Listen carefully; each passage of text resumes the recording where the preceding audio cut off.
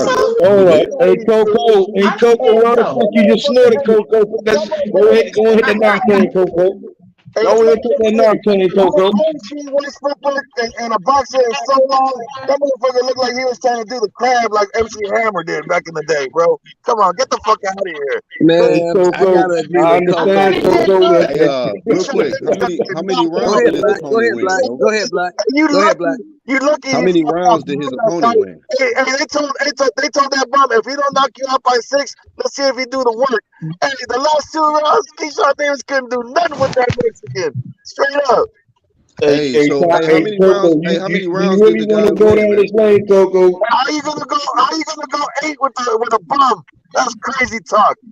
Hey, but how many rounds did the dude win, bro? Burgos isn't a bum. You should have got him out of there, man. I'm telling you, bro. Hey, Keyshawn Davis himself said I got a B+. In reality, it should have been a D-. At least you realize the difference, right? That he can admit. Hold on. That's funny, but that's Hey, funny. Coco, you That's funny, realize but the difference I asked between everyone that nigga yesterday. and T. Hold on, That's but funny. you realize the difference, right? That young man can admit, right, that it wasn't his best performance still, and then we got a nigga like T out here still thinking he the goods. I'll give you that. That shows you the level of mental. No, I'll That give you shows you the that, mental. Documented. I'll That give you shows you the that. mental I'll give you capacity. that for That fucking A, man. and that shows you the mental capacity of Teofimo Lopez. And that's funny. I asked everyone yesterday, what did you rate his performance? And they say A plus. Average at best. That's funny. I asked everyone yesterday. Remember OG I'm show? with it with Remember Zoe, OG show? man. I remember Like I it was asked only yesterday. a couple times that Keyshawn really loaded Hey, up. who's he gonna step up? He better step up. Hey Q. He better step up. Don't give me another bum now, Keyshawn. Hey Q. He hit Burgos for everything but the kitchen sink and couldn't get him out What of did there. you? Hey Q. What did you rate his performance?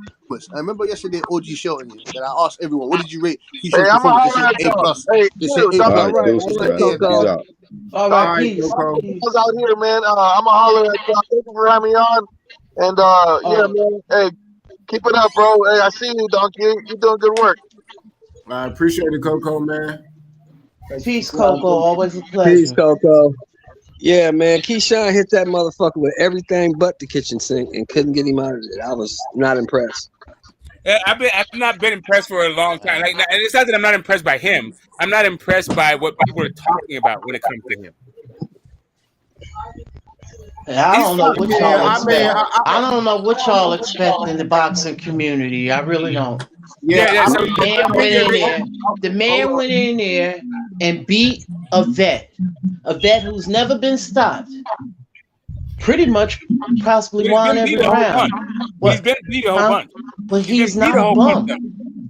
But I never said he Burgos was has a bum. never been a bum. I never said he was a bum. No. I said that Keyshawn Davis is supposed to be what they say he is. You stop a 40-year-old punching bag. That dude's a 40-year-old punching bag. But let's put it in boxing parlance. What he is a journeyman and a gatekeeper. So that's why he's not giving his whole thing. So, but when it comes down to don't do that, bro. See, hold up. Now, hey, you know what? Hold up. Let me finish.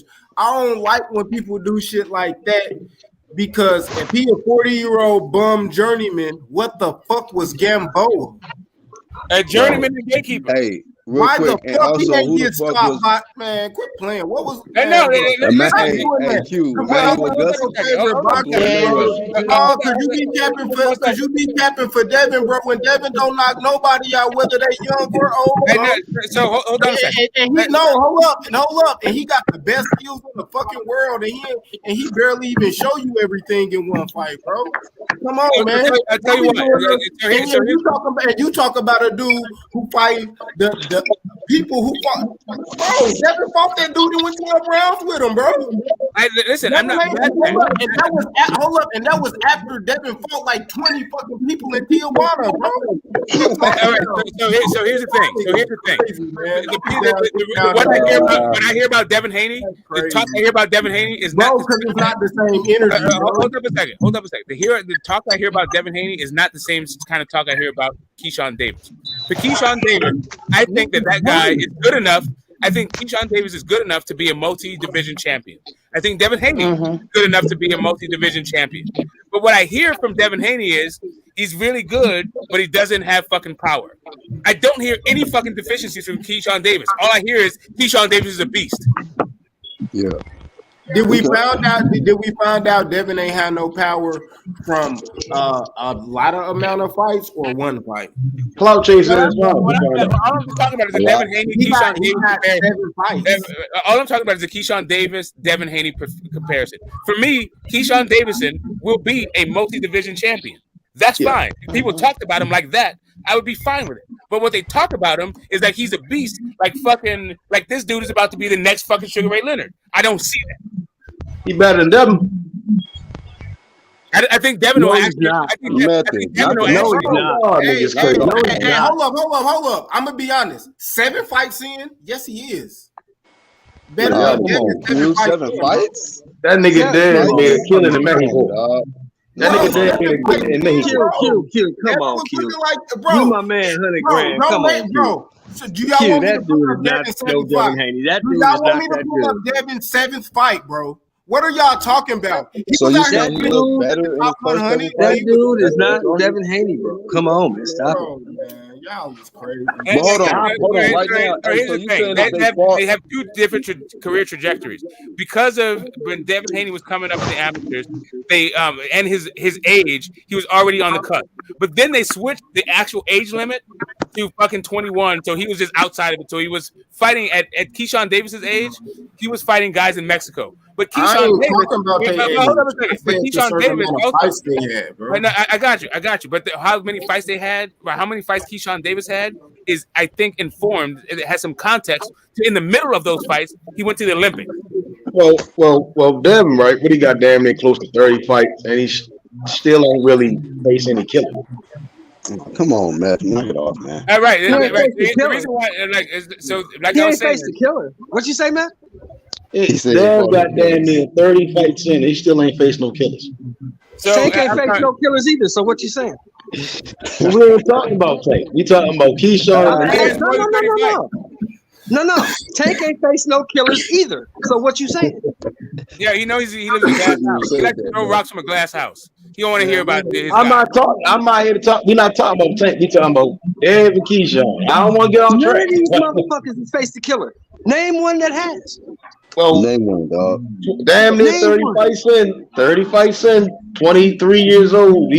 I don't see where he's supposed to. Hey, hold up. Boots is 30 fights in, 23 years old, and he ain't faced no goddamn killers either.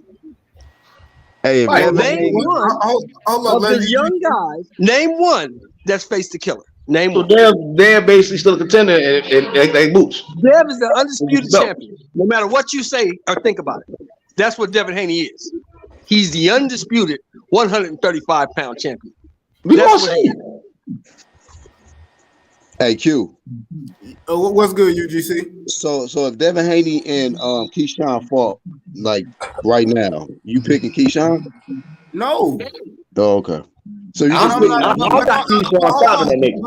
but I'm not talking about them right now. We know you. I'm saying we talking about Keyshawn fighting a real step up. A lot of these dudes fight step ups, and it's just a guy that people think better. But I do rank fucking like. Yeah, I mean, he ranked way his higher. First 7 fights was better than Devin's first 7 fights. You trying to say? He ranked way higher than Keyshawn. This is 7th fight, and I'm saying like, bro, Devin wasn't fighting these type of people 7 fights in. We don't know who Devin's fighting. Hell nah. niggas was down in Tijuana wrapping up the tortilla bag packages. You see what I'm saying? Like, we don't know who. No. I'm still on the question because you never answered me since you brought it up. Name me one of these motherfuckers out of the young guys that's fought a killer. Name me one. Shakur. Who? What killer he fought? Valdez.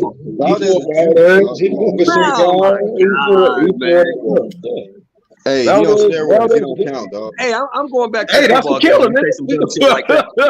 I can't say some dumb shit like that. I'm going back to and that's too. The steroid point adds more weight to it. He beat that nigga talking about that herbal t-shirt. Yeah. Yeah, you're right. That man was juiced up. I don't know. I'm trying to think. Man, yeah, I don't like, man, when we talking killers, bro, like, bro, ain't none of them niggas separated by resume, bro.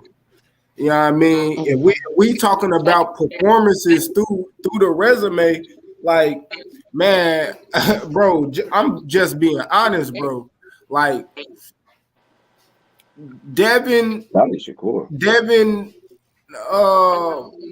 like, I don't, like, dude, I mean, shit, like, he ain't really, he wouldn't fight nobody in his first fights coming in for people to even be like, oh, he ain't doing this right. He ain't that good. He ain't like what people think he is.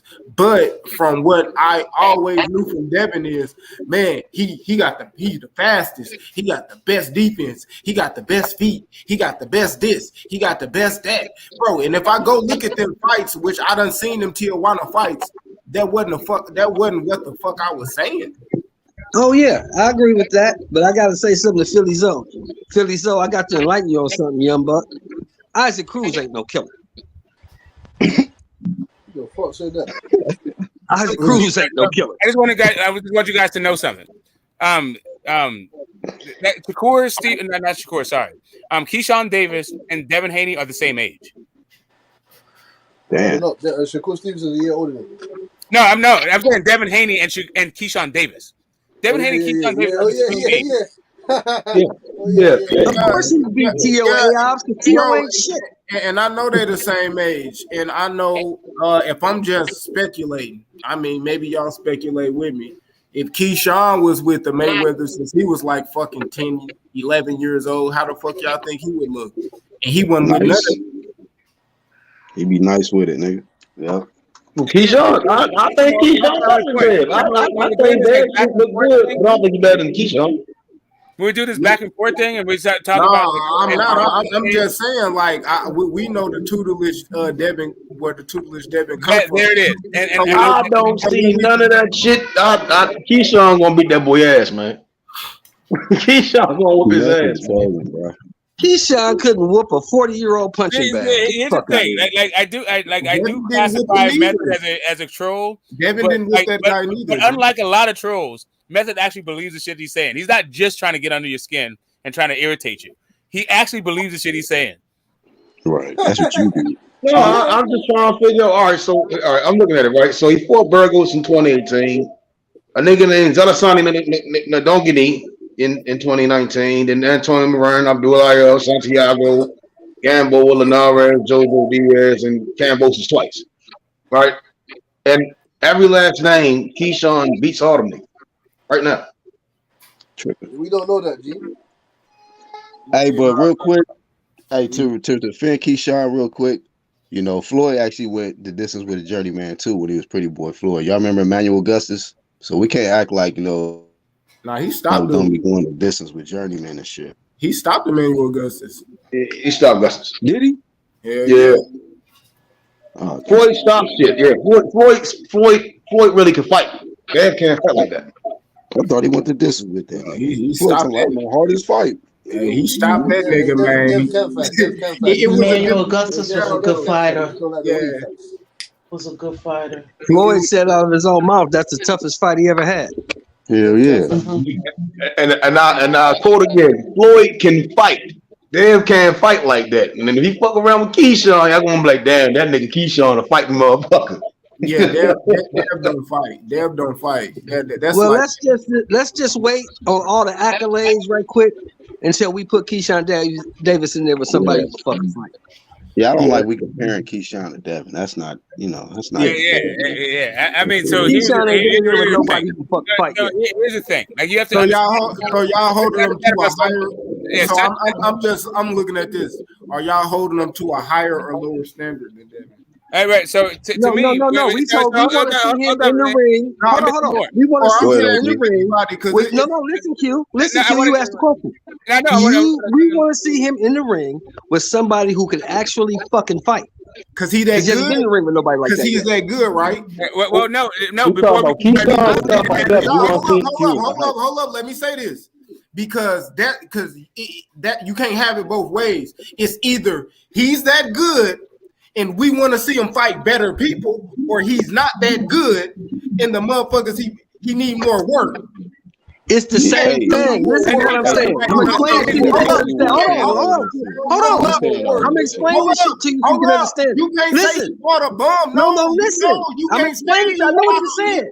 I know what you're saying. No. Listen to what I'm saying. You can't say he I want to fought see that motherfucker tested. We don't know what he is. We don't know what he is. We got to see him tested to find out what he is. I'm saying the same thing about Devin that y'all saying about Keyshawn. That's all I'm trying to tell you. Here's the thing. So here's the thing. There's a whole bunch of people. There's people that have Devin, like like really. There's a contingent of Tank fans that feel very insecure about where Tank. We're not talking about. I know we're not. I'm just doing the thing. I know what you're not. I know what you're talking about is how do we why don't we compare those guys, and how don't we compare those guys when it comes to Keyshawn and Devin Haney. And I hear I'm talking about of they self. Like when you talking about comparing them, and you would say, "Oh man, that performance really wasn't nothing. It didn't impress me." But you want them to fight better people. Why? Because the performance was good, and he could. And because he's out because of the way that we think his ceiling is.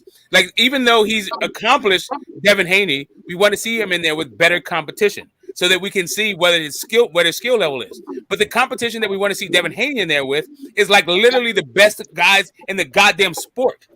Meanwhile, Keyshawn Davis, what we want to see him in there is with some guy who's like in the top 20. Right. Hey, but somebody who can test him. He hasn't been tested. You don't know what any fighter is until they're tested. We have no idea what Keyshawn Davis is. We have no idea what Boots Innocent is. We have no idea what these guys are because they haven't been tested. The nigga got 7 fights, bro. Hey, but Q, your boy talking like he the best. He the best thing since sliced bread. So he better than that. He putting the pressure. Okay, so that's what I'm saying.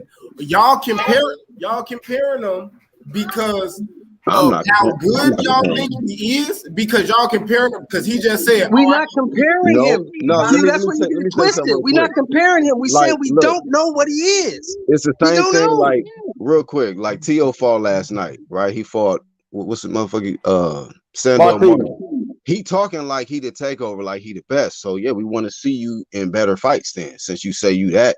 Like he talking like he that guy. So yeah, I mean. He moving at the pace that he moving, but eventually we want to see you in there because you saying you this and that, and you the next one, and you and your brother's gonna take over. He's saying all of this, so we want to see him. You know what I mean? Test himself. We want to see this. I really wish, right, that he had 10 fights so he could put his ass in there with them, and then a lot of I mean, they run out of 135. To get the TEO treatment. Hey, let's see it. Let's see it. Stop talking about it and stop projecting that this guy is this and that. Let's see him do it. Yeah, bro. Yeah, I'm saying. All I'm saying is that the work going to speak for itself. I truly believe after this Loma fight, y'all gonna be the same. Whatever we saying about TEO, y'all gonna be saying the same thing about them. Hey, you know what, man? You want everybody to fight Devin but Tank. No, I want Tank to go out there and knock the nigga out, so y'all can see this level of fight. You don't, nigga. No, you don't. Hey, listen. I think y'all riding on the hype of them doing fake call outs over there on the zone and all this other shit. And when the time comes, y'all gonna be comparing Dev and TEO. The same two niggas. They're the same person. Hey, you mean you do realize your boy Tank has been calling people out the entire fucking time. Fake ass. Tank still gonna knock them niggas out, bro. No, look, man. All I know is what I've seen, Method, and Tank ain't done shit. That's what I'm saying. He ain't done shit. All I'm saying is, listen. If you be like, if all you were was a Crawford fan saying all this shit, cool, because he's knocking everything the fucking guy out and all this other stuff. But Tank ain't even trying. Tank is not even giving you a plausible deniability that he's trying to make the best fight. I mean, if you gotta fight Cambosis twice because your first performance was dumb shit. What are we talking about? Tank ain't done nothing, dog. What are we really talking about? Tank ain't beat nobody and fought nobody. So what are you talking about? We had to fight. He ain't fought nobody. Not trying to fight anybody. That motherfucker ain't fought nobody. Hey, listen. One thing about Tank, he wouldn't have to rematch Cambosis twice, and then he wouldn't even fought Cambosis because he didn't even try. He didn't even want to fight Lomachenko. That motherfucker ain't fought nobody. For what? For what? Lomachenko had all the belts when they started on fighting. His best fucking win, like Pedraza might be his best fucking win with all things considered, and they said that fight was a setup. Is that Lomachenko was trying to set him up? He's not trying to even test himself for like all this fucking heat. I hear what you're saying, right? I hear that. Right? I like you sound like a hypocrite. I don't sound like a hypocrite. I'm saying, they trying to, but they trying to sell us some BS that Tank is this multi-divisional champ when he's really not. One-time division champ. That's cool, but I'm standing on that. I don't believe that Dev is on any level near the Tank, yet alone Keyshawn and the rest of the guys. I think the Cambosis and shit, that's cool for his career, but when it's time to fight them killers, I think y'all gonna be like, this nigga just like TEO. Ain't none of them niggas fought no killers. I'm just saying, you acting like Tank to beat the world. Until all of them get in the ring and squared up, we don't know, but at least I could respect the way Devin, I could say that he did it the right way to me. I mean, but how can we say that? All right, cool. Right. Again, me personally, everybody hyped up. Yeah, Devin with the zone. He called the niggas out with these fake call-outs, right? Eddie Hearn is a scam.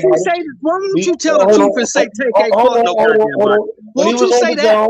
He did a lot of No, won't you say that? And they only went over there for the damn. And then when the opportunity presented itself for a Cambosis, then all of a sudden, I respect it, but I don't believe it. I don't believe in it like y'all said. I don't. What does Eddie Hearn got to do with this? I'm not gonna ask you. Do you believe Tank fought anybody? Yeah. Who? Everybody fought like he fought somebody. Because I mean, damn, they chased at the Gamboa and he got knocked. Eddie Hearn and them don't hold your feet to the fire. It's like the contract was up and it's like, okay, go ahead and do what you got to do. And they gave him his props for it. At me for a Golden Boy guys. At me for a couple of them Golden Boy guys. Didn't he? Who the fuck is Tank for? But that was his choice. He went over there to the zone and make money. That's all I'm saying. That's all I'm saying. But I don't believe him long-term slave ass contract. Nobody. And they gave him his props. The zone. They were so happy for him. But they complain about Bob, and now top rank is the best thing in the world. It's just why didn't fucking Tank go to top rank? Why didn't Tank go to top rank? At least the zone try to work with people. Well, who the best? Why didn't Tank go to top rank? That's where the smoke is, right? Who the best? I'm open all of this shit with taping for fucking platforms and networks. Fuck that. Y'all just make the fight. Right, and that's all I'm saying. But it ain't going to happen. There's too much heat at 135 now, and then we run up to 35 to fight. The nigga ain't fought nobody. Just admit it, Method. The nigga ain't fought nobody. Look, Floyd and when he was working with Tank and all of them, they don't want to work with other networks. They already said that on camera. Neither does the zone, but that ain't stop them from going over there and calling up everybody elsewhere. God, what is you talking about, Meth? The zone do want to work with other people. They don't want to work with them. No, the zone is trash. Oh, come on. God damn. Show me your. If you can't show me your receipts, then if you cannot show me evidence, then I reserve. There was doing Showbox. There was fighting doing Showbox. You're not coming with proof, though, that they don't want to work with people. You're not coming with proof that they don't want to work with people. Hold on. Damn started off with Showbox. They left Showbox. Right, and there were a couple of guys that he could have removed. God damn, what you ain't saying that, nigga? Hold on, nigga. Damn started off with Showbox. Then the zone, and I don't knock them going. I don't knock them going over. One person at a time, bro. I don't knock Devin going over to the zone to get the checks and fight them Morans, Abdullayev, and whoever the fuck they was, right? But then you go over here calling up niggas that you was over there with him, and you knowing that shit ain't gonna happen. You see what I'm saying? Like, them niggas knew that shit was gonna happen. It's just publicity stuff shit. And then now you're complaining about top rank, and then when it's just ironic that you go over there when it's Cambosis. You see what I'm saying? And that's kind of why I hope that we just because we couldn't get the Cruz and Shakur get in there, I think he's gonna show niggas Like it's levels to this shit. You see what I'm saying? I hope that fight happens. No, the opportunity availed itself. Method. His contract was up, and what happened was Kambosos was supposed to fight Loma, but Loma went to the war. You know what I'm saying? He went to serve in any capacity that he could in the war, and that's how the opportunity availed itself for Devin. So that's the facts. I'm not knocking that. I mean, the contract probably been up. I think he was fighting on a fight-by-fight basis at the time, but they ain't stopped him from. They decided to stay over there. You see what I'm saying? It was like we can't find nobody to fight. But I'm like, if you was fighting by fight-by-fight contract, you could have took your ass to Showtime or TNT to get that take fight. You could have went over there for a TEO. They said that the TEO and them had a meeting. Niggas ain't show up.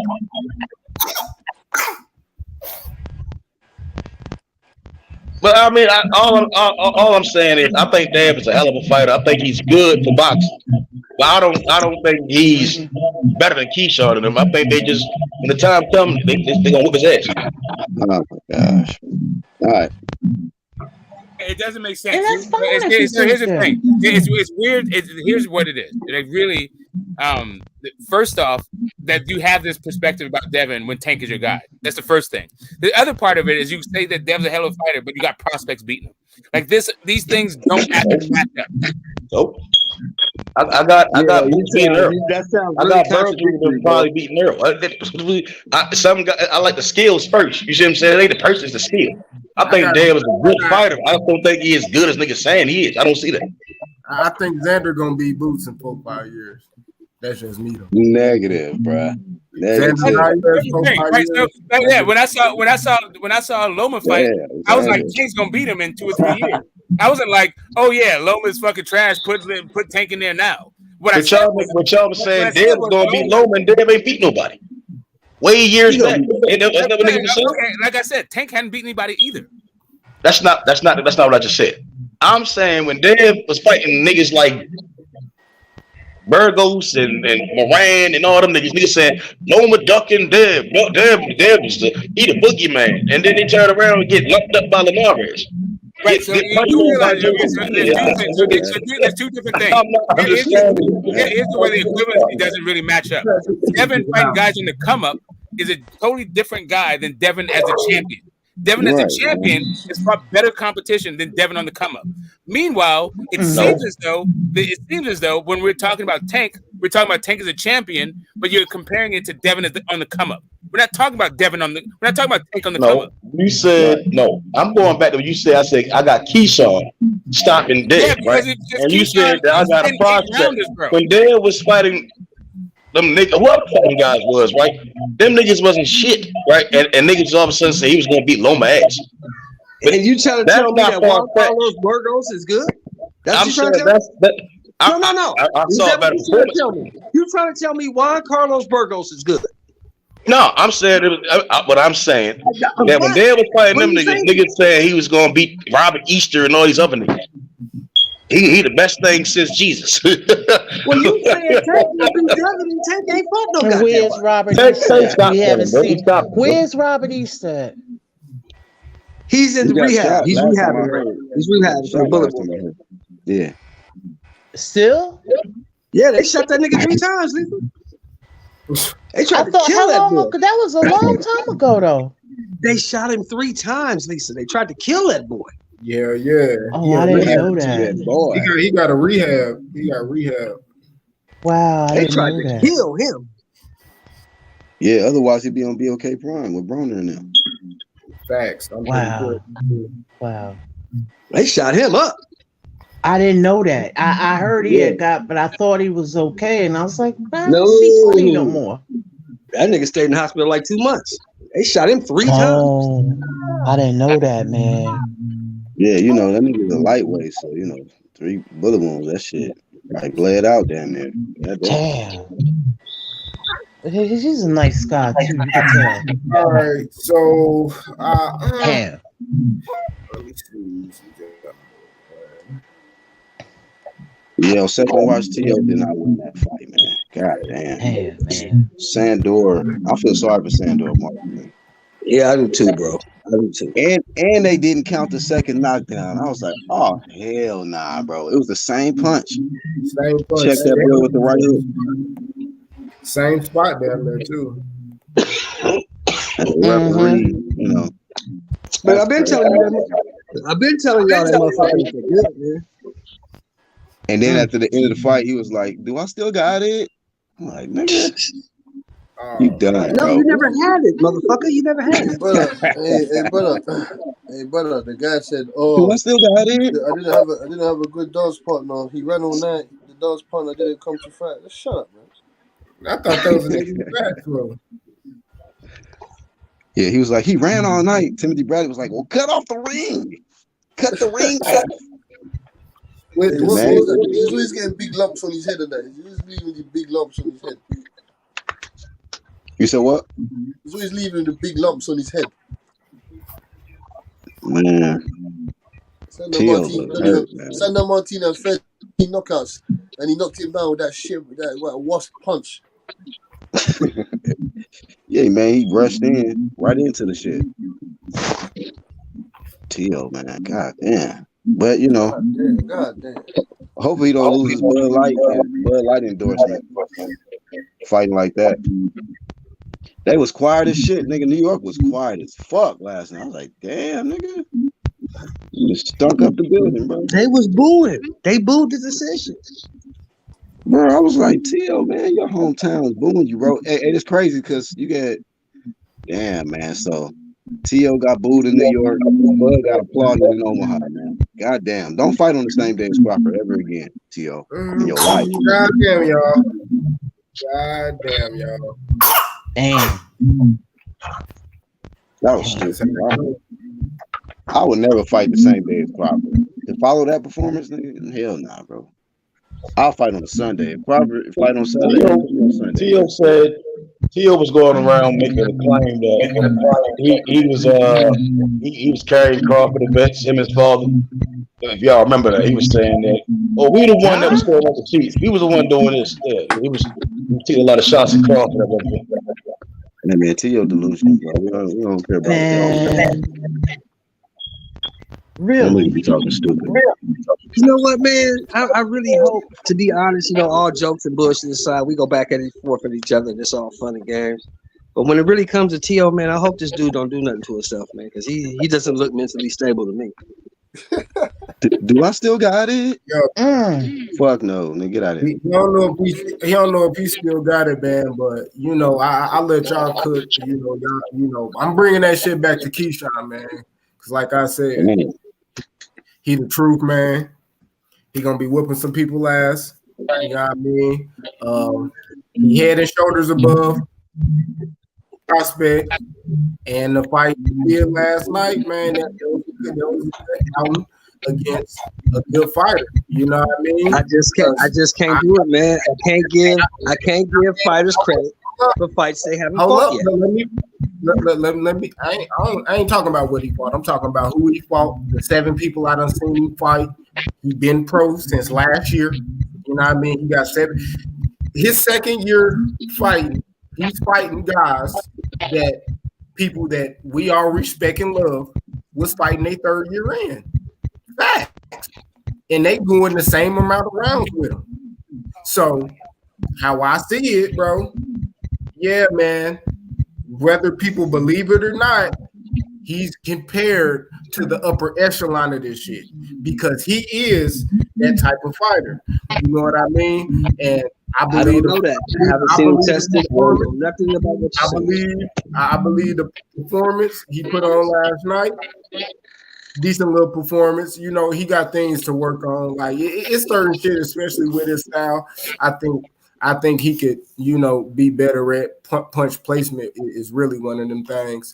You know what I mean? When to turn it up, when to load up, and when not to. But he ain't really look like he looked like he was trying to knock him out, but he didn't look like he would put it all out there to knock him out. He didn't put the knockout in front of, you know, the learning experience of actually going all them rounds. You know what I mean? So I fuck with him. You know what I mean? That shit was good. Hopefully he come back shit pretty soon, man. catch a car early, man.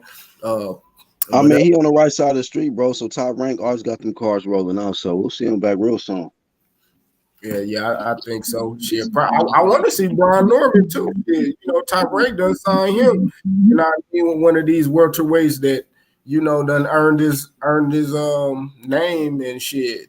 The stripes he got in these YouTube streets from putting beats on motherfuckers in these gyms. You know, shit. Hey, sparring sections with Bud Crawford to Tank. You know what I mean? Good work all the way around. So, Top Rank got him.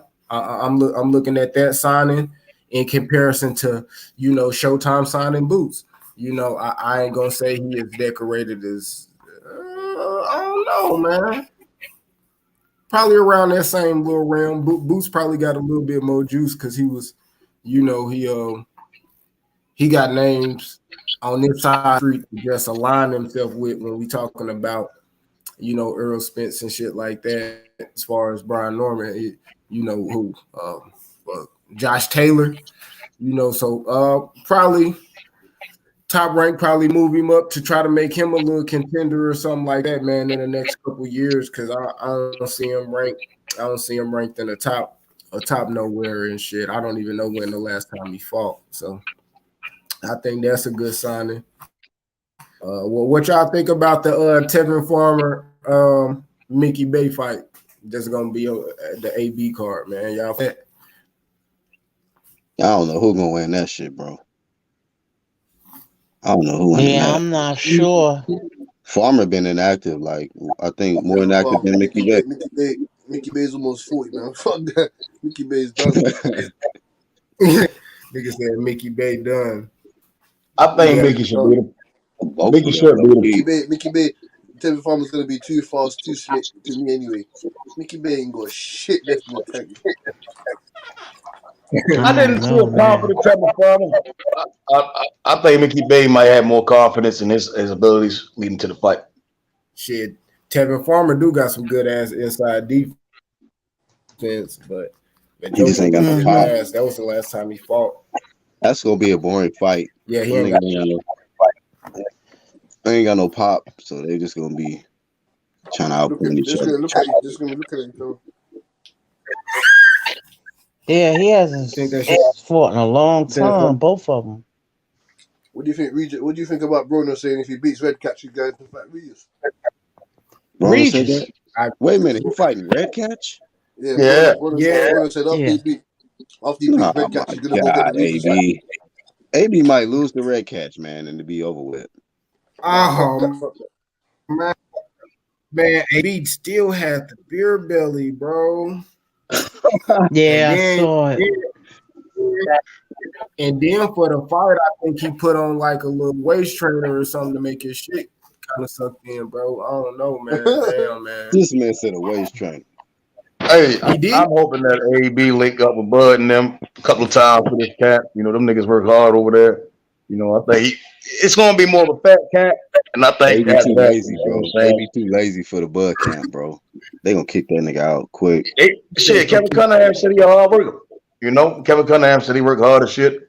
I did see him and Lou when they were training, and Lou was trying to get him in the ice bath, man, and he wasn't fucking with it. But I think, shit, Kevin Cunningham, I think he gonna help, and if he go over there to Colorado Springs, acting with them guys, he'll get right. Oh yeah. Don't fuck the That's gonna be some hard work, yeah. Hey, Q, going up there in the mountains. Yeah. Hey, a lot of people feeling like this whole Errol Spence accident shit was a setup, bro. This was some run interference on Bud Crawford big day, nigga. Man, I know. I'll say this. I know that nigga out here dropping them shirts. He out here dropping them shirts to try to take attention off and try to act like you need. Man, Cass, that nigga need beer money, man. That nigga trying to get a bottle. He trying to get a gallon of Patron, man. That nigga needs some pocket change. He trying to get a 600 grams of fentanyl, man. Oh, he trying to get some fentanyl. He trying to get the rest of the bag of that fentanyl. He trying to get a fentanyl across the state. Hey, out here talking about they limited edition. Nigga, you gonna print as many as a motherfucker want. Quit out here bullshit. The only reason I didn't really want to talk about the car accident shit is because if niggas wasn't even going to address that drunk video when he's in the bed, you see what I'm saying? Don't get me to talk about anything. If it's not boxing about the drunk video, then shit, we can't talk about the car accident either. You know, that nigga just, I don't know what the fuck that nigga doing. You see what I'm saying? Tell me when that nigga got to fight. Let me know when he fighting. Right, so if we're gonna talk about drama, and be like weird about it, but also keep it boxing, then let's talk about how Chris Cyborg dropped Lil Boosie last night. Yeah, that was. Like, I'm gonna be honest. I fell asleep, bro. My wife woke me up when Bud was walking out, bro. That shit. Right. I fell asleep when TEO was fighting. I mean, I woke up when TEO was fighting this shit. I missed Keyshawn, all them niggas, bro. Jared Anderson. TEO had the mad face when I woke up. Like, what are you looking mad for? Man, TEO was looking crazy out there, man. Yeah, but like I said, mine are grown. Like you guys still got the little ones at the house, and you know it's all. I hear you. You got to catch it where catch can. But yeah, I'm looking forward to them shits all week. I was looking forward to these fights all week. I caught them, but I didn't know that the Warriors were playing the Celtics at the same time, so my attention was split. Yeah, split like Sandor knows when that headbutt happened. That happened earlier. I caught that. I caught all that. This ain't no boxing. That's the thing. Like I caught the gist of the fight. Fix. I was one of the refs. One of the refs gave Sandor Martin 2 rounds. Are you fucking mad? No, 3 rounds. He gave him 3 rounds. Yeah, 3 rounds. Are you fucking mad? Well, I mean that means a knockdown in 1 round. Knock him down in one other round. They gave a second and a third, and that's it, probably. Are you fucking crazy? What is going on in this world? What is going on? I watched that fight again. It's no way TEO won that fight, bro. I'm just really like, I'm appalled at the whole shit, man. Like, damn. Do I still got it? Hell no, you ain't got it, man. Fuck no. Yeah, man. Hey, his dad was yawning after the fight shit. I'm like, these niggas, man. They don't give a shit. His dad don't care. He yawning. There was a bit where TEO wanted some water and his dad took his water. What the fuck? What do you mean he took his water? He went into the corner. He like, let me take the shot for you, son. And his dad took the water bottle to he didn't give him the water. What the fuck is going on? Damn. Like, yeah, a lot of people say water, or he was meant to get some water, and then his dad took the water from him, or he took his own water, and he started drinking it. And TEO didn't get no water. Damn. Man, back in the day, they didn't give boxers. Remember, Smoke? They didn't give boxers water or Shelton. They used to say that make them cramp. Am I right or wrong? Shelton know what I'm talking about. Water They just may throw water on you or you put the water in your mouth and spit it out. Yeah, they didn't let them swallow water. I don't know what they doing nowadays. Shelton know what I'm talking about. He coming back on. Right? Yeah. Shelton. Yeah. Back in the day, they didn't used to let boxers drink water in between rounds, did they? No, they never switched it. Because it make them cramp up. Yeah. How many niggas, hey, OG, how many niggas was dying of dehydration during them time period, man? A lot. Yeah, I figured. Y'all niggas deplete niggas of water? That shit crazy, bro. Like, nah, you gonna cramp up, man. Get out here and die. Fuck you. You have a good day. Oh shit. You want cramps or you want death? Give me the cramps. Give me the water. Give me the cramps, man. Cramps for the whole.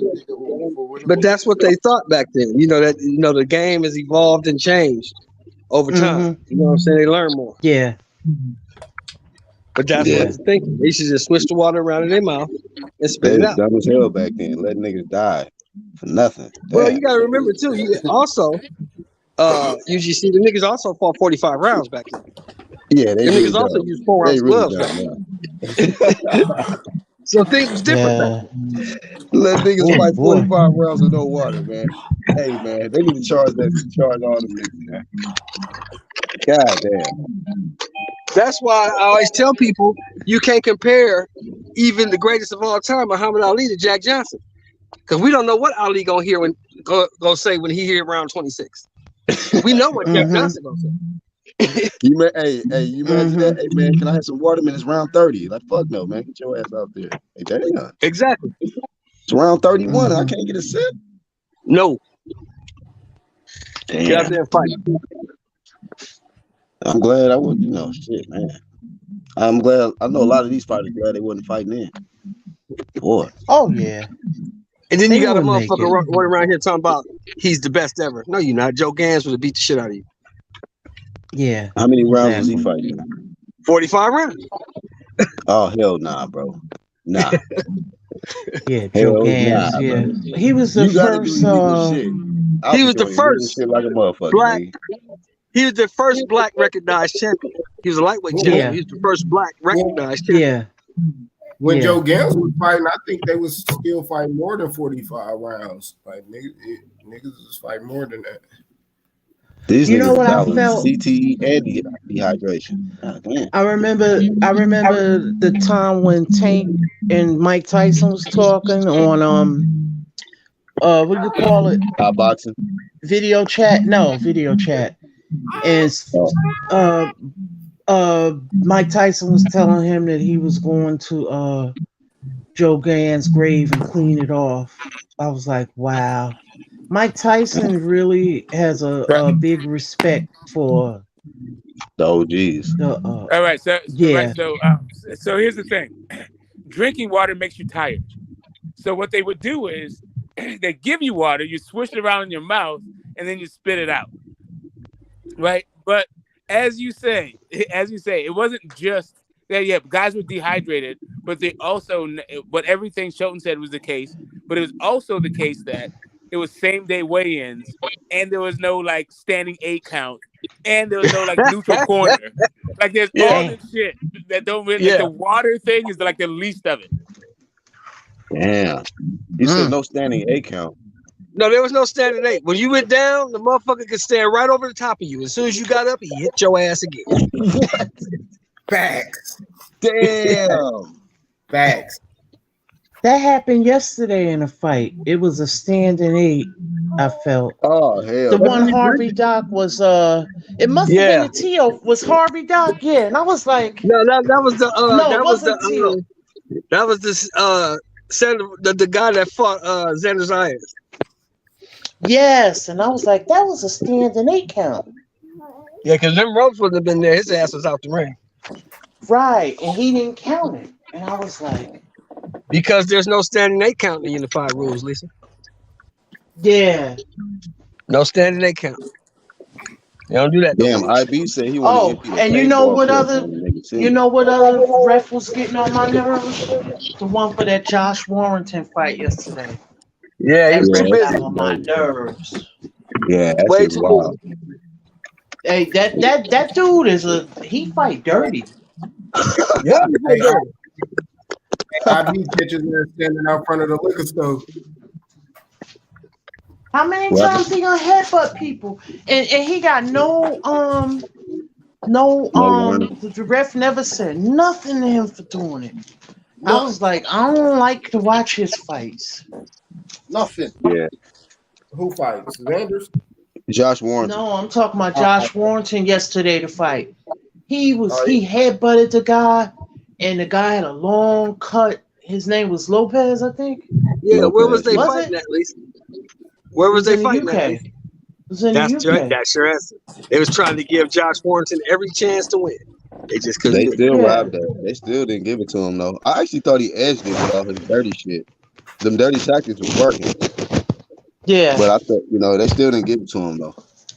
That was nasty long cut across his eye. They just couldn't. Oh yeah. Warrington got his ass kicked. Yeah, but Lopez was doing too much talking.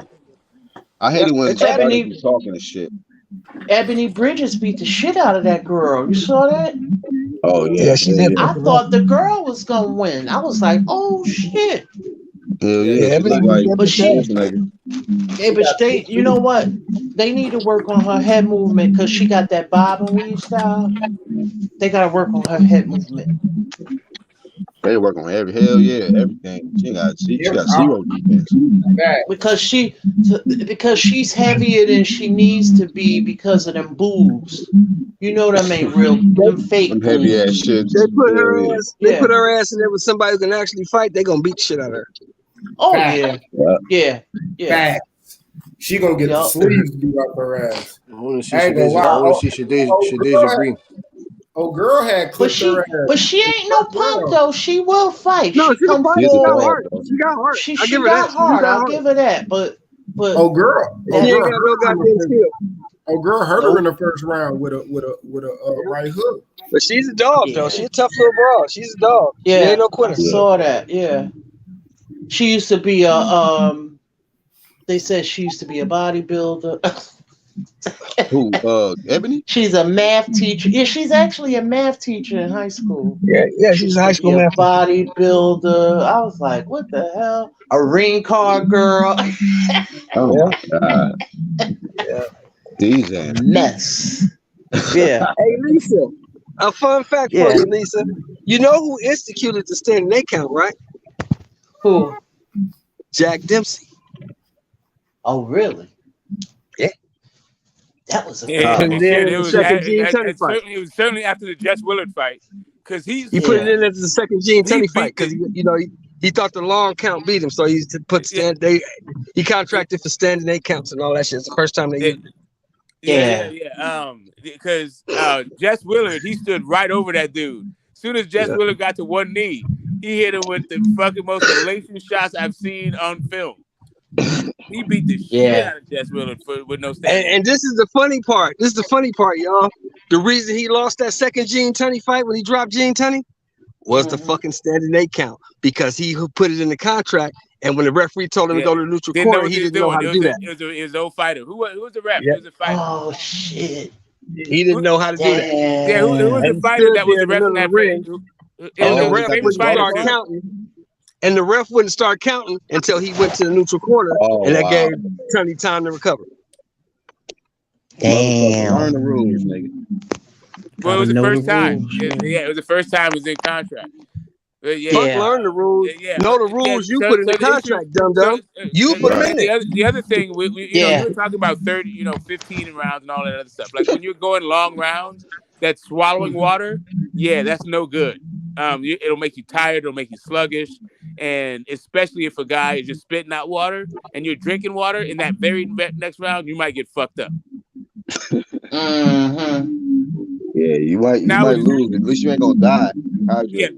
But now, guys, if you notice, like even Bud last night, in the 6th round, he was dry as a fucking bone. He never broke a sweat in that fight. Like guys is severely fucking dehydrated. And that comes and see you saw last night, because I still say this and Q and Meth tried to cook me on it, but I don't give a fuck. I still say Bud done lost a step physically, but mentally, I've been saying that shit forever. That's one of the reasons why I'm he didn't gain so much more because he understands now. I don't have to move like that, especially against this dude.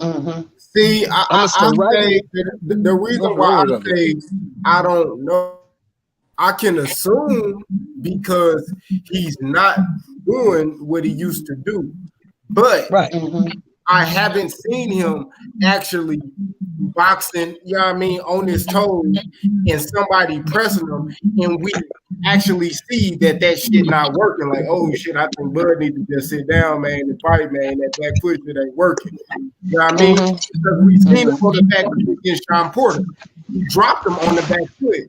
So it's like, I don't know. I think he just. I can see it, but I also see that he understands now as an older fighter, he don't have to move like that. He can use his brain. He can stay in the pocket and slip a shot. He can do all that. But the other thing you understand that, like, as old people, when it comes to muscles, if you don't use it, you lose it. And that's the issue that I have. Like against Errol Spence, like I said, if he was still moving like Postol and using the entire the entire outer apron, then I would be like, okay, yeah, I see it. If he had that same speed and those same legs, I'd be like, yeah, Bud got this. But I think that he's now way more stationary and it plays way more to actual Errol Spence's game. I mean, I don't know, because the last time I seen Bud actually boxing, actually doing this thing on the back foot was the Amir Khan fight. All the other fights, he literally, I just seen him beat the fuck out the, like, Mean Machine beat him up, Kell Brooks smashed him, Porter, and last night. So it's like it's still like, if he gotta do it, which you gotta box against Amir Khan. Amir Khan, even though got his ass knocked out, he was out boxing the motherfuckers before he got knocked the fuck out. I done seen Bud outbox his ass, then stop his ass. He had to get out that bitch. It wasn't no way. True. So Okay, it's so, like, hold up, Smoke. Yeah. It was like, once I see him on the back foot boxing and a motherfucker beating him, punching his ass and all that, then I'll be like, oh yeah, he lost that step. But he just honing his skills in a different way, what I see. Yeah, no. So when I say lost a step, when I'm talking about it, I mean that fighting Bud's pace used to be a faster pace. That pace that he fought last night was an old fighter's pace. That wasn't Bud's pace in the past. And not even that. Like, Bud is not even one to like try to outpace you. But when that was required of him in a fight, then that pace was a lot faster. Okay. You know what it looked like to me last night? I'm gonna just say right quick, and then I'll on the scales when they weighed in, I started to see. I said, "Bud looked like he need to go up soon," and he looked big in that ring. You said Bud need to go up soon? No, I just said, like, looking at him at the weigh-in, he didn't look, but I said he had that look of a person that's need to eventually go up soon. Yeah, I'm not saying right now. Yeah, my wife said he looked big. My wife said he looked big. Yeah, no, I think the same thing. I saw the same thing, and that's the other thing about Bud, and this is why I've been picking Spence the entire time. I think Bud at 154 pounds has a really tough time, whereas I think Errol Spence does not really have that tough a time. I think Errol Spence like kind of beats everybody at 154. He got a harder time. Next topic. What the fuck? No, I'm just telling you, like, to me, Jamel Charlo beats everybody there, and Jamel Charlo says that he can't fucking beat Spence. I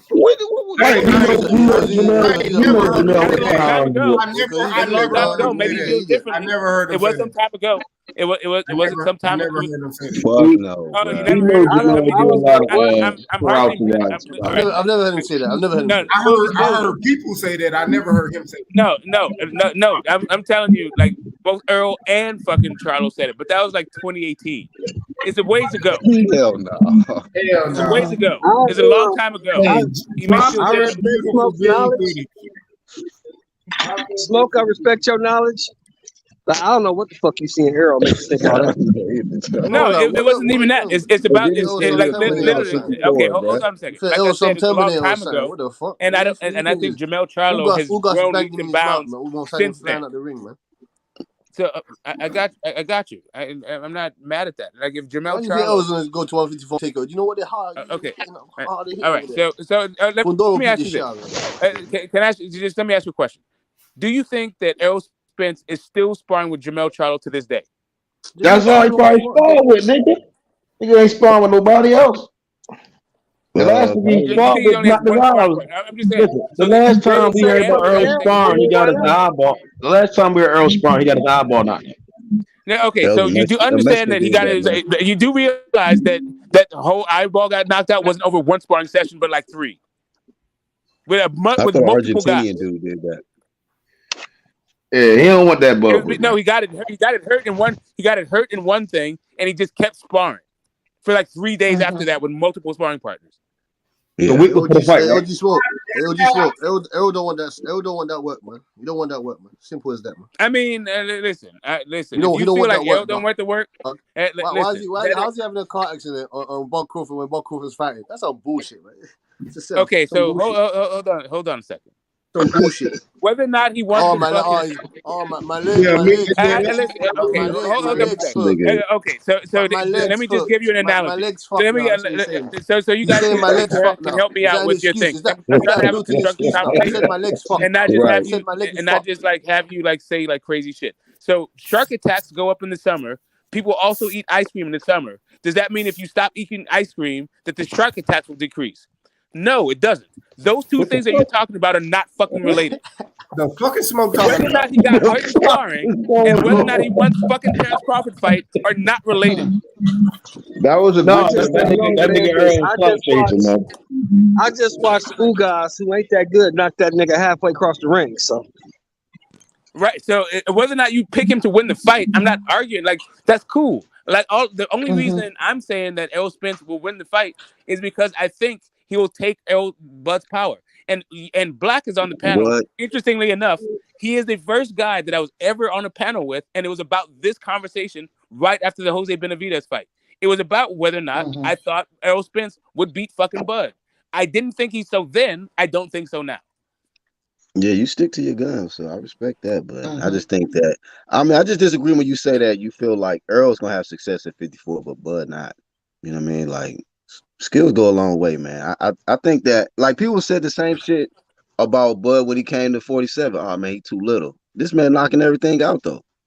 So I think we kind of like, people kind of underestimate Crawford and be talking about his size all of these years, man. And people gotta, eventually kill that argument. Oh, Yeah, he now too little. Bud ranked in hey, 140 like a I hot said it knife last through night, butter. He Black. had to move up.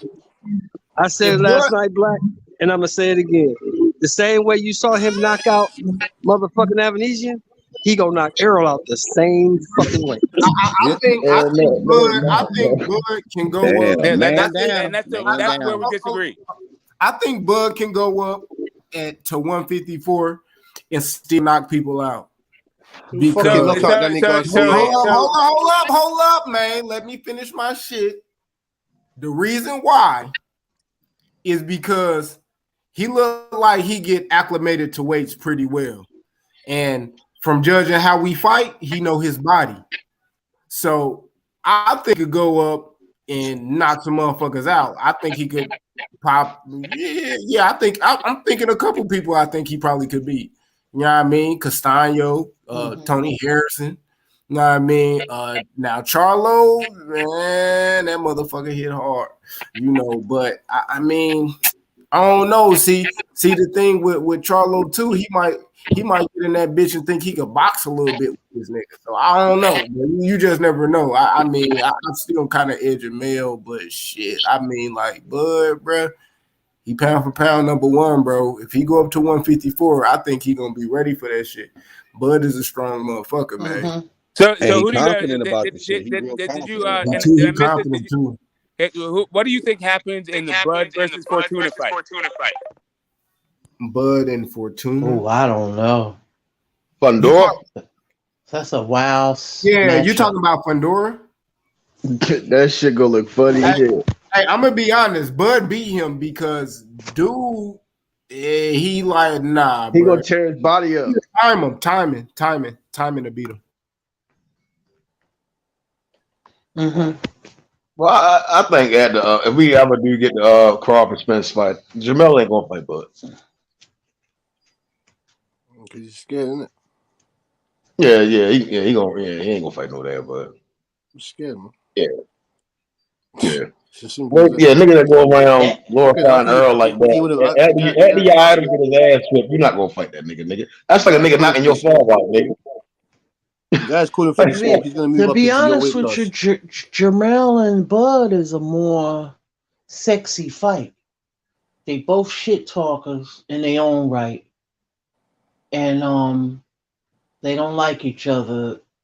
That fight would be crazy to press conference. Oh man, chairs flying and shit.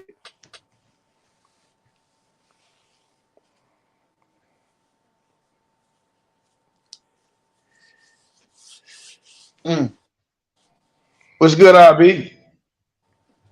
What's good, man? How y'all feeling, man? Let me get up in this thing real quick, man. Everybody already know who I got. I've been had the same motherfucker.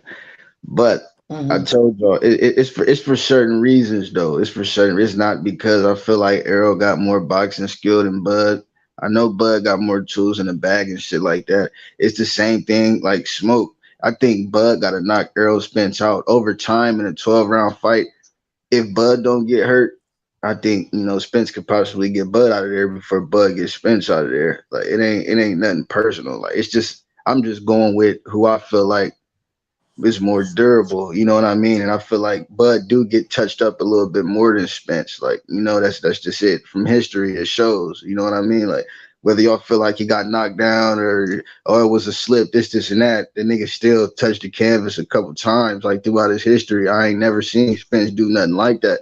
So if anybody could get buckled, we got to go with Spence, Buckle, and Bud. It's just like the minor mistakes. I feel like y'all can only tell me, like OG Sheldon, Bud gonna catch Spence in between shots. Okay, that's cool. He could possibly do that. But do y'all feel like he could really stop Spence though? Anybody could get caught between shots, throwing while the other person throwing.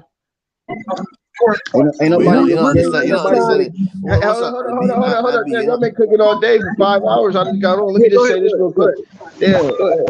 Yeah, y'all. Everybody been talking about Bud is going to beat Spence, but y'all only say he gonna knock Spence out. That's it. Y'all never say how he gonna win if the fight go to distance.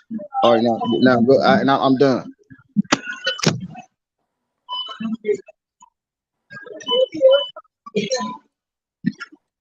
Okay. What's up, IB? What you say? It's good, my brother from across the pond. It's good, Butch. Tell me how he gonna beat Spence, but if it go all 12, because everybody just been telling me knockout, bro.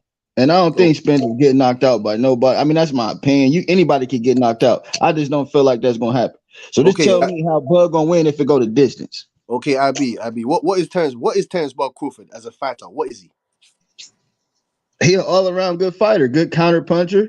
Yeah, he does his thing. He quick, he's smart, he switch, he got power in both hands. And he's a knockout artist, right? Yeah, he been knocking shit out for sure. Yeah. So to me, in my personal view, I'm gonna answer your question, but on a side note, I just do not see it going to no distance. I believe in my heart of hearts he's going to knock him out. But if he doesn't knock him out, he's got other tools to offset Errol Spence's jab, Errol Spence's body work, Errol Spence's pressure. You get me? He could fight him on the outside for the whole fight if he really wanted to. He could be the technician in there and pick Errol Spence apart. You know what I'm saying to you? I see him doing that over the course of the 12-round fight.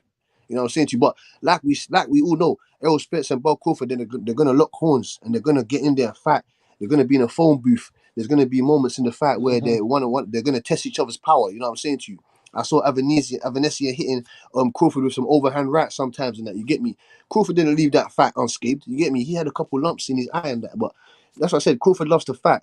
That's what I think might be his downfall if he does lose to Errol Spence. Like he might just go into the black hole and fight Errol Spence's fight. But like I said, I don't see it going like that. You get me? I see him knocking out Errol Spence cleanly with depending on what stance he's in.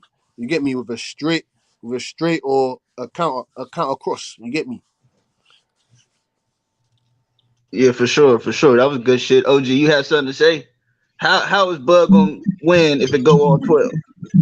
Well, you got to remember something. You got to remember that Bud is a master of distance and the master of timing.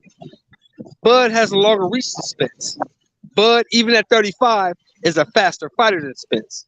Bud has better feet than Spence. And I believe Bud has a better IQ than Spence. He's going to box Spence until he figures out what Spence wants to do. Once he figures out what Spence wants to do, if it goes 12, because a lot of times when people fight Bud, they think they're out of range. But with the 74-inch reach, you think you're out of range, but you're not.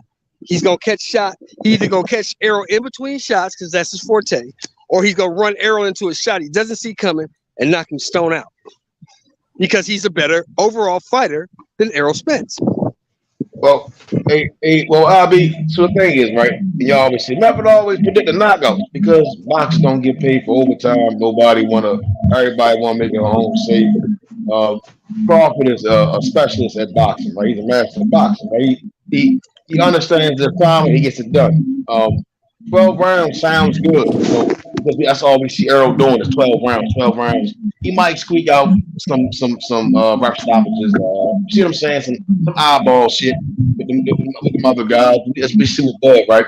Once a guy shows that he gassing, or a guy showing that he hurt or he don't like something, Bud becomes very persistent at targeting that and getting him out of there. He's a way better finisher. It's hard to see the fight going 12. Like I was saying earlier, Smoke, is that it's hard for a guy who has never had a split or majority decision in his life. 9 of his fights have been unanimous. 30 of those other fights, he's knocked these guys out. You see what I'm saying? So if it does go 12, I mean, Earl's going to retire. You see what I'm saying? That's kind of what I've been trying to say is, like 12 rounds of fighting Terence Crawford, you're going to have to retire. You'll never be the same. Trust me, fam. Yeah, Earl stylistically is terrible. Yeah, 12 rounds is he's going to retire. That fight ain't going 12 rounds, bro. Trust me. Crawford gonna make good hard work of Errol Spence. Trust me, fam. That fight ain't going 12 rounds. So I'm telling you, the guys. I love the confidence. I'm ready to get paid. You want to get up in there, Lisa Bells? Q, I ain't trying to run a panel or nothing. I just had a question. That was it. Because I'm like, they're trying to team up with my guy, Smoke. I'm like, I got Spence too, and I've been had him. You feel me? That's the question, right? And that's the question, and all I keep hearing, like, it's a better answer to that question is he'll drop him. But that's my question. If he don't drop him or stop him, like it sounds like a bunch of wishful thinking. Is he's gonna stop him. That's it. I'm like, bro, come on, man. So you didn't hear nothing? Wait. You didn't hear nothing I just said? I just told you exactly how he goes. No. I heard you say that he's going to offset him, and he has boxing IQ, and you think he's a faster fighter. But I didn't hear how you're going to deal with the fact that Spence uses his jab to disguise what he's doing with his left hand to go to the body, to break him down, to also break distance. Like, yeah, you can be faster and all that shit, but he don't have the output. And listen, all that Y'all shit works. Spence don't got a jab. All that shit works. Can't keep you honest, bro. Y'all crazy. All that shit works on people who ain't throwing shit back at him, like a Ugas with his hands in his pockets, like a Danny with his hands in his pockets. I'm sorry. If he's trying to walk Bud down, let me finish. If he's trying to walk Bud down, it's gonna be some hot shit coming right back at him. And what do you think, bro? Okay, you tell me who has a higher output, L. Spence or fucking David Avenesian? Right. So, Bud just about to walk Spence down, and he don't throw no hot shit I didn't say down. That's not what I said. I didn't say that. You just hearing what you want to hear. I didn't say that.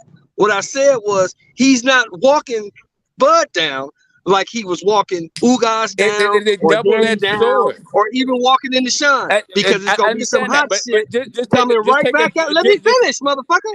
It's gonna be some hot shit coming right back at you, and he hits harder than any of those two.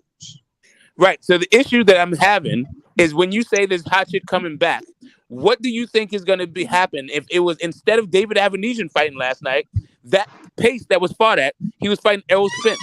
To me, if they got the Errol, hold on a second. Let me finish, motherfucker. Let him finish. Right. So to me, the version of Terence Bud Crawford that I saw last night will get hurt against the last version of Errol Spence I just saw, even with the mental fucking lapse. But you think that the guy that fought David Avenesian last night is going to fight Errol Spence the same way? Because he don't have no exactly. Like Victor Postel. So what I'm saying is, he I don't switched even up think. on us at times. No, that's what you said, bro. That's what you said. No. Guess what? I also don't think that Errol Spence is going to have the same mental lapse that he had against Ugas that he'll have against Bud. But that's a different story. All I'm talking about is even. And I believe you. But I'm telling you, it's not going to help him. He's not good enough. OG Smoke, where was all that punching? Oh, you're saying that David hits harder than David Avenesian. So why couldn't you get little Mikey Garcia? Why couldn't you get little Mikey Garcia out of there? IB, why couldn't you get little Mikey Garcia out of there? Little Mikey Garcia. I think you're misunderstanding what I'm saying. I think you're misunderstanding what I'm saying. Because I didn't say anything about his power. I'm talking about his output. I'm talking about his output. Okay, so first off, to answer your question, Mikey Garcia, okay, hold up a second. Hold up a second. Mikey Garcia might get into the Hall of Fame, and nobody knocked out Mikey Garcia. Nobody. God. Well, I mean, Errol Spence, I get Errol that Spence y'all is a trying to true talk one. about the They say Errol output, Spence and is a it's true been 147, 154 pounder, right? Where did He Mikey fought. Garcia He fought started coming one more. from? He should Okay, beat you the do dog shit realize out of him. He he tried to fought. knock He him out fought of more than one the guy. 12th All right. round. So okay. So let's just be clear. He fought more than one guy at 147, and some of the guys he fought at what? No, One of the no, not before, some of the guys, 44. Hey, couple he of guys only he Errol fought fought at Spence two was his first 140. people, fight at bro. Hold up a 147. second. Hold up a Errol second. A Spence was couple his of guys first that he fight at fought at 147. 140 also fought at 147, and one of them was a champion at 147, and he No, beat no. both of His those guys. first fight at 147 was Errol Adrian Spence. Broner. Adrian Broner. Mikey Garcia was his first fight was at Adrian 147 Broner. against Errol Yes, Spence. Mikey Garcia beat Adrian Bro, Broner, and AB Adrian was Broner not was a a former 147-pound champ. that No, nigga's not no no. 147 pounder, bro. We know I didn't AB say he can't was. be. That's not what I'm saying he was. I'm not saying that he was, and I But also to didn't use mention power. AB to make that point, man, just can't. My Okay, point is I'll just go the off issue the is rails. I'll first just go off off the rails, okay, UGC. first up, I'll go hold off up. the rails. The Hold on, question hold on. was about So would you have ever picked, output, not at power. any point in time, would you have ever picked Mikey Garcia to beat Sean Porter? No, but I would have. But I also wouldn't pick Mikey Garcia to beat Bud Crawford. Of course not. He'd be stupid to do Of that. course not. Of course not. Maybe when they were kids and they fought in the amateurs. Of course not. Come on, OG. No, I think he beat him. I think they were tied in the amateurs or some shit. Mm-hmm. Did they? Yeah. I thought, unless you're talking about Danny, I know Crawford and Danny fought. Yeah, no. So Mikey too. Yeah, but okay. Mikey and Danny, they have like similar stories. Robert was telling the story about how they fucking fought. And, anyway. Yeah. That's cool. I mean, that's cool. I'm just saying, man. The dude. Y'all remember the last time Crawford went 12 rounds, bro? I can't. I think it had to be. I think it's Postal, right? It had to be Victor Postal. Right. I'm gonna look it up for you. Bro. That's what I'm saying. I think that's what I'm saying. I think it's Victor Postal. If he has those same legs, then I would be picking Bud. Bro. No, Benavidez stopped him in the 12. He stopped him in the 12. No, that was in the 11. 12 though. 11? Oh, it was 12. But it was 12. Yeah, so that means Oh, they go to Yeah, he stopped him in distance. 12. Yeah, he stopped him in 12. It was like a minute, 1 minute. And not only that, I think that Benavidez could have heard the last bell if the ref didn't stop it. But That's the the last other part. nigga he did knock out though. The last nigga he did knock out. Yeah, you got to go back. Yeah, I think the last time. But Jose still went 12. Hey, it was 2016 was the last time he did knock somebody out. Who was it? That was Jeff Horn, right? Who was it? Victor Postal. That's the Victor Trojan. Postal. Yeah, okay. And that's way back. That's what I'm saying. He had those July same 2016. legs. So the last time Bud went 12, nigga. Bro, man, come on, man. Obama was president. That's what you're saying. Obama was the president. Bro, come on, man. He trying to come in here with that shit and couldn't even cook with the rest of it. 2016, I remember that, baby. Hey, what's your point, man? I ain't gonna say Obama was president. I'm gonna say this. What's your point, Q? What's your point, Q? R.I.P. Prince, man. Prince was still living last time. What's your point, Abby. Hey, So you bro, really think, Abby? You really think this fight's going 12 rounds? You really think that this fight's going 12 rounds? You really think? I mean, listen, man. I'm not saying that. If it do, y'all check Spence head and see if he got ears, because he gonna box that nigga. Hey, listen, man. This is what I'm saying. Hey, Cass, answer your question, Cass. Answer your question, bro. I don't think Bug gonna stop Spence. So what do that mean? That means you want to lose your cheese, hey, Smoke, man. That means you want to lose your on your cheese, head, bro. man. What happened? What happened? You said you want to lose your cheese. He said, is any of y'all gonna bring up that BLK Prime stuff to get the smoke? We already got him, man. Man, listen, you guys keep coming with it. So, like, here's the thing. BLK Prime gonna offer Spence $20 million. So here's what I'll say to anybody who is a fan of a service or a broadcast network: just stick around long enough. But if you're trying to criticize me for my work about BLK Prime, like at no point did I say that BLK Prime couldn't pull it off. At no point did I say that BLK Prime couldn't bounce back. Hey, Smoke, we about to go watch. Hey, Smoke, we about to go watch your video. Like literally, yeah, you get instead of hate watching and being so damn insecure, listen to what I actually said about the whole shit. Because literally, what I said was, all it says is they haven't paid their taxes. Hey, Smoke, you and Smoke, crazy out here, Smoke. Hey, Smoke, we about to watch it live, man. We about to watch that shit live, man. Hey, Smoke, you and Scrappy. Hey, Smoke, you and Scrappy do is out here looking crazy, Smoke. Y'all look crazy right now. I got you. So here's the thing. So you guys got it all mixed up. Like I think if you instead of hate watching and being insecure about the whole shit, understand what I said was like literally that their business license has been suspended because they hadn't paid their taxes. So now if they're paying 8 figures, I'm sure the state of California is looking at them very fucking close. I'm sure that the IRS is looking at them very Smoke, close. can you tell me, Alan? Hold up a second, Can you because put I gotta make this. Let me finish before you get your trolling. Let me finish before you get your trolling. So, like I was saying, I actually said that there's evidence not only from Desmond Grums but also from Kenneth Firth that they could put on the fucking production.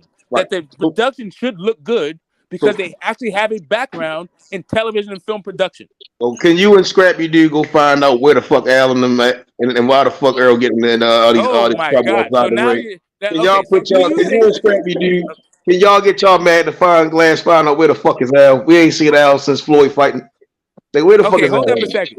If you want to talk about find somebody, how come, bro? I've seen Blue Blood. I've seen Zab Hey, if Judah. y'all want to see Who in Al, the watch the fuck? Ricky Okay, Hatton hold up fight. a second. Enjoy the Ricky Hatton Can you fight. tell me? Y'all Can see you tell Al me what Desmond Grums looks like? Can you tell me what Stephen Bash looks like? What is Can Al you tell Heyman? me anybody? Can you tell me anybody who's not a fighter what BOK Prime, like the actual executive body, looks like? If you want to talk to me about BOK Prime, we can talk about it. But you guys are going to say, it's going to sound like you guys are just trolling, and Method. that you feel like, because you're Bud fans, you also have to be fans of BOK Prime. Man, let's I talk hope about that the they're good fights, fighters. man. Fuck the networks and the broadcasting, man. Let's talk about That's the what I'm fighters, saying. man. Fuck the other shit. And if you listen to my fucking content, you'll hear me say the same thing. You'll hear me say, I hope that they'll be good actors. I hope that they'll be good Now you because supposed to like and subscribe. we need more good actors than we need bad ones. Smoke, And you that's and why I'm not Scrappy even do looking into that's why I stopped even looking Smoke. into the background of the people who's running it. I Hey, couldn't Smoke. further look into it if I was just trying to hate. That's Hey, not what's Smoke, happening. you and Scrappy do was out here bugging. That's why Scrappy do ain't up in here today. Scrappy Doo is a fictional character. I know you like the Scrappy do short come guys. in here. Scrappy I do know go you get like the cooked. short guys, bro. Listen, but I am over 5'5" This nigga tall. went to nature walk to Listen, I'm not slander, Scrappy man. Doo. You are the 5'5" guy. Hey, Smoke, you ain't even got to argue with them niggas no more. I got the video. We about to shut these niggas the fuck up. You hear me? And this the short one, man. Y'all got Smoke fucked up, man. Salute to Smoke, man. This is Get This Smoke, coming with a addendum to the video I put out in the wake of the signing of Adrian Broner to BLK Prime. In that video, I stated that the group, the Silicon Valley group that purportedly backed BLK Prime did not exist. And since then, I have heard it repeated several times, both, with me on panels going through these YTVC streets, and then also from a very prominent boxing channel with, I think approaching a couple 100,000 subs, a well-known channel. So I figured I would just release this. And this is from the corporate materials that you find plastered all over the web when it comes to the funding of BOK Prime. It says that it was funded by Silicon Valley EFC Investment Group, and according to the Secretary of State of California, this group has never existed. So, yeah, for any who were perhaps confused or thought that I had got the story wrong, I did not, and you can do your own search. There's several sources that state that BLK Prime was funded by this group, and that's the only group that I see them associated with when it comes to their funding. So for me, this is where the California trail ends. Yeah, and for all of those who, all of you who may be listening now that aren't aware of the significance of this, BLK Prime recently made a splash in the boxing world by signing pound for pound #1 king Terence Bud Crawford to a pay-per-view fight. It's supposed to net him 8 figures, the largest of his career. More His dispense. very long career, as he's 35 years old now. And so far, we haven't seen any evidence that this is going to be able to, that BLK Prime is going to be able to pull this off. But we are remaining optimistic.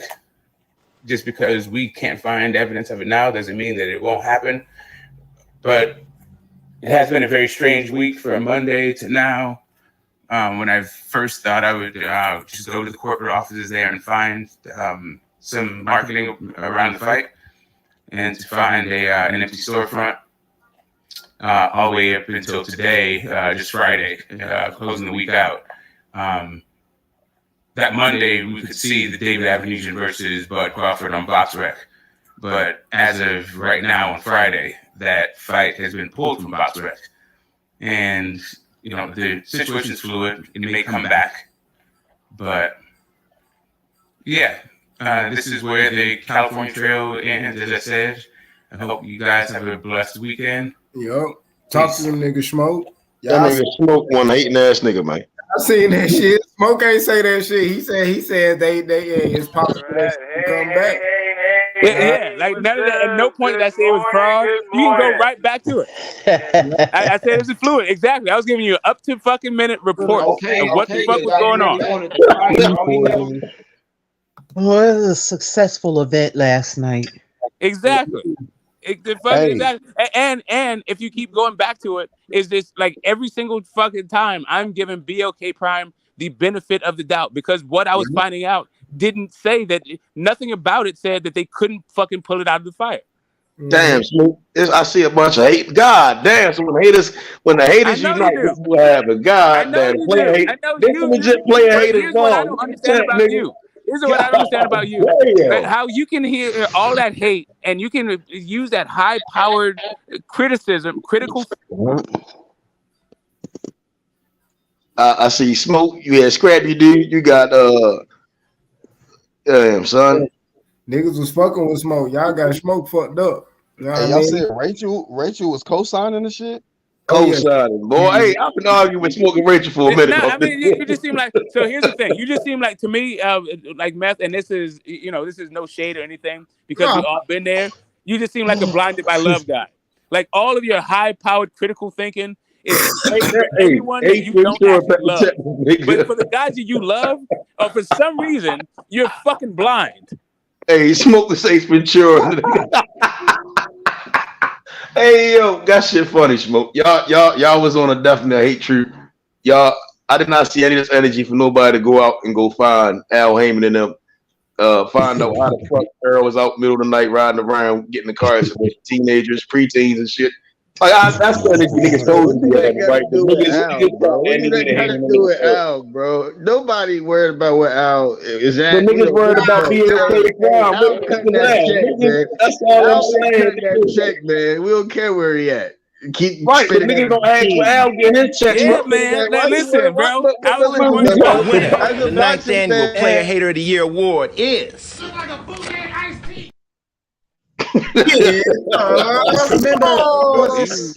Was it Espinosa?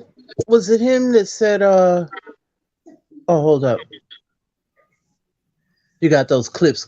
Was it him that said, like, they was concerned, like, where the money was coming from, questionable, or something like that? Still don't know, said bro. that. Okay, but here's the thing. Hell yeah. Smoke, hold on, Smoke. But let me tell you something. Fury and Wilder, enough said. Mic dropped. Oh, damn. Hell yeah, I know, man. It's getting bad, bro. They can't even promise Earl and Terence no guarantees. Damn. So Man. right, so Damn. I personally don't care where the money comes from. And again, like I said, Wait a minute, even Smoke. in the like, hold up a second, even in their past business dealings, What I in said the personally, hell would I you already do this said, for? I don't even think that just because they had some bad business dealings in the past, that means that they can't turn it around in this new venture. And I hope that it would. Right. So Right. this idea of like being hating just because I went there to find out, to get some marketing material, and I found what I found, I didn't go there to hate. You said y'all, Right. you and Well, I just gave Scooby you a Doo prime said And your example you title, and Scooby Doo of. said they were Hey, trying to listen, rob us of our cheese, Not man. only that, that was real cute though. Like, you know what I'm saying? Well, But Alicia, I that just was a good gave ass you a question. prime But look though, example of look the at the guaranteed hypocrisy money of that they his gave to statement. you like Wilder and how Fury, and you look like at the how it's in the pay-per-view woods. buys though, You know, compared to the you like how it's guaranteed. in hey, the one woods at a and They shit. time. got that shit right back and then some. That was a good investment.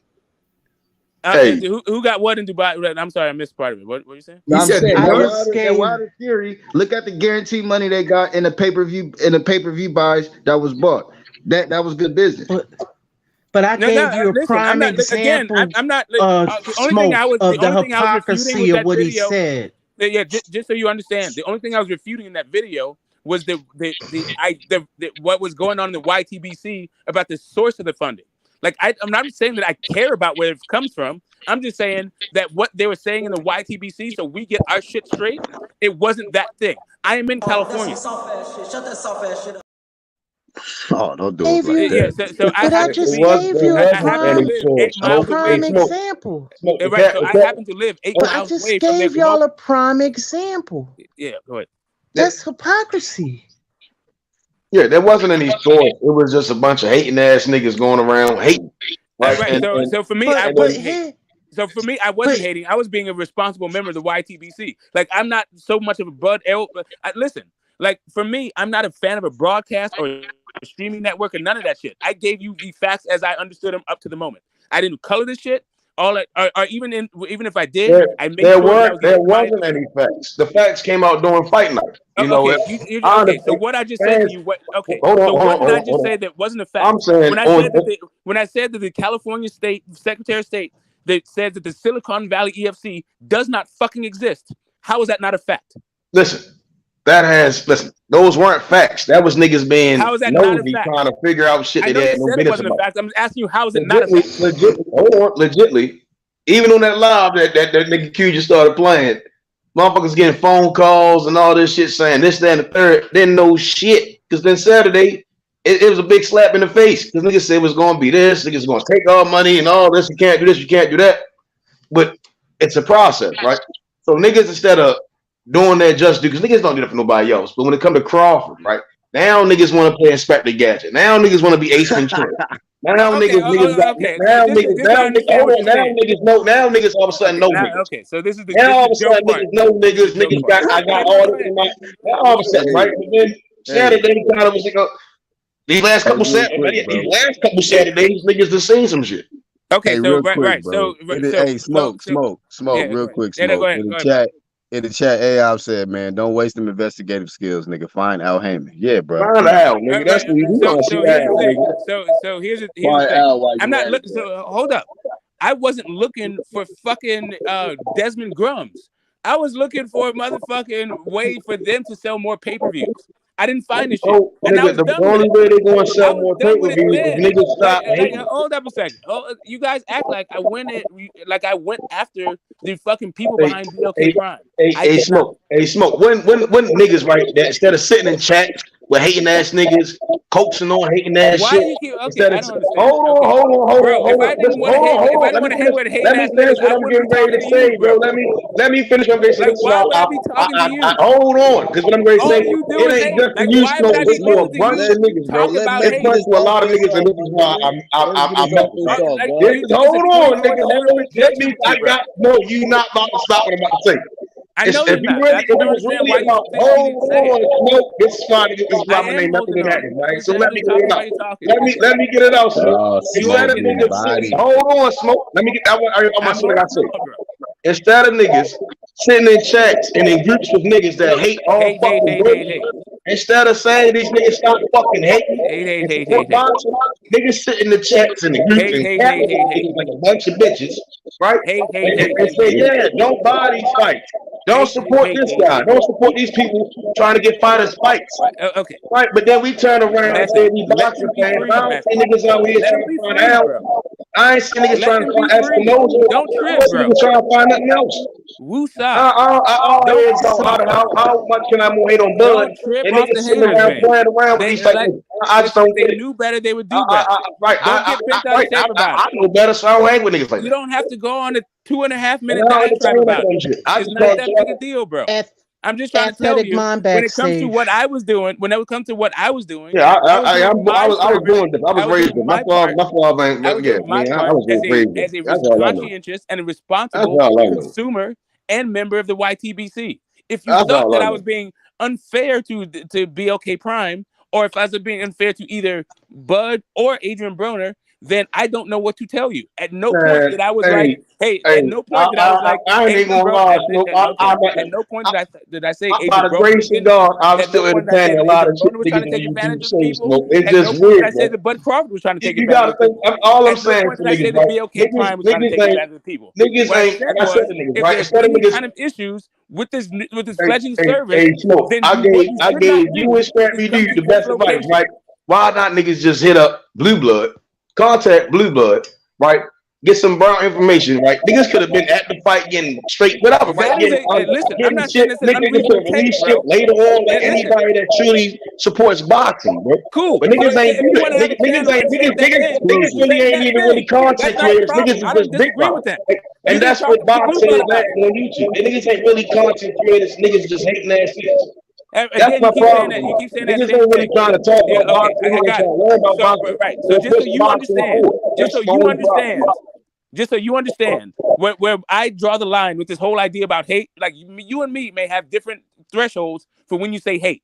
So for me, if I would have been hating on a guy, then what I would have done was start talking about that guy's past business, his past business issues, and all of the people that are negative about him. Okay, well, check this out. Though. First of all, you're throwing too many big words at me. Okay, now because I don't understand them, I'm gonna take them as disrespect.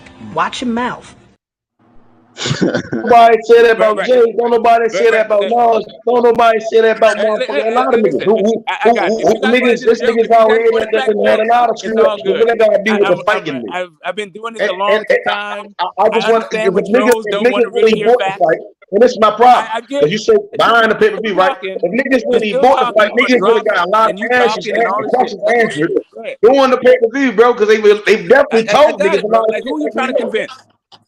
I'm not trying to convince any. I'm talking to the chat. Niggas is gonna watch this shit later. Can you pass the mic then? The niggas that's gonna take what I'm saying and cry about it later. Because they gonna cry about it. I got it, bro. I'm not buying your religion. I'm not joining your cult. That's all I'm saying. So then, can I have my? All I'm saying, stop all that hating shit. I'm saying, no, I'm not gonna pass the mic. I'm gonna keep cooking till you stop cutting me off. Let me tell you. I just wanted to be known. Niggas gotta stop hating. Stop, nigga. Smoke. You and Captain do sat around hating a couple more. I was into hating this guy. No true information.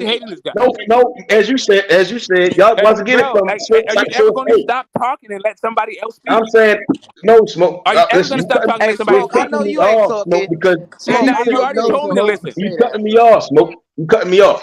I didn't cut you off. Actually, I was talking and Q did a drop in the middle of me talking. Right. And I was there. I already heard him talk. Can I rebuttal? I was there when those videos were being recorded. Hold on, let me say I wasn't even done rebutting what he said the first time. Nobody say another motherfucking word and this shit is over. And I ain't playing, nigga. Hold on, let me get something in real quick. Hold on, I want to salute Miss Lisa. Salute Miss Lisa. Thank you for letting you know I was backstage. Much respect to you, Queen. Yeah. Salute to Flame. Salute to Flame. Salute to everybody on the panel. RB, y'all can get ahead now. Yeah, man. All right, cool. That's what I'm saying. Right.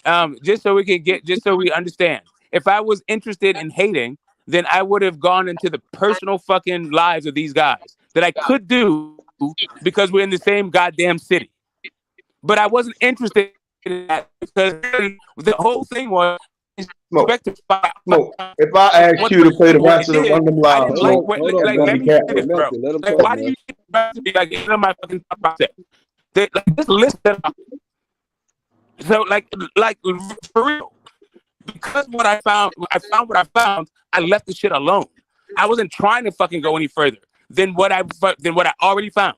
So now, if you want to talk about what I already found and what I said about what I already found, we Y'all can. said it If was you a want to call nigga in that the shit some hater UK, shit, bro. then what I'm saying to you, bro, can you stop talking while I'm talking? So if you want to call it shit some hater shit, like for real, then what you don't like is your own money. Because the only thing I was doing was the consumer protection shit. For real. Smoke. You and Scrappy Doo said it was that nigga from the MTK Global shit and niggas racking in my niggas said it was a whole That bunch nigga of from shit the CPA, nigga. all out of nowhere, That bro. not me, bro. With Not no me. When did I source of say MTK anything, Global in bro. there? Nigga, what's the When nigga? did I say MTK I Global? said you and Scrappy Doo. Scrappy Doo name is on the live. So Scrappy Yeah, I Doo, it know, was but I know because insinuated it you're was a short guy and niggas everybody's short involved in your with mind. mafia But and I'm not all types Scrappy of shit. Doo. Right, I but don't have you little and man syndrome, bro. Scrappy Doo I don't both have had the this thing. same I don't have these magnifying glass. references. I'm saying y'all had the same magnifying glass. Y'all was sharing a And we don't magnifying have the glass. same magnifying glass. Yo, Because Q. what I said was fact, not hate. What's good? Hey, Yo, I'm cut different. I know hate is all the same. Hold Hey, on, man, a fact is not a hate. A Hey, fact is a fact. I'm about to come back on my laptop. All right. Y'all go, man. Y'all gotta go one at a time, bro. Like, I mean, get the smoke, go, and then Meth, you can rebuttal or whoever want to jump in after smoke get done. Y'all say what y'all want to say, but one at a time, bro. Nah, and listen, like when it comes right down to it, like I said, for the first, and if you can see me, if you can bring up any audio that contradicts what I'm saying to you right now, I offer it. Like you're welcome to it. Right? I might buy you like a bottle of your favorite shit, not the bottle of your favorite shit that you never drink, that you would aspire to drink, but the shit that you kind of drink on a regular basis. Right? I might do that shit for you. I might hook you up. Take some monsters. Get them right. Yeah, Right, but the point is, right now, I've always said the point is, I've always said that I hope that they are on the up and up, and I hope that they are good actors, and that we have yet another service because boxing needs another service. What it doesn't need is another fly-by-night scam fucking operation. So I hope they're not that, and I hope they are that. And nothing that I found suggests that they can't be a good fucking steward for the sport. Nothing, and I said that. So all this hater shit is coming from you. It's coming from you being insecure and you can't take any goddamn criticism of Bud or anybody you fucking like. That's the only problem. That's the only issue we have here. So what is there for a person your like such ass, as me, a fan of boxing that talks boxing on YouTube, right? You see what I'm saying? So if I'm on YouTube, right, and I don't have any source, I'm not really reaching out to get answers. You know, and if I'm not going directly to the individuals that could push me in the right direction, and I'm just taking shit off of the internet, then I can run with anything. I mean, that's what most motherfuckers do. Some motherfuckers they just make up shit from the top of their head, just to make it up, and then they say, "Oh, this person's doing this," and then they say behind it, it's to duck Errol Spence, or it's because they don't want to fight Errol Spence. So all I'm saying again, in the times that we are having, right, with boxing, where we fans want fights, fans want this. We see Andre Durrell, right, who's crying out for fights, right, and then we see BLK Prime coming. Then we hear AB who was saying he's been crying to Al to get fights, right, and then we see BLK Prime goes out and makes this shit happen. But all niggas want to do is sit around and question what BLK Prime is doing instead of niggas being like, "Hey Al, why the fuck your fighters crying for fights and they can't get fights?" So it seems as though niggas is disingenuous. Like niggas was wanting the same Bud. At the same time, a lot of quote unquote content creators are just turning around just to shame BLK Prime, Bud, the fights that's going on, instead of saying, you know what? Al wasn't giving these niggas fights. Al didn't make the fight. Showtime didn't make the fight for Crawford and Spence. This is dope. That's the niggas really fuck with boxing and stop dick riding niggas. Because like I said, niggas would be all around. It's really a players haters group, bro. That's what I'm saying. At this point, I'm not gonna lie. I'm pissed off. I've been seeing this shit. I've been watching this shit. That's why it's kind of coming off. You see what I'm saying? It's not just directed to you. It's that niggas don't call the shit out, and then niggas try to backtrack, and that's the only issue I'm having. Niggas is backtracking instead of saying, "Yeah, nigga, I was hating." You see, I was around a bunch of niggas that was hating. Last night, niggas was hating.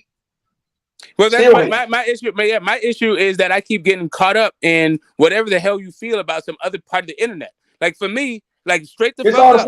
Let me finish. when BLK Prime, like literally, I heard the entire fucking world heard of them on Thursday, and turns out their corporate headquarters was 8 miles from my house.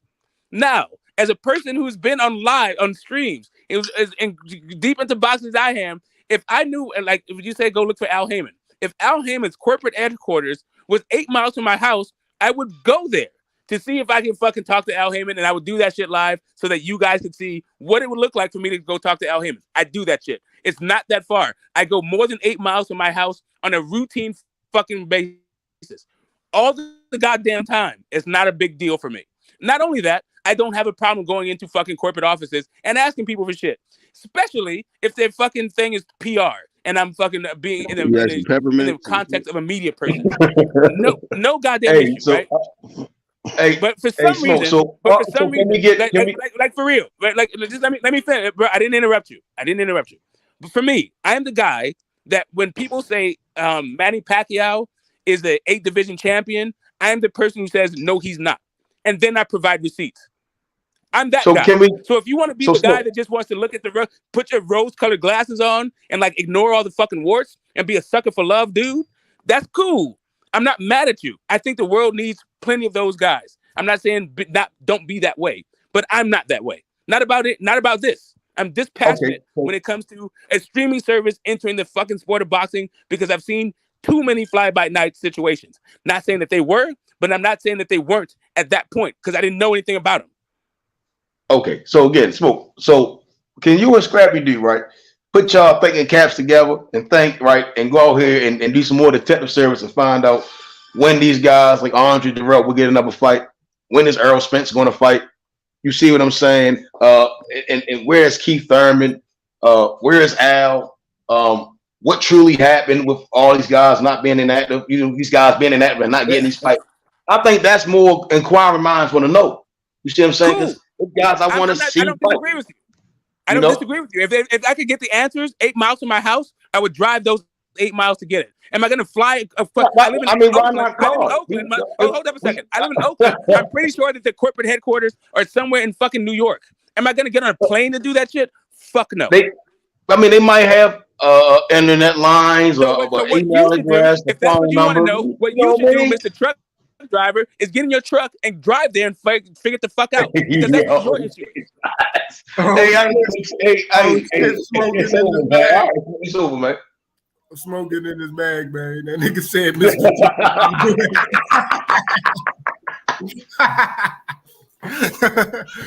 Hey, nothing getting that money, man. Hey, man, that shit was funny though, man. Smoke trying to come with some hot. Hey, what's Shelton? He sleep. That nigga Shell hit the mark and passed out, nigga. Shelton got his phone on the charger in the kitchen. You know how many power plugs? There you go. Up. You know that nigga was fully dressed before he put the foot down. Huh? Say what? You go to stream and passed out on the couch on the live stream. What you talking about? Nigga ate a plate of ribs and came back. No, I ain't never passed out. I get off the phone just like that. I'm listening to you niggas ramble about bullshit for like 20 minutes. Yeah, you know, and Graybeard's never gonna get those minutes back either. Yeah, I'm watching a football game. San Francisco is killing Tampa Bay. So I shouldn't even have to go to the bar and watch the rest of that game. I was about to go to the bar and watch it. They are killing that nigga. Brock Purdy is killing it. Yeah, next man up. Every day is a great day for boxing. Yeah, you know what I'm saying? So I ain't gonna sit here and listen to Method ramble on about Scrappy. What's the score? What's the score, Sheldon? What's the score, Sheldon? I was about to go to the bar and watch that game. What's the score? I'm gonna just wait till the Chargers game. I'm gonna just wait till the Chargers game. I'm gonna wait till the Chargers game then tonight. Chargers game is on right now. Nigga, what you talking? Are they playing right now? You better quit playing, man. That nigga, smoking meth, man. They got a rubber match, man. I think the Chargers play at 8. OG. Let me see what. Yeah, that's gonna be a good one. X. Man, I'm gonna be playing some damn Call of Duty, nigga. Ain't watching no damn football. I'm gonna hop on that Call of Duty, man. Hey, Method ain't gonna like this one. Look at this one, y'all. Look at this one. All right, look at this one. Put this on the big screen, Q. All right, hold up. That's Navarrete and Not Revis. Hold up. Oscar. Oscar Valdez. Look. Yeah. AIB, you're right. The Chargers play at 5, bro. Okay. Damn, man. Hey, but that's 8 my way though. Yes, 8 o'clock your time. I got Yeah, 8 o'clock. Hold on, Q. I'll do. So I decided. Oh, here we go. It's gonna be fight of the year right here, man. Fight of the year. Fight of the year. Hey, I got Valdez. Yeah, I got Valdez. I got never ready, nigga. Man, that shit gonna be sloppy as hell. I got Navarrete. What? No, Valdez gonna walk into some shit. Navarrete is very awkward. Running. Yeah, that's true. That's true, Lisa. That's true. I don't think he awkward. I think he trash. Yeah. But well, here's the thing. He gonna fuck around and get knocked out. Both of those guys like to go to war, and I think Navarrete has more arms for the war. Like he's better prepared for war than fucking Valdez. I think Valdez gonna knock him out. And they both want to go. No, they both got I ain't that gonna lie. Both of them war ready. You know what I mean? Navarrete, his last fight, that motherfucker was getting beat 41. And you know, we all know Oscar Valdez, that motherfucker fought with a broken shit. jaw. Valdez got beat. Shit, bro. Navarrete, like those dudes are a lot of heart. They like to fight on heart. Navarrete went to war with Joey Gonzalez, bro. Come on, man. Bro, they tough as shit. Both of them tough. Yeah, they are. They tough. I just think that Navarrete has more tools in his bag for the war, but he's also coming up in weight. So it's still intriguing. Yup, and Oscar Valdez be on that shit. I ain't gonna lie, that's how Bud gonna have to look. He didn't look like that at the last weigh-in. He gonna have to look like that going to the day I gotta use this stuff now. I can't wait, bro. I can't wait. I'm like, fuck that. I want to see Bud or in Boots or Bud and Mel. Fuck her. Damn, nigga. Damn. Man down. Errol better get focused. He out this motherfucking crashing Tahoe. Well, see, here's the thing, man. He's getting into it with teenagers and shit. Y'all might get to see that. He gotta get focused, bro. See that? That person crashed into him, right? Because check it out. The little nigga ran a light. The little nigga ran a light. But Spence said he seen him coming, but he still went to go because he had to right away. Check this out. You might get to see those fights you're talking about. I agree with the boxing scholar that last comment, bro. Right now, at this point, I agree with that comment, bro. Look, we might get to see the fights that you're talking about because Virgil Ortiz done went the WBA route. He was number 1 in the WBO. He's fighting Stanionis. So that means number 2 in the WBO is Boots Ennis. So if the number 1 guy went another route, that means the number 2 guy moves up. Bud has a mandatory in May.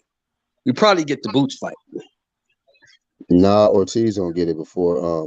No, Ortiz went the WBA route. I just told you that, bro. Yeah, well, I don't know. What's the placement of Boots in the WBO though? Hold up, who you talking about? Boots fighting? Boots is gonna have to fight. They ordered him and Stanionis to fight. No, Stanionis is fighting Virgil. They're going to Virgil. I'm sorry. Hey, watch when I tell you. Watch when I tell you. That nigga gonna be fighting Alexis Rocha. Boots. Hold on, let me bring you up on the big screen, bro.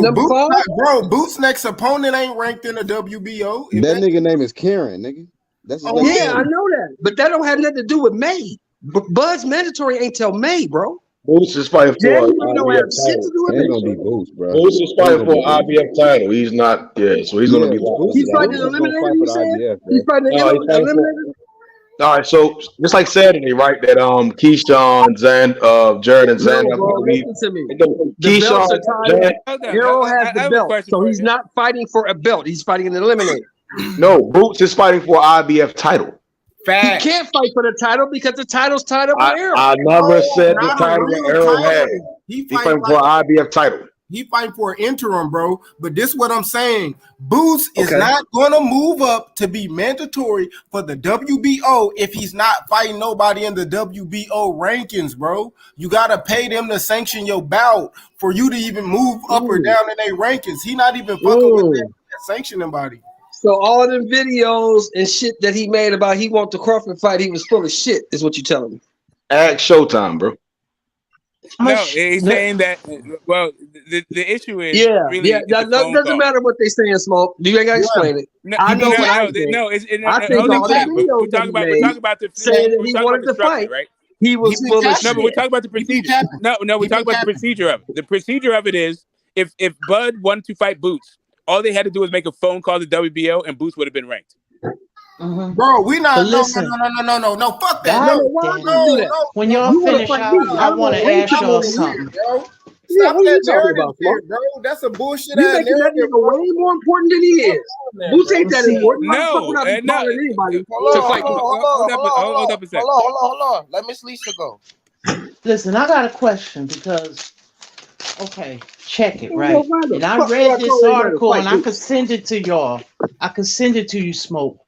Now, when Canelo fought Undisputed, right? He fought Plant, right? Okay. Do you now Plant had the IBF belt, am I correct? Yes, Lisa. Yeah, okay. Yeah. So follow me. And this kind of messed me up because I didn't know they did that. But when he did that unification, that he also, by him fighting him with that, it also satisfied the WBO mandatory, even though it was the IBF. I have the article and I could send it to you. That kind of threw me, and they said because it was a unification, it's kind of like it just, I was confused. Well, You know it what I'm moved saying? Caleb Plant up in a WBO Bro, ranking. that's not. And by the way, like being ranked in sanctioned body is not a narrative. Like that is literally we just saw that shit happen in WBC. We've heard it in WBO. We've heard it for years. Like people were going to jail behind this shit. Like how you can get ranked and how like it's about relationships and your fighter and all this other shit. Like Bud Crawford has such a relationship with the WBO. If that guy wanted to fight a guy who's ranked that highly in all the other sanctioning bodies, if Bud wanted to fight that guy, the WBA would allow him to fight that guy in a volunteer. No fucking way. That's not even. I don't even understand how that. Do you think that's a narrative? Bro, I mean, I don't understand how everybody on this bitch can sit here and agree. Ain't nobody fighting Boots, you know what I mean, possibly Virgil, if they don't have to. You know what I mean? If he don't have to, he not gonna go out his way to do so. Now, this is what I'm saying. Okay, no, I get you there. Hold up, Smoke. Smoke. Okay, Let me finish. Hold up. No, I agree with you, and I'm just agree with you. That's all. Yeah, y'all. Oh, my bad. But possibly, if Boots really if he really want Bud, if he really going for Bud, like we really see him like trying to get the Earl shit or whatever, bro, he would fight someone in the WBO rankings and pay their sanctioning fee instead of the other way, bro. He's not doing that. So when people talk about pushing Boots and all that, like, nah, I hope I'll be the nigga out here saying, yeah, man, I want to see that Bud and Boots. I just said it, like, hell yeah, I want to see that shit. But like, he's still got to move toward it. Like, he's moving toward Earl, bro. Like, he fighting a nigga named Karen ABCDEFG. I don't know what the fuck dude last name is, bro. Dude, shit crazy. I don't know what sanctioning body he come from, but I know that. You know who that hitter is, Q. You know that. So You like know I that said, guy. You know he's so a like hitter. I said, Q, all Sorry, that shit he been doing for the past that 4 nigga months fighting the has Cam, been bro. capped because you ain't want to fight Bud. If you wanted to fight Bud, you would have done the things that was required to fight Bud. You haven't done that. You've been capped. What is that nigga's name though? What's up, Lisa? When they had the convention recently, I think that Virgil Ortiz's camp or whatever, somebody, they went there to try to see if they could get a fight with Thurman.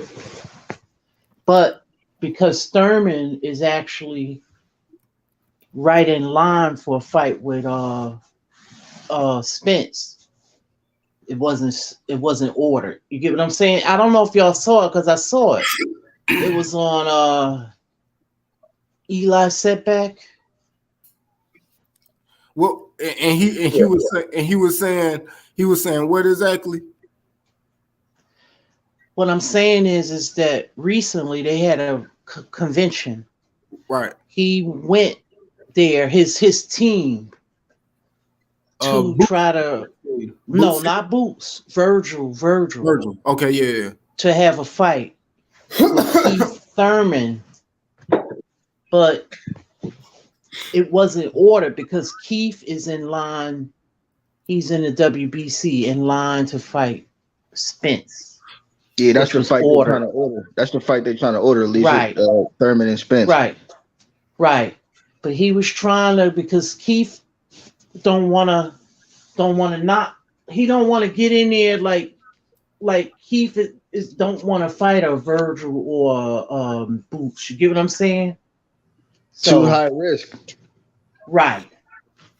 And not enough money, because at this point in his career, he's trying to cash out, Yeah, and as a manager, that's what you're really supposed to do. As most managers know, they try to get their fighter the most money for the lowest reward. That's just what you do. That's just what you do. Right. That's why I brought that question to y'all about that article I read, and it was a lawyer that put this information out. I guess I don't know if he was the lawyer for Canelo or whatever, but that information, he was actually, even though it was an IBF belt that Plant had, it still satisfied the WBO Mando, which I thought that's similar to the Devin Haney Lomachenko shit, right? So possibly the Lomachenko fight, because they're making the fight, it will satisfy the WBC mandatory or any other mandatory problem. Right, because they still considered it to be a unification. That's why I said all of those sanctioning bodies have some type of agreement amongst them in order for there to be an undisputed champ. It has to be an agreement. Hey, shit, how the fuck is Thurman ranked #1 in the WBC? He got stripped due to inactivity. My brother, he had the belt, but he got stripped due to inactivity. And then that's when Porter and them fought for the vacant belt. Porter and Danny, and then that's when Earl fought Porter for that vacant belt. He got stripped. He still was ranked. He just got stripped, brother. Hey, what do y'all think Bud would do with Barrios and Jose Lopez? Oh, yeah, they'd be out of there. Yeah. What you say, Barrios and who? But Uncle Show. But I mean, Tank What we say, Jose about Lopez? Bud opponent last night. Told me he another whatever. Tank ain't never gonna fight Bud, so I don't give a fuck what he says. Right. Tank ain't never gonna fight Bud. You gonna sit there talk shit on Twitter like he already does. He ain't gonna do shit. He ain't fought nobody in his own fucking division. So why you talking about Bud? You ain't fought nobody in your own goddamn division. Shit. I enjoy that shit right now. Tank with Tank and the Bud. I enjoy that shit. Of course, that shit's stupid, man. Why you? Come on, man. Hey, they two of my favorite fighters, man. Them niggas bumping heads. I had no problem. Hey, look, he's the A side. Tank's gonna be big A side Tank, right? Send the motherfucking contract. No. Hey, man, you got Tank knocking Bud out? Nah. Oh, okay. Or Bud knocking Tank out. The fight would never happen, right? So I'd see I would expect either Keyshawn or Shakur to fight Tank. Fight them, bro. I got water. I mean, if they will, well, they want to do something. Maybe stuff changing. He gonna fight Ryan, right? That's what they saying. Bud stops Tank. 6 rounds. 6 rounds. 3 rounds. Yeah, shorter than that. Yeah. Me personally, I'd rather see Tank. Hold up. Is it because he's too small for Bud? What is it? Is it because he's too small for Bud? Is it because he's too tiny? He's too tiny. He gets his whole fucking brain. That's the only thing you can say. He's too small. That's it. And he's not skilled enough. He's not skilled enough. That's crazy. He's too tiny and he's not skilled enough. He's gonna get beat the fuck up and knocked out. bro. He got a chin, but Hold I don't on, know. let me see, bro. I'm about to pull something up. I want to get y'all opinion on this shit, man. Y'all can keep talking. I pull it up. Mm-hmm. Yeah, He's small. Tank is small I'll say this, compared to man. Bud. Look, Tank is not nowhere near as skilled as Terence Crawford. You know what I'm saying? Terence Crawford can punch, move, all of that. You know what I'm saying? But Yeah, we can get off that topic. That's ridiculous. Yeah, that's a dumbass fight. That's a dumbass topic. Hold on, let me Yeah, hey, we're gonna get that fight on the 33rd. On the 44th, nigga, that shit ain't never happened, nigga. Right. Hey, but I ain't going. If I was being the band, if Tank was like 5'10", welterweight, yeah, I think he'll be Bud. Yeah. Now he could be 5'8". He just too little. Yeah, if he was a He welterweight could be about 5'10", he yeah, could be he'd be me. 6'9", and I still have Bud beating him. Bud beating his ass. Yeah, he ain't good enough. I don't know about that. If he was five, He ain't good enough. If he was 6'9", like he hit, damn. That nigga, it'd be a different story, Well, you nigga. got I a ain't gonna point lie to there. nobody. You got a point there. Yeah. Yeah, Tank just But ain't good enough, man. He's not that good. He's not good yeah, enough to but I fight mean, Bud. it's not like I ain't putting He good. like Don't get me wrong. He good for you them other gotta go niggas. back in history. It's like other Yeah. fight. You know what I'm saying? That's why Nah, but in the real world right I now, like both when you these talk guys, about he not fucking history with and Bud. stuff. We can't like these ain't the only people that could punch at that weight. You know what I'm saying? It's other people in history could.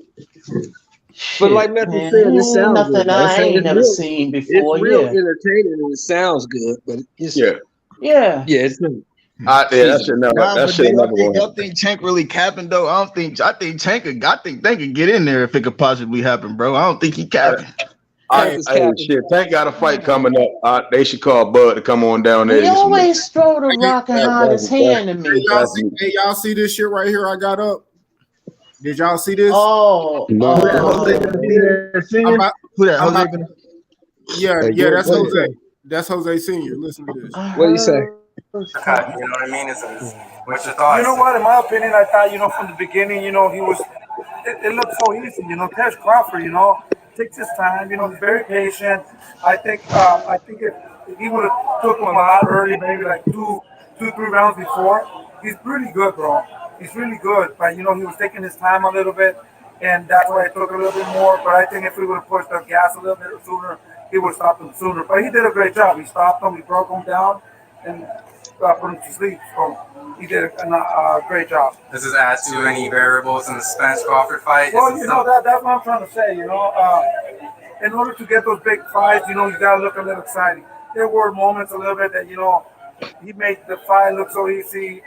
I had to go and watch Teofimo Lopez, bro. To be honest with you. Do you know the result for that? I didn't even get a chance. I think I was back and forth, and my phone died. But I did. I think that looked more exciting, in my opinion. TEO got dropped. I heard. Yeah, it was like he got dropped. a That's what I'm saying. That's what it made it a little.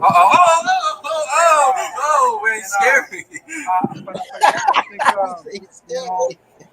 Hey, go back a little bit. Go back a little bit when before you started talking about the fight.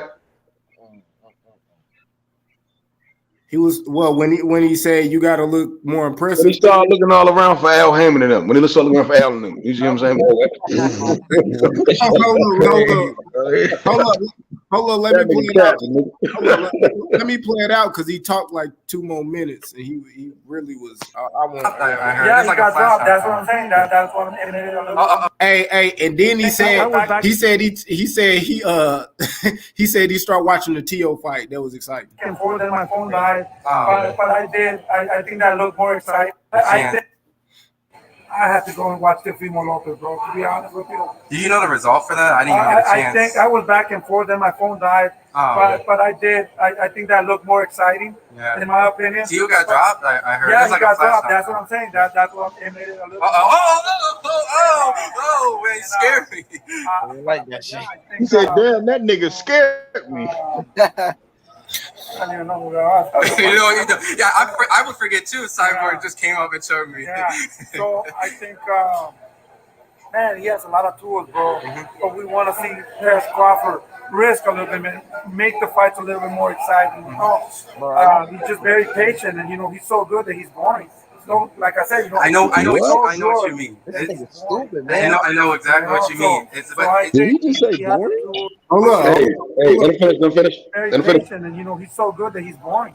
So, like I said, I know what you mean. That he's boring. I know exactly what you mean. I think he has the tools. He's very talented. He hits hard. He caught that guy with the beautiful hook.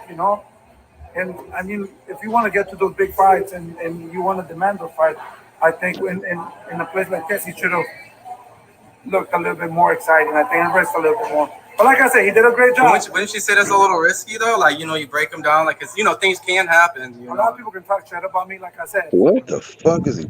People, the people really enjoy the fight. From first round to they be up that shit, bro. I had to change the fucking channel, bro. Cause bro. He at the fight and he said he had to change the channel. Round 2 until Hey, what is wrong with this guy? Fucking channel, bro. Because he just got little shots, and then he decided to put them out a little bit late. Like I said, I think people did the same thing. What I did, they went to see Teofimo Lopez because he got dropped, and then he headbutted. It's like the Arturo Gotti thing, like it's like. He just said I think we forget that Terence Crawford knocked the fuck out of his son, and he's not the pound for pound. You think he's still bitter about that shit? His youngest son fights on Showtime. I mean, yeah, nah, and his son fight on Showtime. He took his oath. Like, come on. He was at the fight though, and you said, we want those fights. You want to see that fucking killer instinct. And get the smokers backstage. Is he still talking about the Crawford fight? He's not talking about the Crawford fight still, is he? Danny just beat his ass too. Hey, play it back when he was looking all around for Al Heyman. Play it back when he was looking around for Al Heyman and them. He's still backstage. He's still Showtime wasn't around there. He's still Did salty. this nigga say he wanted to see Killer Instinct from Crawford? Hey, he knocked the nigga out. I don't know what the fuck he talking about. Hey, before he started talking that shit, that nigga looked all around him, make sure nobody was around him. He's still salty about the loss. He's saying that he needs to be more excited. So a little bit more. Go back a little bit more. He stopped him. He broke him down. And right now there. Hey, so easy, Terence Crawford, Damn, it's waiting for that. Yeah, he started looking around and shit. That nigga capping. Hey, I want to give on your show, man. I want to give this man the flame of shame, dog. Flame of shame to Benavidez Senior with that stupid shit, man. What is he talking about, man? Man, dude, make a video, Black. Yeah, I'm appalled seeing this shit, man. He's so good, he's boring. No, bitch, shut your dumb ass up, man. Bro, he really fucked up saying that he had to watch the Teofimo fight. And he at the fight. He at the fight. He had to watch the Teofimo fight because he's. I ain't gonna use that word on the show, but you know what I'm talking about. Man, he a fucking hater. Hating ass nigga. Your son got his ass. That's not the word I'm talking about, Q. Was it exciting when his son got his I know what you're saying. I know what you're gonna say. Yeah. Everybody know the Jose Benavidez don't like niggas, man.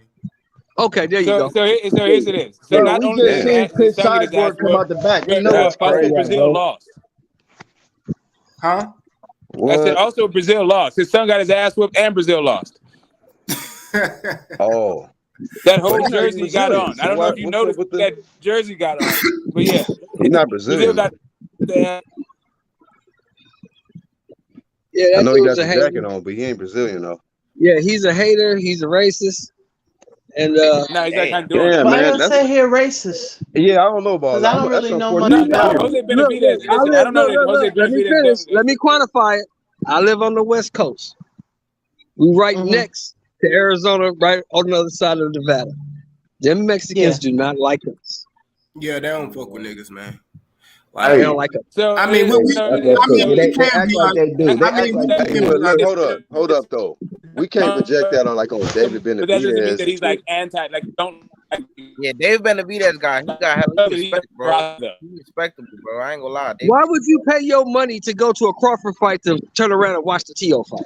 He was training. He was training Cyborg. He trained Cyborg. But even still, right? Even still, he knew the event prior to that. That's why I'm saying he's capping. The nigga looked around before he even spoke on that shit. That's why I think he just talking. A lot of that shit is fluff. That nigga just talking. I like. Hey, let's watch that part again where he start looking. He probably cool with TEO, for all we know. Yeah. I stand on what I said. Go back like okay. Right here. It's right here. It's right here. Hold up.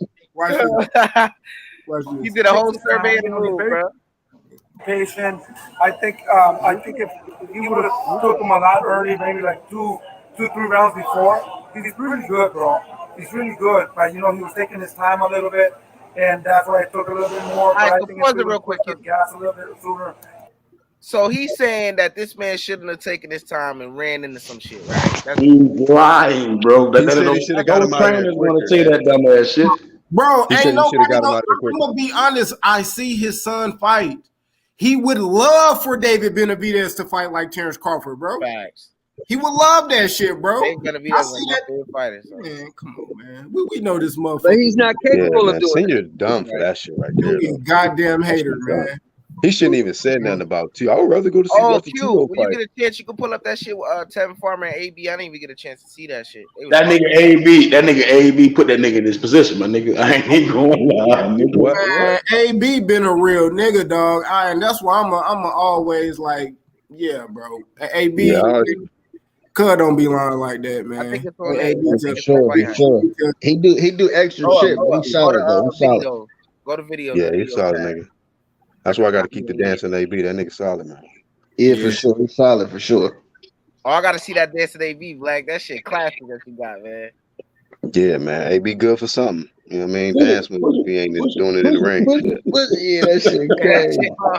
That's when niggas was wearing big ass polo boots and baggy ass jeans and shit. Too, cause I was recording that shit. Let me see. That fight was crazy.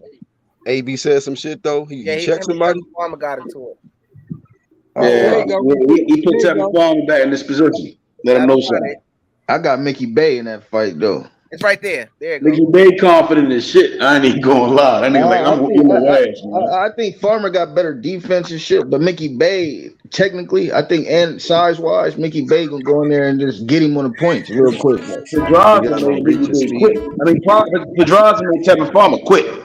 He beat the fight out of him. Mickey Bay couldn't. If Mickey Bay go in there, good condition. Hey, we seen what JoJo did to Tevin Farmer at 130 for that IBF belt. Shit, yeah. Whip his ass. Yeah. That nigga looking at the clock like, is it over?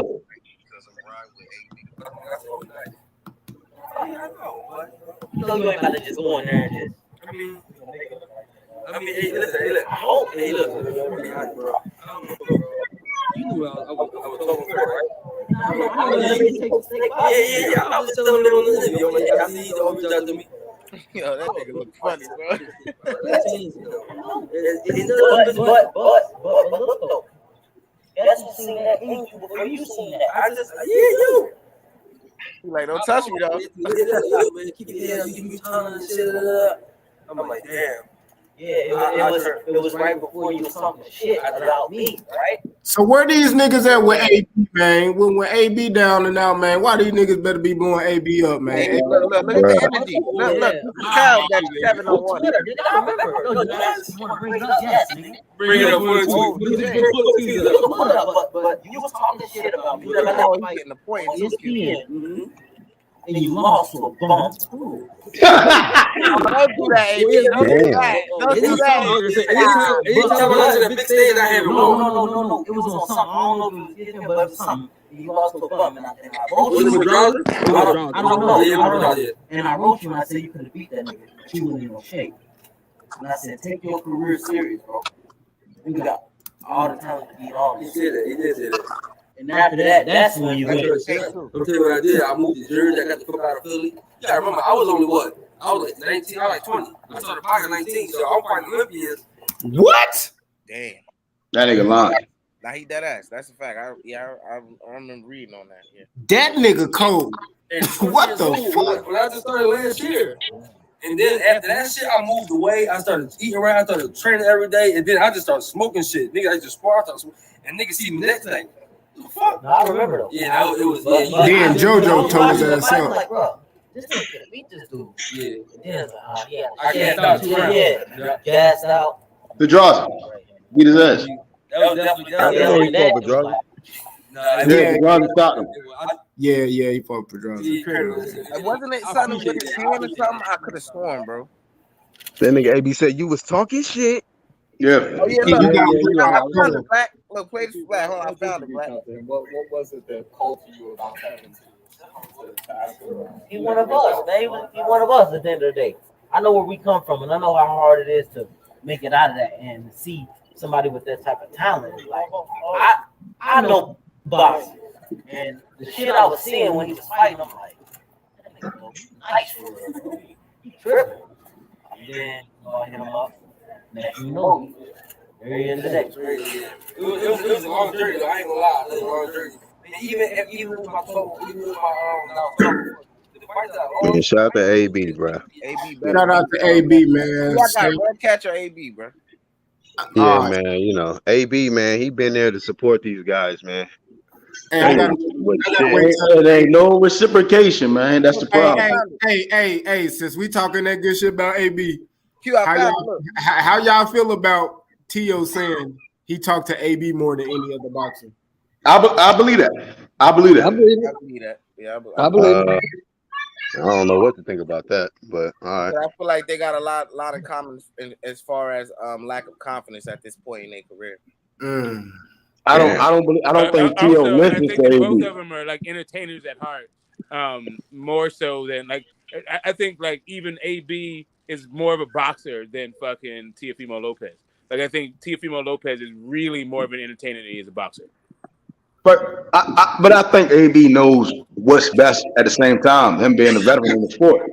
I don't think TEO, he's a crowd pleaser, right? He's a young dude, right? You see what I'm saying? He's still in his 20s. I'm in my 20s. So I get it. When you at that age, that's your pops, that's your wife, this ESPN top rank. I'm on the big lights. I know for sure AB probably telling him, AB, if you say with Kevin Farmer, yeah, I'm telling you what you gotta do with motherfuckers looking down at me. You see what I'm saying? Because I done been with AB, done been what he done been and succeeded. You see what I'm saying? 4 division champ. When AB was TEO's age, he already had like 3 divisions under his belt as champion. You feel me? AB was nice at 130.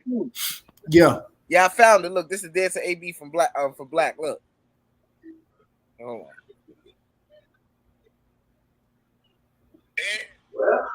Damn, what happened? Oh, there it goes. Black doesn't run with AB to beat the brakes off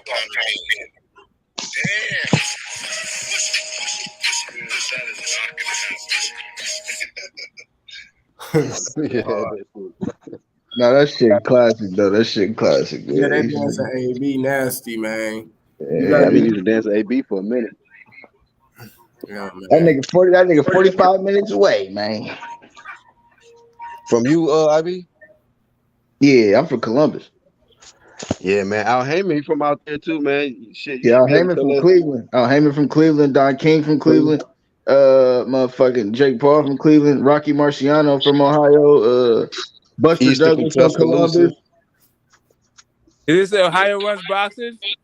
Hey, Ohio breed a lot of talent, bro. We got it is. I can go down the list. It's so crazy. I can go all day. I can go all day. Montana Love, like I can tell you, right now, Montana Love. I can tell you literally. After a fight, he'd be in a trap shooting dice the next day, literally. Damn. And they call him Pretty Boy in the streets too. Hey, I be that nigga. Hey, when you got a nigga like Bud, right? That's the best fight in the world to show that shit don't bring no success in boxing. Why these niggas still doing dumb shit, man? That's all I'm saying, man. We talking about some other shit, man. Goddamn. Man. He just got disqualified, man. We want to see these niggas win, man. These niggas out here fucking up, man. He about to go to court, and it's about to be off the whole goddamn record because the judge never even gave a warning. He just straight went with the first disqualification. He never gave no warning, no nothing. So Montana Love go to court Monday. He wasn't supposed to. That nigga a professional, bro. That's all. Niggas gotta look at it like this. I get paid to succeed, nigga, not to lose, nigga. Bro, okay. So when it get overturned, then what you gonna say then, Meth? You gonna be right back here talking about? Man, but Eddie don't give a fuck about that nigga, man. Eddie wouldn't put that nigga in there with that nigga. You see what I'm saying? But that nigga tripping. That nigga, he shouldn't be going. I'm not taking up for the nigga. I'm just saying, bro. Like, why is he going to court for that shit right now? And it's gonna possibly get overturned, and the L gonna be off his record. Probably. Yes, that's a lot of problems. Even if it do, you see what I'm saying? It ain't guaranteed. It ain't set in stone yet. It ain't set in stone, but he going to court for that, bro. That's facts. I feel you. Well, who going to court? Ohio. Who going to court? Montana Love for that disqualification, that over the ring shit. Man, Ohio too fucking small to be having all them goddamn killers in that bitch, man. Now Ohio ain't small. Man, you shouldn't have did that shit. Ohio ain't small, bro. Yeah, I think he was feeling the pressure. Ohio ain't big. Nah, we like medium. We like medium. We ain't small. We ain't small, but we ain't the biggest. You know what I mean? Like, but we ain't small. But that's what I'm saying, bro. They small as hell. Look hey, at you got big ass New York. New York is population. New York is population. I know. New York is hold on. That's what I'm speaking on. I'm speaking on population. If I'm speaking on population and I'm looking at all of these young ass niggas, all of these motherfuckers coming from Ohio, and they ain't got a huge population compared to places that got huge populations, and that shit don't even amount to the killers Ohio got. It's for sure. Damn, like that, IB. Damn, IB. No, I'm just saying that's because we got like a lot of major shitty, like like we got Cincinnati, Cleveland, Columbus, and then we still got the smaller ones like Toledo, Canton, shit like that. You feel what I mean? Like we got little shit too though that got a lot of talent too. You feel what I mean? Like a lot of people don't got that. Like New York really just got like New York City and a lot of boroughs and shit. You feel me? Ohio's flat as fuck. Yeah, boxing is not as big. Like I don't see the gyms like I used to. Yeah, it ain't. Like I mean, you see them. You see them, but not. I really don't see them. I'm gonna be honest.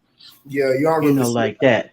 You don't really see a lot of them, man. Like that for real. I mean, I don't know people that talk about boxing other than y'all.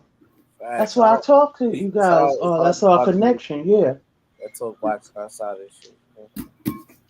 Yeah. Especially know what they talk about. I hear motherfuckers. Yeah, man, when Floyd gonna fight Mike Tyson, man?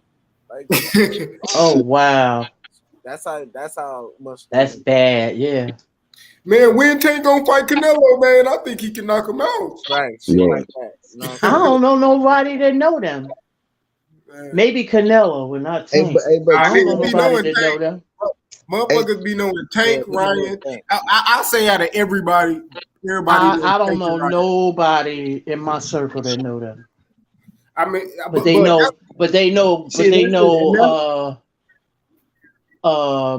know like Floyd and people like that. Yeah. And see that speaking of what IB was speaking on, that's why I love that motherfucker Anderson so much, because Anderson ain't no motherfucking boxing transplant. You know what I mean? Yeah, for sure. And to be truthfully honest with you, a lot of famous people might come from Cincinnati and shit, but the biggest hub in Ohio is Toledo. I'm telling you, it always been that way.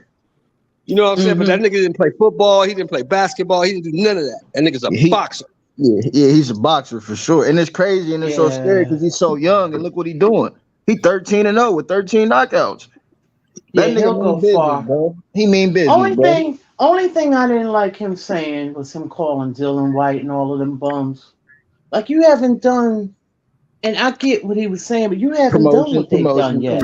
Promotion. I get it, but that's disrespectful to me. Like, you ain't done what they've done.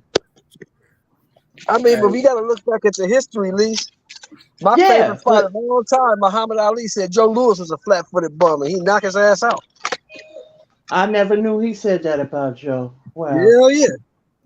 He said Joe Louis. And even back then, I would have, and who I am as a person, I would have been like, nah, you can't be saying that about Joe. But of course, Dylan ain't Joe, but I'm just saying.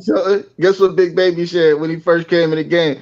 He said he jabbed better than Larry Holmes.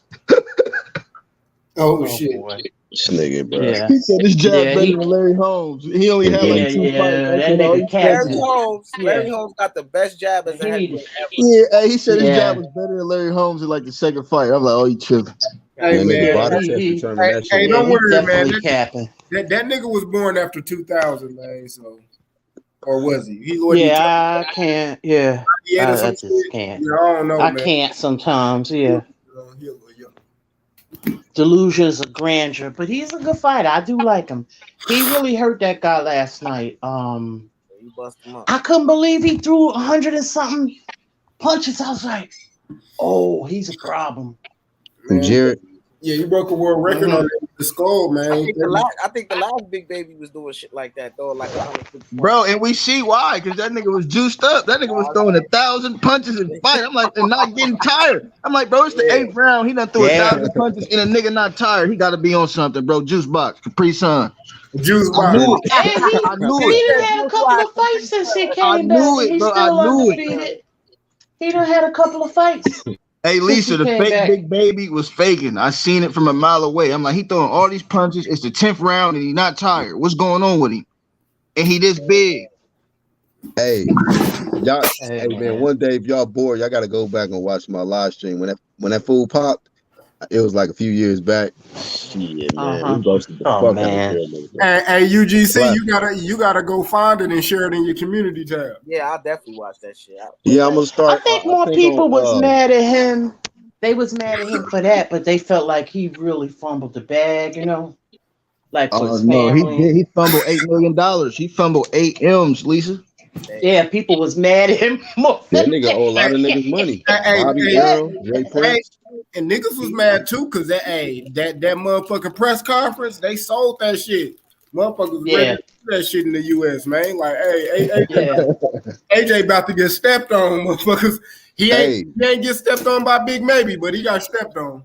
Big Maybe. Yeah. Right. Hey, he just was jealous of AJ because he ugly. Hey, but Lisa. AJ look way better than him. The women like him, got way more money, and he just didn't like him. He just always used to, yo, fucking phony ass. Hey, you the only one that can say that, man. I know you, Lady Shan, and Karma. But it's the truth, though. You said she hate because he always hated on him or whatever and talk all this shit about him. He was your motherfucking landlord, bitch. Oh shit! Flat out. But just imagine, shit. Just imagine. No, but it's the truth though. He be talking all that shit. I like Big Baby. I think you're a good fighter, but I don't like that nigga. I don't like that nigga. I don't like the fake Big Baby. I don't like that guy at all. Ugly ass. I'm gonna let y'all niggas know right now. Ugly ass. I just time-stamped that. I will make a clip off that. He said, "I'm your landlord, bitch." Hey, that shit was fire. Lisa, oh shit. Because he was talking about all this. He was like, no, because he had promised his mother stuff and this and that. I was like, man. And then I seen him doing, well, at least Floyd and them gave him, he was doing security for them. I was like, come on, Big Baby. Yeah. I don't wish nothing. I wish him the best in his career. And I hope he coming back. Like he done had a couple of fights. Hey, X, I gotta take that L, bro. He from Brooklyn. Oh man, y'all always coming for me, man. Who y'all talking about? I used to live in Brooklyn and fuck Big Baby. He from New York, bro. Who y'all talking about? Chris Colbert? Nah, the fake I used to live in Brooklyn. I love Brooklyn, but fuck the fake Big Baby. Damn, that's crazy. That's how y'all rock it. Hey, y'all got TEO too. Damn, man, that's how y'all rock it. TEO was man. He was raised in Florida, man. That shit don't count. Come on, X. You ain't vouching for TEO? Nah, hell no. I vouch for Chris Colbert, because he actually from here. But oh yeah, him too. God. Oh damn. Hey, y'all see Chris Colbert ranked number 8 in 135 ranking. You on weight? He fighting somebody. You on weight right now? Because you is fat as a motherfucker. You on weight right now? Damn, where he been? Yeah. Yeah, he fighting. Why it take so long for him to fight since last time? I don't know. Hey, he's trying to find the right color to dye his hair for his next fight. Put that nigga on the motherfucking shelf. Made that nigga sit and think, man. He been going back and forth with Gary. I mean, I don't know. Is Gary coming back? Hey, what happened to the fights on FS1? They don't have them no more? I thought they only do pay-per-views. Yeah, the budget is low. You know, PBC ain't got that money like that. Yeah. Canelo came through there and Hey, took the whole annual budget, on Fox Sports. I think Morrell been on Showtime too. Hey, Canelo came through and took the whole annual budget. Damn. I don't know who this is in the back with the boxing with boxing historian shit. Boxing historian, if that's you, turn your camera on real quick. Cause I don't know who the fuck dude is. They try to come kick it with the players, man. Man, they try to come kick it Canelo with the players, on that bullshit. Man. Damn, show your face, nigga. I don't see nothing. You got your thumb on the camera, nigga. Tired ass nigga. Nah, historian would have showed his face for sure, bro. Yeah, I already know. I don't know who dude is, man. Hey, I'm gonna just say this. Yeah, don't let the nigga on, bro. Niggas be getting on, putting on pornography and shit, trying to fuck the live up. Like niggas. Yo, box is got a wild. Yeah. Nah, historian would have showed his face, bro. That ain't historian, bro. Hey, Boxing Scholar said it's Rachel. Y'all niggas. Yo, that shit wild, nigga. Hey, yo, why I be hearing her name so much in the YTBC, bro? I don't get that. I be hearing It's so hard to say goodbye. You can't let it go, huh? Till yesterday, nigga. Damn. Hey, do anybody know what we got coming up next week? Because the next thing I know is January 7th. Man, hey, a new way about to start your nigga. Oh yeah, monster, yeah. Hey, before y'all put y'all breakfast in y'all mouth, man, a nigga gonna be knocked the fuck out. He will Hey, be flat out, man. Right? You know what's going on. Oh yeah. That nigga knew it. Stop. No need to before breakfast, bro. I swear to God. That's the unification for Undisputed, ain't it? Yep. We got it. We got it. After that, y'all know what's next. I want to see him in Stephen Fulton because you know some people. Hey, I got Monster. I got Monster, man. I got Monster. Oh, Monster versus who? Fulton, nigga. Let's put some money up. Hey, y'all want to watch a New Way highlight? Hey, Tuesday, I'm gonna watch the fight. I'll let y'all know. Tuesday, I'll let y'all know. Let's get that rematch, man. Hey, Tuesday, I'll let y'all. Oh, you talking about Fulton Figueroa? Figueroa gonna beat his ass, man. Nah, no. I'm talking about, I'm already up on you like 250. Let's get that extra. no, nigga, it ain't that much money, nigga. It's like a good. It's about a 200. It's like 200 at least. It's about a cool 100, nigga. It's like a cool 100, nigga. We bet like twice, 3 times, bro. We bet 100 once and like 50 hold another up. time. They saying Fulton going up to 126, so that fight ain't happening. They saying that in the chat. Yeah. They ain't fighting New Way, bro. The New Way must be really serious. Fulton running, man. Fulton. Yeah. Nah, Fulton could. I thought he wanted to be undisputed at 122, but now I heard he's MJ. But I think he got to fight. I think he got to. They have a rematch. He's fighting Figueroa next, but they said he don't have to give up his belt at 122 to go up there. Figueroa gonna be hitting hard as shit at 126. What would he rematch? I mean, all right, whatever, bro. That fight was ordered at the DC. It was ordered, Flynn. Bro, it's a reason why they ordered that shit. Hold on. I got a question. How the fuck you talking about the Figueroa and Stephen Fulton fight? Right. Yeah. They ordered it at the DC. Okay. How the fuck do you order a fight of an active unified champion? Oh, no. At a higher weight level with somebody he already beat. You gotta ask the WBC that because they did it. Are you sure? OG I'm Shelton, positive. the WBC I'm ordered positive. I saw it. I read it. I saw that. They did order it. They did Hey, order OG, is it because Fig won his last fight? No, they saying that they trying to show favoritism as Mauricio Suleiman does. He's trying to show favoritism to Figueroa because Figueroa wants that run. No, but the question is, did he fight somebody after Fulton and win? Yeah, he did. He won his last fight, some dude at 126 and beat him up. Yeah, he fought some dude on Maxayo and Ray Vargas undercard. Yeah, And they yeah, I ordered forgot who it was. and they ordered it after that fight. They ordered it at the WBC convention, play. Yeah, recently they ordered it. Yeah. Okay, so that was after his recent fight. Hey, that's a good rematch though, bro. That was a good fight, bro. That's a good rematch. Yeah, it was. It could have went either Great way. fight. Yeah, it was hard to score for me. I got 100 off Meth on that fight. Thank you, Method. I appreciate you, brother. Is it better than the unification? Hey man, and like I was saying earlier to Lisa, you got to remember, Lisa, Ali's idols was Sugar Ray Robinson and Jack Johnson. Those were his idols. Oh, so when Joe Louis and all them square dudes was talking about how he should shut up and he shouldn't do all that, he didn't like them niggas, so he talked shit about them. Right. For sure. But we know Sugar Ray Robinson was Ali's idol for real. Ray Robinson, Sugar Ray Robinson could tell Ali to chill. Ali wouldn't chill right away, but he'd chill out. You feel me? Like couldn't nobody do that with Ali. Right. Gotcha. I think he was calling him Uncle Tom at one point though. Joe Lewis. Joe Lewis. Joe Lewis was calling him. Joe Lewis was calling him, telling he was a loud mouth and he talked too much and he need to respect this and that. And Ali called that nigga Uncle Tom. He lost a lot of years. See, I think Joe Lewis knew they was going to try to find a way to get him out of boxing. That's one way he was going to be able to beat him. Man, I wish I was born around them times, though. I swear to God, Sheldon, you lucky, bro. You lucky, OG Sheldon. Yeah, that dude. I'm telling you, man, that dude from 61 to 67, don't nobody beat that cat. Nobody. That dude is a motherfucker. Yeah, I remember. Who you talking about, Muhammad Ali? Yeah, I'm talking about Cassius Clay.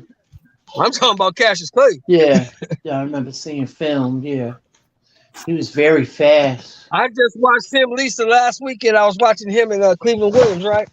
I just watched this nigga throw a 10-punch combination going backwards and knock a nigga out. Cleveland Fat Cat Williams. I don't know. I don't know. I might have Cleveland Big Cat Williams. Hey, he fought niggas too, man. Hey, he was cool. Yeah. Big Cat was cool. Hey, Muhammad Ali said that was the strongest motherfucker he fought. He said Big Cat had. Hey, did Big Cat beat Floyd Patterson? I don't know. I don't know. I have to look it up. I don't know if they fought. I don't know if they fought. It was a lot of back and forth between all of them. That's when this shit was getting real. Man, Big Cat beat the shit out of a police officer and got shot in the stomach. And get this, he beat him up after he got shot in the stomach. Yeah. Damn. Yeah. And that was after the Muhammad Ali fight. I mean before that shit happened before he fought Muhammad Ali. That was before the Ali fight. Mm-hmm. But Ali was just too fast. He was too fast. At 212 pounds, he was just too fast. And his punch placement, his footwork, they couldn't touch him. They couldn't touch him. What about him as a light heavyweight? He probably was even super fast. Oh man. I don't know, bro. I think Joe Louis could have gave Muhammad Ali a run for his bread though. Yeah, that fight would have been competitive until it ended. And it would have ended. Ali would have knocked him out. I was about to say, I thought you was about to say Joe Louis would have knocked him out. I was about to say, No, that fight would have been competitive until it ended. And Ali what about pound for pound? What about prime for prime? Joe Louis for prime. He was too little for mine. Joe Louis broke a nigga back with a body shot. And Ali at 212 pounds would knock Joe Louis the fuck Mike out. Tyson voice. I got Joe Louis. I don't know, man. Y'all wow. I got Muhammad prime for prime. Joe Louis really had retarded strength. Joe Louis over who though? Muhammad Ali. Prime he wouldn't be able to touch Ali. He's too fast. Y'all gotta put some respect on Joe Louis. I love both. You gotta put some respect on 25 titles. That's crazy. 25 title defenses, all-time great. Yeah, all time. But Joe Louis never saw anything Joe Louis never saw anything comparable to Muhammad Ali. Nothing. Facts. I don't know about that. Hey, Joe Lewis raised up Sugar Ray Robinson, man. Hey, it wasn't nothing. Ain't nothing new under the sun.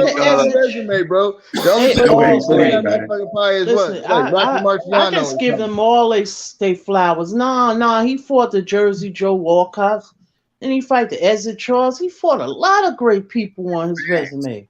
And ain't none of Joe and I Louis. love all them dudes. And I love I all give them them all dudes. they All them flowers. dudes Hall of Famers. They Hall of Famers and all-time greats. Can't none of them touch Ali.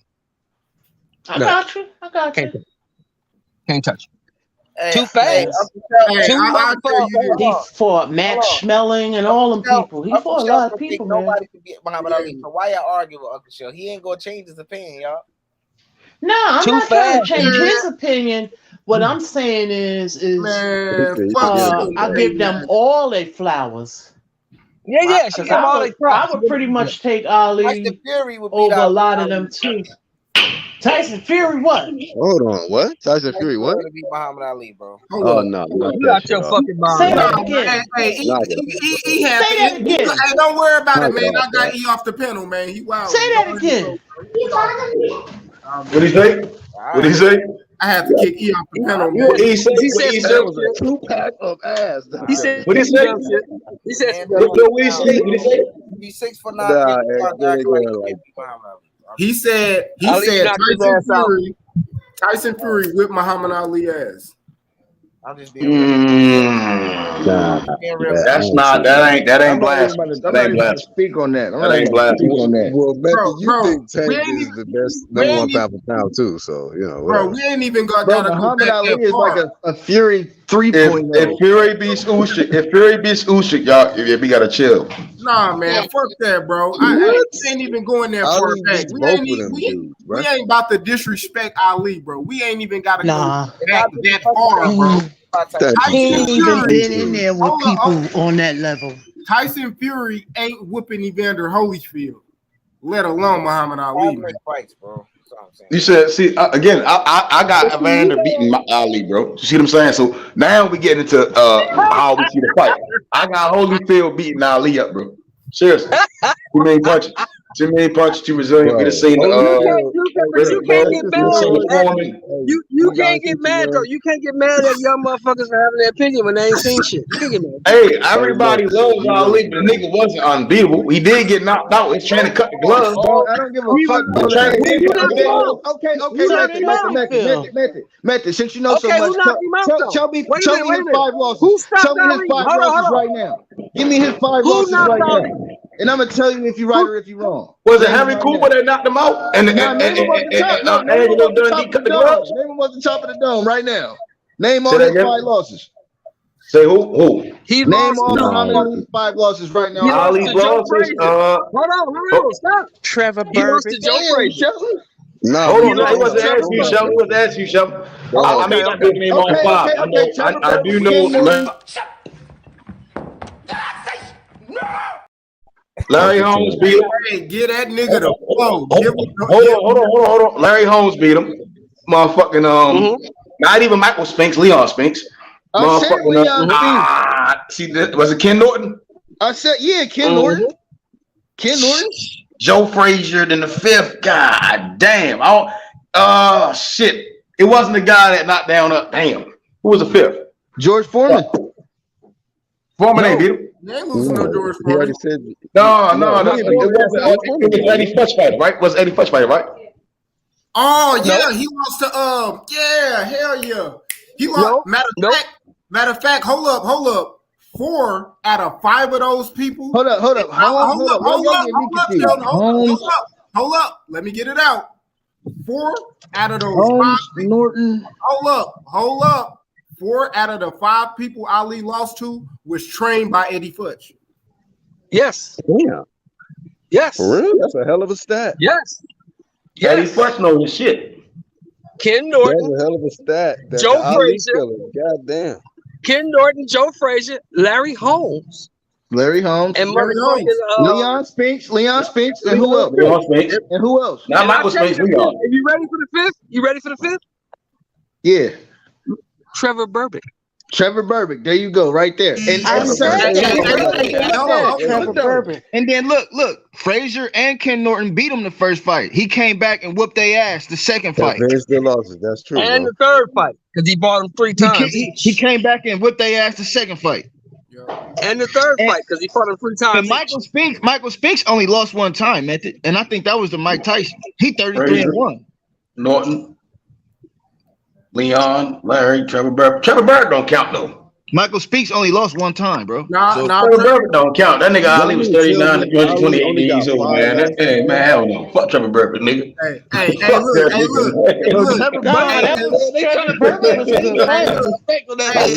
You gotta give him his win. And he wasn't in that nigga corner training that motherfucker to win. I ain't give a fuck about Ali. Just like what Larry Holmes too. You know what I mean? Run that thing, beat his ass. They ain't give a fuck. That's part of boxing. It's part of boxing. You think Terry Norris gave a fuck about beating the Hebrew shit out of Sugar Ray Leonard? He did. Nope. He said no. Terry Norris said he didn't knock him out. He said he spared him. He didn't knock him out. Terry Norris said that. He said he loved him. He said he loved him. Buster Douglas beat Trevor Burke. He said he loved him so much he didn't knock that nigga out. He did not. Buster Douglas beat Trevor Burke. Crying like a baby. And I ain't been on Box Trek at one time. I know my history. I hate to do that to you. I love you. Ali said, if you love me so much, why you kick my ass like that? That's crazy. Hey, Buster Douglas beat Trevor Burke. That's all I know. I keep telling niggas Buster Douglas ain't no bum, nigga. He ain't rubbing with us. Method, you on Box Trek right now. I ain't on Box Trek. I gotta be. I gotta remember a whole bunch of shit in one day. I gotta be. Man. Get on Box Trek. I gotta be. Hey, motherfuckers use everything. Hey, I'm not a historian. I'm a sweet scientist, man. I'm a sweet scientist, man. There's a difference. This is our homework. You gotta do your homework. Hey, listen. I'm a sweet scientist, man. I'm not a historian, man. I don't know the name. Everybody's name ain't meant to be mentioned. Nah, but I will agree with E, young crazy ass on this point. The Ali that fought from 1970 to 1979, Tyson Fury might have action at that time. But we know that's not the prime Ali. That's not the prime Ali. That's what I'm saying. The one from 61 to 67, no shot. He gets knocked out. Shit. All right. I don't know. So I ain't gonna lie. I think Joe Louis probably would have gave Ali a run for his money. Another person I think would have gave Ali a run for the bread.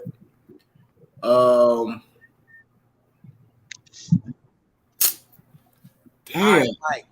Y'all talking about people before Ali, right? Iron Mike. Prime Iron Mike. Yeah. I'm thinking. You talking about? Yeah, I'm about to say. Yeah, that might have been an issue. That nigga, but if it was before Ali, Mike, in prime Ali, Ali knocks Mike out. What do y'all think? Prime? No, I don't know. Prime for prime. But that style. OG, that style. Mike was good. Troublesome. Yeah, Mike was good for the first 3-4 rounds. Yeah, he was good for the first 3-4 rounds. You take Mike deep. You take Mike deep. 12th round, Mike is gone. Yeah, but that style is troublesome for Ali though. Lennox the bob and weave. He gotta catch it. Mike don't catch it. He ain't beating Ali, bro. Lennox Lewis. Ali knocks him out. Yeah, Ali knocks him out. He's not losing to him, bro. Lennox is not. He knocks him out. Oh, like OG said, he ain't that good.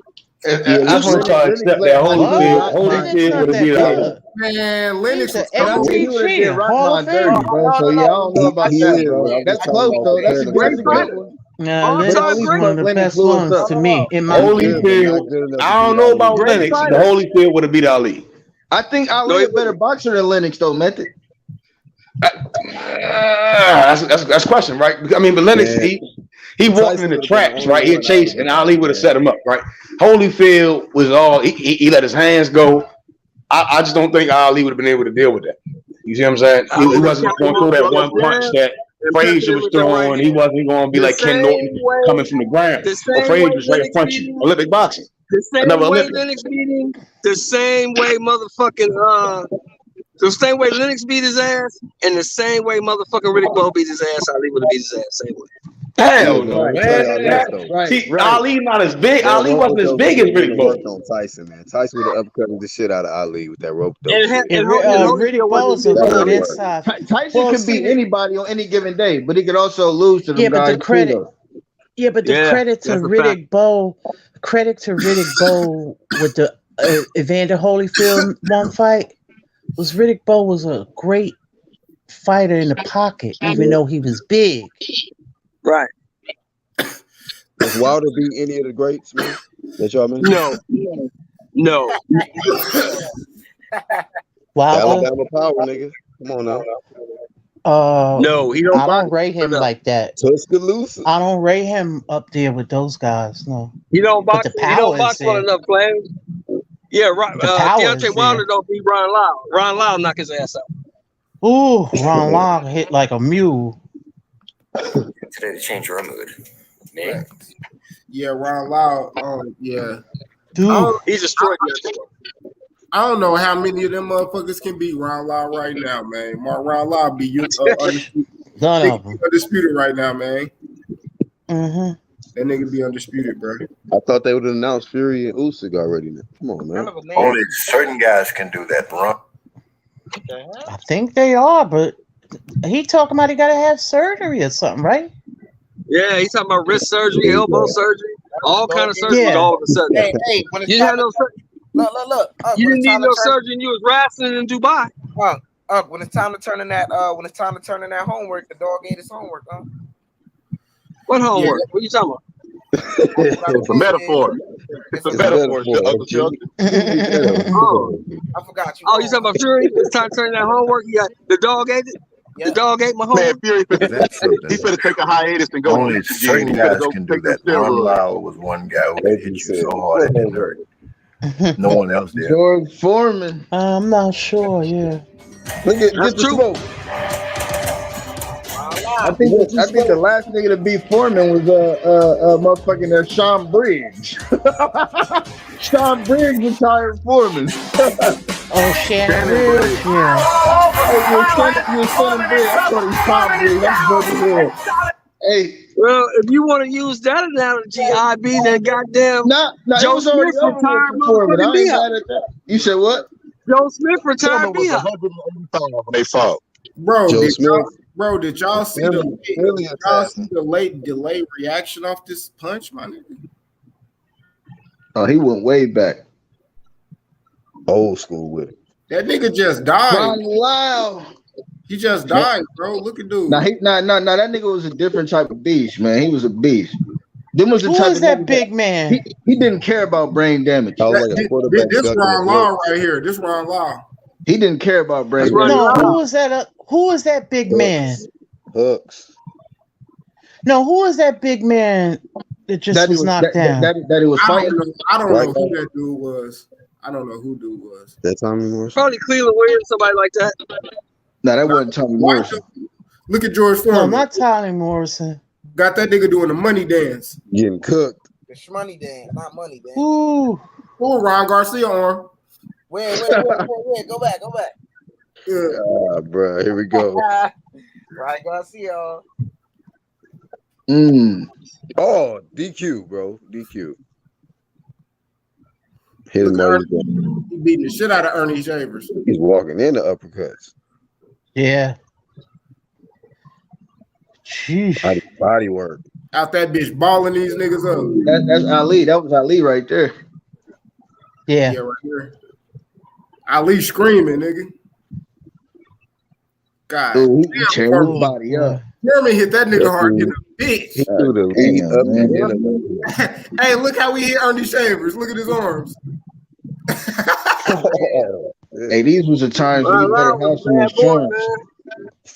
That was a bad life insurance. Nigga, that's shit. God damn. R.I.P. Ernie, I ain't gonna lie, his highlights ain't fucking with Julian Jackson. After that shit, I seen that's some crazy stuff right there. Bro, this a brutal punch. Oh, George. Oh, he dropped George, nigga. George. They dropped each other in that fight.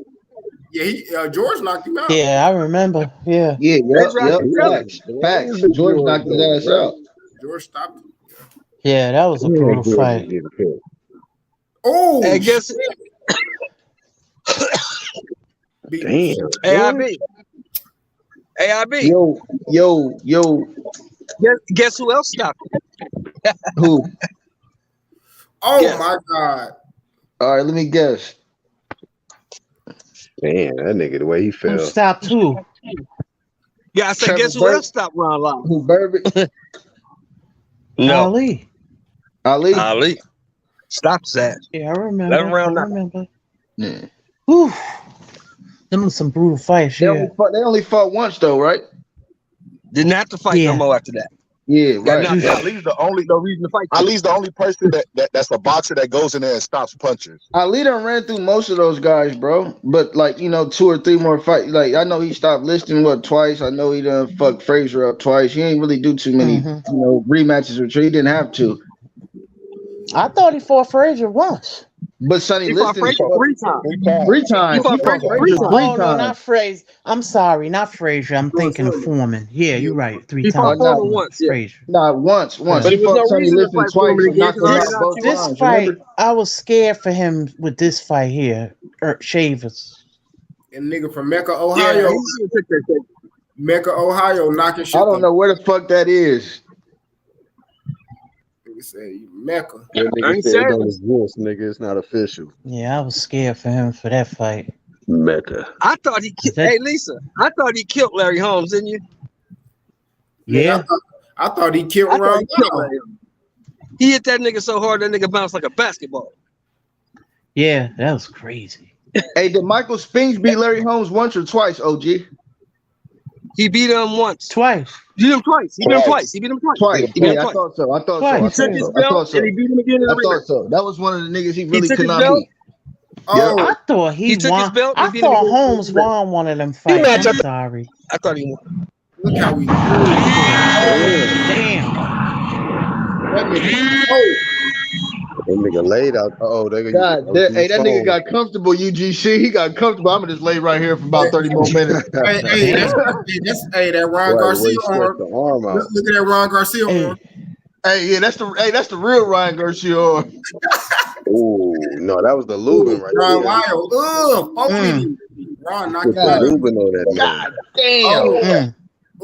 Oh. Ken Norton. Oh, Norton was getting cooked. oh shit. Hey, but Ken Norton cooked Ali that first fight, bro. I can't even cap. Yeah. Ken Norton was a good fighter Ali too, that man. first Yeah. fight. I can't cap. Yeah. Ken was ripped. Oh, damn, Ali. Oh my God, he rocked my nigga. Ali. Whoa. Oh, That was Ali old said, Ali, come on, look. Ali wanted some more. Look. Ali wanted some more. Oh. Tyson Fury. Oh. That's Tyson Fury. Oh, Yeah. Please stop comparing Tyson Fury. Shouldn't even be in this conversation. I'm not comparing them. Right. I'm sorry. I'm not. I'm Ali just was messing hurt with like you. a Yeah. motherfucker, man. He crazy. He ain't fought them kind of people. Yeah, man. That's why Ali got that fucking disease he got, man. Them shots like that. Yeah, man. Okay, he put it all on the line. I don't like man. that shit that Floyd say. I remember on 24/7. What was it? Oh my God. Damn. Whatever. Floyd said what? He said, I'm better than Muhammad Ali. Muhammad Ali he lost to this person with 7 fights and all this shit. That don't make you greater than him. Yeah. Nah, that don't make you greater at all. Hell nah. Nope. You ran way more. Ali You was the didn't change people's like Ali champ. changed.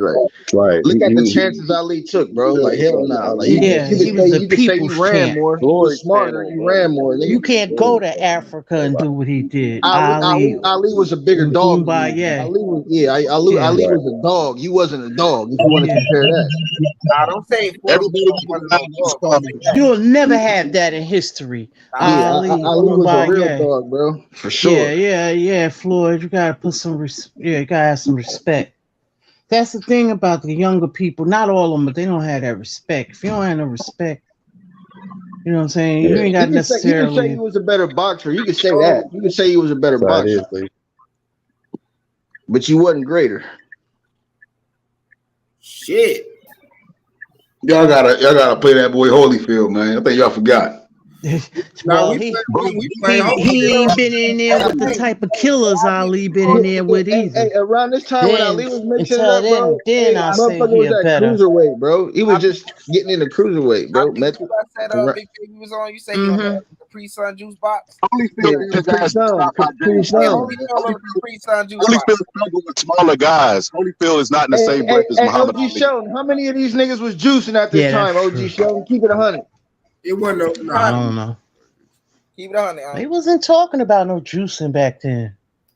Nigga, you fought, you put up or shut up, man. You put up and shut up. Them niggas being collard greens and cornbread. Holyfield and Tyson Fury definitely was. Holyfield, that's the thing. Collard greens and cornbread. No Capri Sun. Holyfield wasn't cornbread. And number one, Holyfield wasn't in Ali's era. Number one. Ain't none of them niggas. So that's a technicality. Yeah, ain't none of them. Yeah. I know Holyfield wasn't in number one. Somebody keep bringing up Holyfield. Method number one, Holyfield wasn't in Ali's era. Number one. I know. We got Jerry McClellan up here. That's why I said bring up Holyfield. Listen to Evander Holyfield. Don't beat Joe Frazier. Evander Holyfield don't beat Ron Lyle. Evander Holyfield don't beat Ernie Shavers. He don't beat George Floyd. I'm not saying he'll beat Ron Lyle. I'm not saying he'll beat no, he'll beat Frazier. I think he'll beat Frazier. He won't beat Lyle. Foreman. He fought old Foreman. He don't beat that 24-year-old, 25-year-old killer. He don't beat George Foreman. He don't beat that guy. I get it. Oh, body snatcher. Bomb. Woo. Oh, you knew he was a mean son of a gun. Holyfield was great. Yeah, his body hurt. Holyfield was great. Don't get me wrong. I love Holyfield. Oh, but he don't beat that guy. Not the hardest puncher ever. Oh, goddamn. Gerald McClellan. McClellan was Gerald mean. Goddamn. Look at that. Ooh. He want to scoot out the ring. Oh my God, nigga! R.I.P. Mills Lane. Yeah. Shit, that nigga seen some hell of a knockouts. Oh my Julian God. Jackson was another one that had heavy hands. Just watched him yesterday. His highlights the best I've seen, I think, bro. I ain't gonna lie. Go to Julian Jackson. Remember when he knocked that guy out from England? I'm trying to think of his name. He knocked the guy out. This is what I ask for these young fighters today. What Jerry McClellan doing and all that. You see a guy on the ropes like this playing around, get his ass the fuck up out of here. Stop playing with him. Beat his ass. It's over with, Method. I don't know. Jared Anderson showed something different. Jared Anderson showed us something different yesterday. You either want blood or you want money. They don't want blood. They want money. Oh my God! Do you see what he doing to this nigga? Like being nigga? Yeah. No. Give me the smaller. Give me the smaller. He did Nigel. He did Nigel Benn dirty right there. Nigel Benn came back after this though. Nigga, no, he did. This one right here. This the first fight. Yeah, this the first fight. They only fought one time. That was a hell of a fight. Oh, she's But fucking your computer. unfortunately, the outcome of it. And the USB-C and the USB. That's not Nigel. Wait a minute. How many times they fought? Him and Nigel Benn only fought once. Yeah, they only fought once. Fought once. So he came back after that. He came back after that though. Yeah, that's what I said. Man. Hey man. No. I don't want to go back and watch that. Nigel came back, Q. Hold up, bro. He headbutted that nigga. When they was fighting, he wasn't coming back. He was looking a little bit better, but he wasn't winning. Gotta open the box. When he headbutted him, you start seeing that nigga blinking and all that. Oh, that's when he started blinking and shit. Like that shit was over. It was over. That's when he fucked Jeremy. But he was blinking way before that. They said. That's what I thought. I saw the documentary. Right, his sister even talked about it. She was on Major Key. He kept fighting and shit. He had neurological problems. Yeah. Hey, Lisa, did you see in a documentary? Remember when Nigel came to visit the family? Is that the one you seen? Yeah, I seen the same one. Yeah, but his sister was on Major Key last year.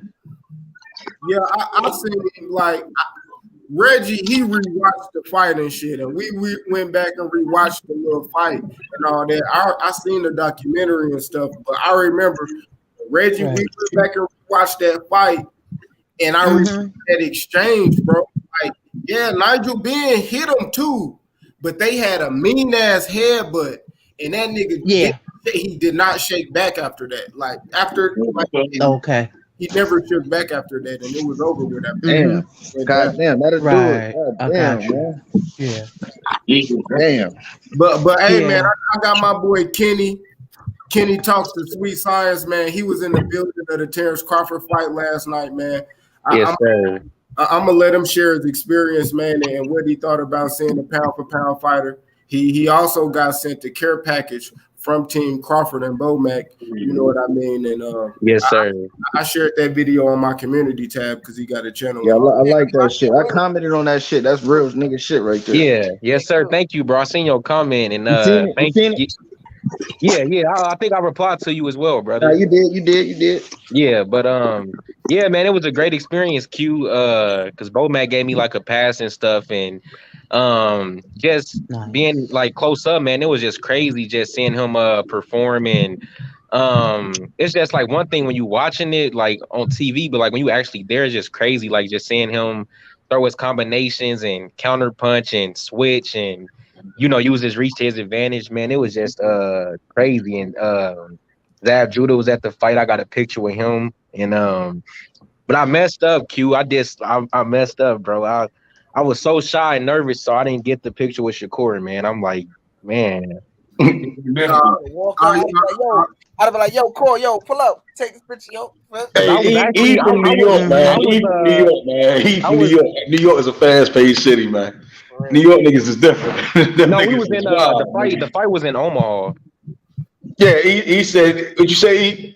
Yeah, I said I would be like, yo, Cole, yo, pull up. Let me take this picture real quick. All right. Yeah, I was right. I was in Terence Crawford's locker room, but I shook his hand, but I was like too nervous to ask for the picture because like Shakur is like in the locker room. Nah, man, I can't let you get away. Yeah, man. My boy, man. We're gonna let him talk. Like, yeah, man. Bomac, man. Team Crawford actually, fuck with him tough, and that's a reason. Like after I seen it, that firsthand shit that man Bomac did all this for a supporter. Somebody that he just met him at the gym. And yes, sir. So that shit is. Yeah, so I wore the gear that Bomac sent me, and I was able to watch like Steven Nelson warm up and hit the pads and stuff and put on his trunks, and it was crazy just watching Crawford come in the locker room and like shake my hand and stuff, and it was just crazy seeing him put on his gear and stuff, man. It was just like mind blowing, man, because I really look up to these guys and study them and stuff. So the fact that I was able to just experience that was just mind blowing, man. Yeah, that's good, man. I got to meet Crawford twice. You know what I'm saying? So, that's yeah. I can hold my hat off. Where did you get to meet him at? At Gleason's gym for his media workout. I think he was fighting. That's when he was fighting Mayor Khan. Yeah. Oh, okay, cool. That's great. And Regis was at the fight as well. So that was cool too. Was Regis in shape? Was Regis still in shape? Yeah, he looked great. Damn. Number killers in that motherfucking building. Man. Yeah, he had guys in there. Like the knockout, man. Did the power look real in there? You seen it firsthand, man? Yeah. Oh yeah, of course, man. You seen he slipped the shot and then he came back with a uppercut and like a right hook. So yeah, it definitely was definitely real, like for sure. And the crowd went crazy, man. Omaha really they showed up, man. They really love him. One thing I seen, Terence Crawford glove. What the fuck happened to his glove? I seen it busted. Like yeah, something. I thought they was like gonna stop the fight or something, but I think something happened with his like the wraps or the tape or something like that. I wasn't even really sure what happened. That shit, that was. It looked but like. Yeah, man. Terence Crawford is that guy, man. I really hope I can't wait until he fight Errol Spence.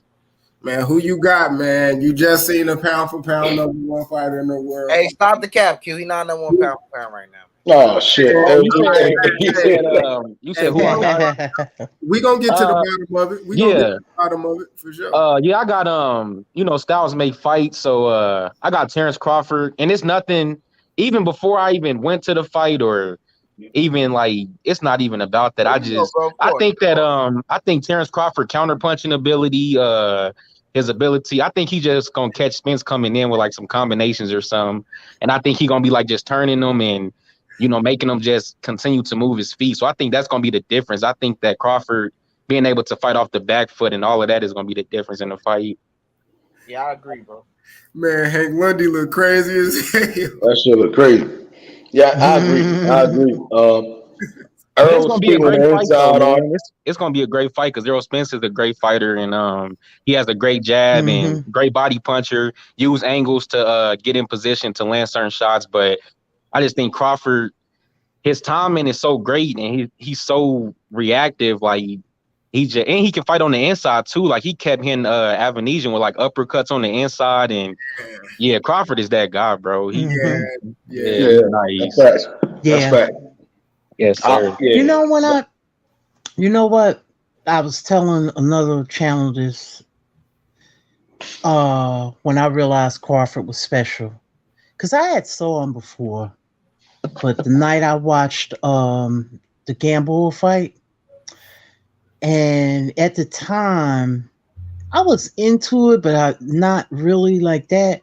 But then as I started watching it, and the when it really got really crazy, you know what I mean? And they was going, locking horns. And when he won, I remember he stood up on that apron, the ropes, and the turnbuckle, and the crowd, all I could just see was the crowd went crazy. And I felt something special right there.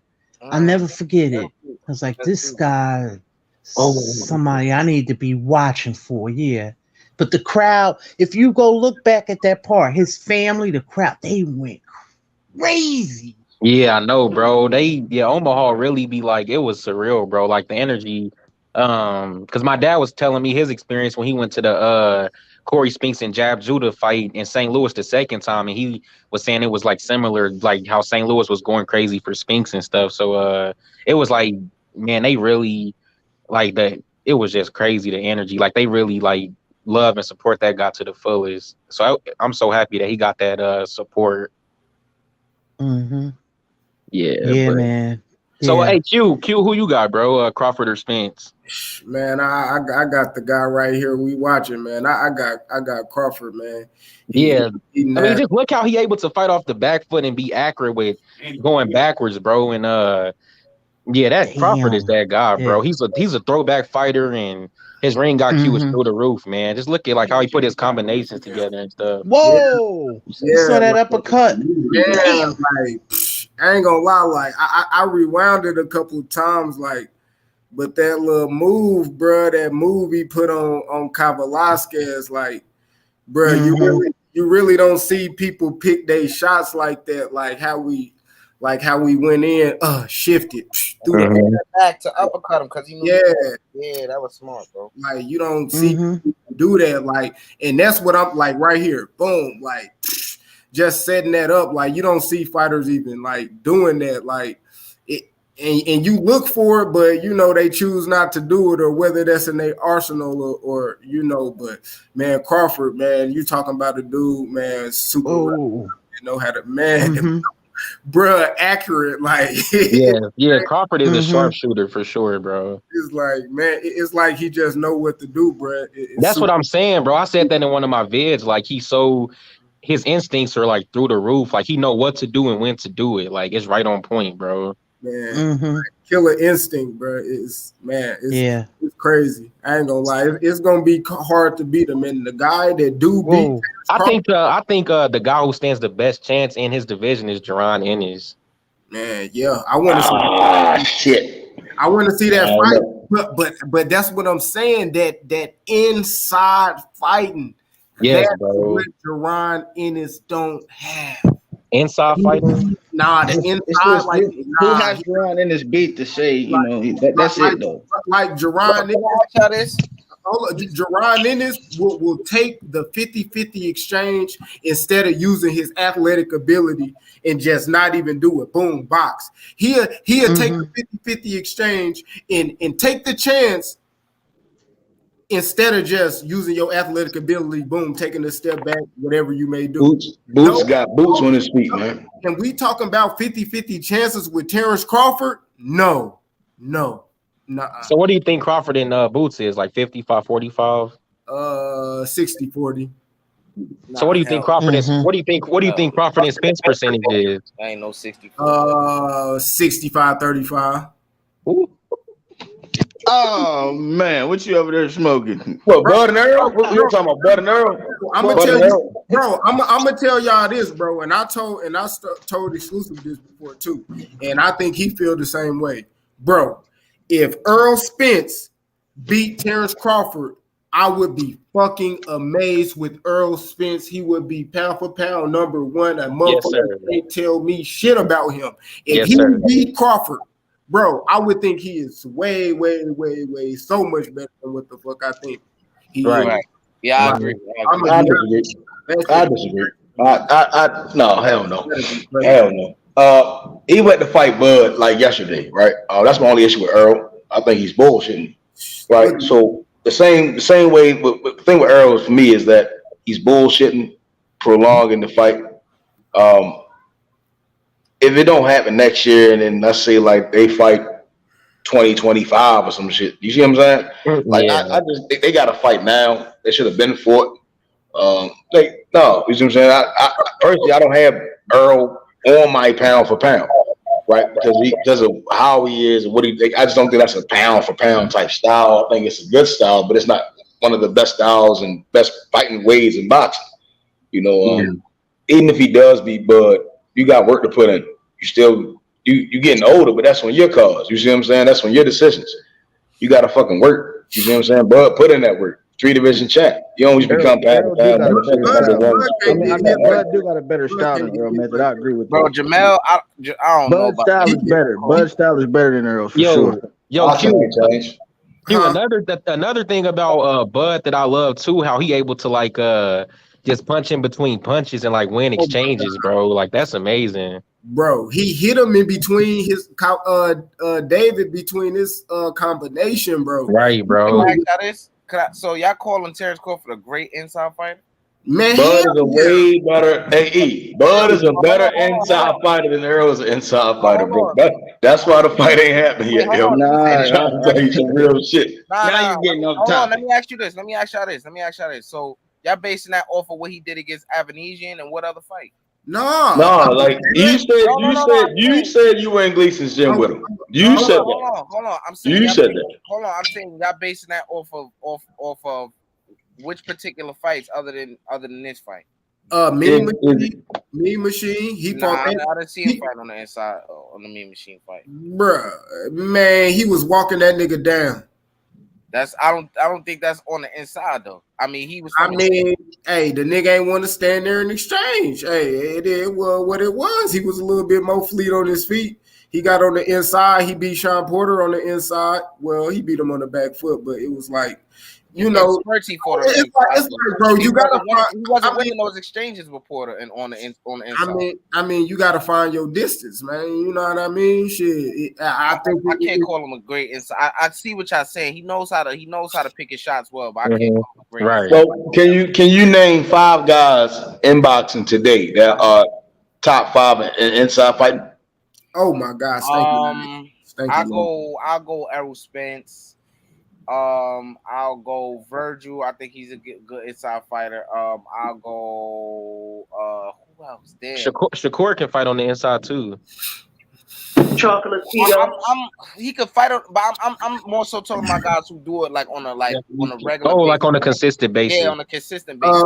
That's Chocolate Tito. Oh yeah, Chocolate Tito. I think I really I want to say Lomachenko. I really want to say Lomachenko, but I'm not. Nah, that ain't inside, bro. That nigga ain't swarming. Arrow's a brawler. Loma's a swarmer. Bud is an inside fighter. I think what's his dude name? I think Stanley Onis can find the inside real well. That's good, yeah. Who else? I'm trying to think. Top 5 though. That's a good, yeah. Stanley Onis can find the inside. I'm just naming. Man, I tell you, man, Bud or not standing on this out on the inside. Facts. Especially when he switch. He'll knock him out, but I don't know if it's going to be on the inside. Man, get that boy that treatment, man. I don't know. I think we get carried away. I think Better Beef can fight on the inside too. Oh yeah, he's nasty. Yeah, he another swarmer though. Like Manny Pacquiao's not a prolific inside fighter. He's a swarmer. Yeah. Right, and that's kind of Oscar De La Hoya described him. Right, when I think about inside, I think about Bud. Right, I think about Tony. You know, I think about Bout. These guys would capitalize on certain shit. You know, they had no problem tying you up. You know, they made sure if they hit you to the body, it's a stick. They'll make you forget about a certain weapon that they grade use. But they never even show it. And then they're presented. You see what I'm saying? It's more than just throwing punches. And that's what I see with Earl and Gobble guys. So they throw a lot of shit in the inside, but they ain't really inside fighting. That's just like that's more brawling and swarming.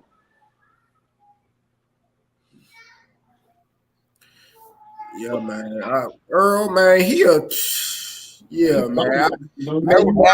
Inside, especially when he was when he was younger, bro. Like, man, he nasty on the inside, bro. Mm-hmm. Ooh. Too bad he going to sleep though, man. That shit crazy.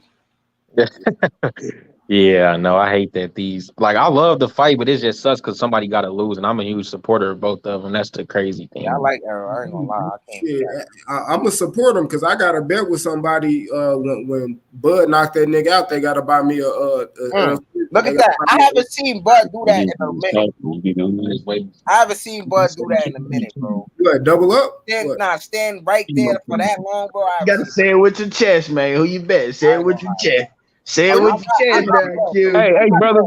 What's happening with y'all, man? I'm Kenny's dad, man. We caught the bus from Kansas City, man, and Kansas City, Missouri? Kansas City, Missouri, and Kansas on both sides. Yeah, I got hella family from Kansas, and in the Kansas. Half of my family in the Kansas City mob. Okay, yes, sir. So my thing is this. I think Crawford and Spence, because I'm a Spence guy, but Crawford's a bad boy though. We just witnessed. Oh, hey man, Omaha love that dude, man. Love him. All right. Let me ask y'all this because I was talking with H, right? And yes, sir. This is the knockout of the year. Y'all think that's better than Caleb playing knockout? Oh, it's colder than that. I think. Darrell was washed up, bro.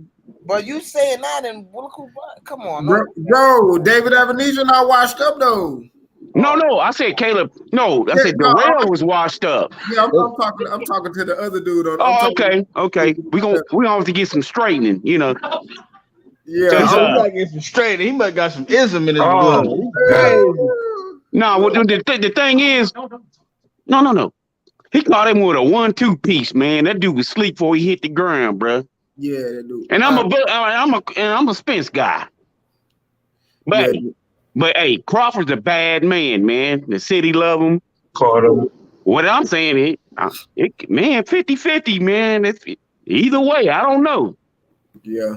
Crawford Spence can go to the body. He put brothers in the hospital, bro. A couple of them. So that's the fight we all want, and Omaha been treating us good. We're on our way back to Kansas City tonight, and I'm glad for y'all having me and my son on y'all platform, man. Much love to y'all brothers. Man, appreciate having them, man. Great job raising the young, respectful brother, man. Appreciate it. Yes, sir. Hey, Q, another great knockout this year was much love and respect. Yes, sir. To you too, bro. Tank versus Rolly. That was a great counter short left hook, bro. That was another great knockout this year. That fight, that was. I ain't gonna lie, I did some good knockouts this year. I don't know. I might have to say that Caleb Plant, Yeah, bro. I'm telling you, Q. But the Crawford shit, bro, I'm not gonna lie, bro. Shit was more intense, though. Like I'll say this, bro. To look at and what I've seen a lot of people talking about with their Crawford shit was the pace of the fight. Right. To see him go from 0 to 100 in the middle of the combination and knock him out, that shit was nasty. Yeah, Crawford is great at picking up the pace, bro. He's amazing at that. Yeah, that was. Yeah, I was like, he said, it's going crazy to this dude body. Oh my God! Look at Spence do what he just. So what version of what, like, in what particular fight version of Errol Spence would y'all say has the best chance against Terence Crawford? Like, which version? Sean Porter. The Sean Porter one. Oh. Yeah. Just like. Ooh, not the wind up. Bye. You see him? Oh, he wound it up. Little baby wound up. He ain't really bring it back. You know what I mean? But hey. Hey, man. Oh no, I'll say the Sean Porter. I'll say Sean Porter because like everything after Sean Porter was a digress. Like I feel like he haven't been getting better as like the Sean Porter on up, like the car wreck. I don't think it was more physical with that, but I feel like he just looked way more timid. You know what I mean? He was real flinchy, real twitchy and shit. Flinching off every feint and shit like that. And I mean, with the Ugas fight, he did look like a little bit more comfortable with being hit, but I seen him get rocked hard as I ever seen him get rocked before. And he had this whole mental lapse, and he had one with Danny Garcia when he got his mouthpiece knocked out then, and it like he started walking to go get his shit like the fight ain't even matter. Like I was, it's crazy like that. Bro, and people just saying, man, he's not going to do that against Terence Crawford, though. I don't know what he's going to do. But I say he better not do that. Yeah, right. Yeah, for sure. He better not get his mouthpiece knocked out and look toward the ref to have him stop it or nah. You better fight like it didn't even happen. And then they'll stop it, when they can. But don't be worried about getting your tooth knocked out. You better get your chin strap that. You know what I mean? I don't know what's going on. I get my stuff locked in when I see them flip out. Say that. Yeah, he gonna have to get that thing molded in, man, for them new teeth. Yeah. Shakur was like, he makes sure his mouthpiece locked in. It's installed. It ain't coming out. Yeah, bro. He can't just have no mouthpiece slipping and sliding out his mouth, bro. Hey, and he think that shit funny though. Like, I ain't gonna lie, like Earl thought that shit was funny. He thought that shit was hella funny. Yeah. You thought that shit was funny, bro. Yeah, bro. You gotta like that nigga, bro. I like Earl. He a funny guy, man. Dude is funny, man. I fuck with Earl, but I don't think he beat him, man. I think Terence Crawford whooping from here to Dubai, man. No kidding. So what round do you think, Q? What round are you predicting? Shit, I say the 9th. I mean, yeah, I say anywhere from the 9th through the 12th, or like the 6th. So how do you see it happening? Do you see him like punching in between the punch, or catching him coming in, or? I see him having enough time to counter him with like a big ass shot, like. He gonna make a miss and just boom, because I think he gonna let Earl fight him how Earl wanna fight. And he's just I think that's what I'm saying. I think he gonna like use that against him, kind of like. Yeah, that's what I think. Like he just gonna exploit him. So if Earl go in there and he wanna just pump the jab and be on some boxing shit, he gonna let him do that. And he just gonna get countered, like he gonna get. I don't know how good his chin is, but if it's what I think it is, I just think the corner gonna have to stop it. I don't think he might necessarily just get knocked out. I think the corner. I think the people that care about him. If he really had that car wreck, he really had that eye injury, and this punishment this dude putting on you, just throw the towel in. I think it's gonna be something up the middle, Q. I ain't gonna lie. Yeah, I think he's gonna run into it too. I think he's gonna run into it. He gonna be looking dead at his fist and just bite that motherfucker. Gonna be a whole piece of leather in his teeth. It's gonna be crazy. The glove gonna be in his mouth. Hey, you on mute, Abby? Oh, not a whole piece of leather in his teeth. You crazy? That nigga Spence is capping, bro. That nigga spit his mouthpiece out in the Van Heerden fight way before the car wreck and before the mouthpiece mode. That nigga capping, bro. Every time he get hurt, it's a strategy boxers use. X to tell you they spit the mouthpiece out the box some fucking time, bro. It's smart. Hey, Diego Corrales did that shit like a motherfucker before we saw. Yeah. Hell yeah, you so right about that. I seen an I seen an amateur boxer. One of his guys, I kind of had a rivalry with the nigga and shit like that. He was getting the better of me in sparring and shit. I seen him fight, and this nigga is so smart. His ring IQ like, I ain't gonna lie, his ring IQ is crazy. Like, I consider that like that as part of his ring IQ. I don't care what nobody say. Like, he was fighting a bigger dude because he had moved up a weight. So he went from, I think, 139 pounds to 154, and he fought this bigger dude, this Mexican man, way bigger than him. And he knew that he couldn't stand there and trade with the man, so he kept him on the out. He was on the outside and shit like that. But he was high up and he would spit out his mouthpiece so the guy couldn't get off. Man, this shit is crazy. He won the fight just like that. Damn, nice, bro. I was like, it's called a sweet science. Smart, bro. I was like, all right, I see how he be doing that little funny shit. I ain't gonna lie, that shit crazy. Ask him about what he thinks is Crawford and Crawford did. But now Earl and Thurman. Oh yeah, they Q. My dad said, "Who do you got, Earl or Thurman?" Man, I got EJ, man, but I think that fight gonna be super tough. I think that fight gonna be tough for what people think, huh? I think Thurman could hurt him bad, bro. I ain't gonna lie, bro. I think if he plays, and vice versa, bro. I ain't gonna lie. Yeah, both of them spit their mouthpiece out. But I think like if Earl chase him, I don't think Earl at no point in that fight should chase Thurman. Like if Thurman move back, man, hey, be patient. Don't go chasing that motherfucker because Thurman gonna step back and send some crazy shit at Earl. Right. And I think he possibly could run into that shit. So do you think Earl's best game plan would be to just like keep him at the end of his punches or something like that? Hell yeah, just control the fight. Don't fall into no traps Keith Thurman gonna set, because Keith Thurman gonna set traps. Keith Thurman older. I think he ain't no one-time Thurman, but he still got a little pop on his punches. Yeah, absolutely. Hey, but Q, how's he gonna do something that's not his character to not come forward? Errol Spence is the juggernaut, bro. He gets momentum coming forward. That's true. Man, he is gonna be like Sean Porter, bro. Remember Sean Porter kind of Thurman kind of was checking Sean Porter a couple times. I think we might see Earl, that's when that mouthpiece gonna come out. Thurman gonna fuck around, stop, bing, bing. He gonna spit that bitch out. Hey, but Thurman can hurt people, but he's not a good I can't wait to buy a 20-piece. He hurt Barrios, but couldn't finish him. Yeah, he hurt Barrios, couldn't finish him. He hurt him like 8 times in the fight, bro. But Thurman gonna get his ass whooped. I ain't gonna lie. Fuck around with Earl, I'll be honest here. I think. I believe that. Yeah, man, I hope so, bro. I think Earl gonna smoke, dude. Versus fucking Terence Crawford. Earl gonna smoke, dude.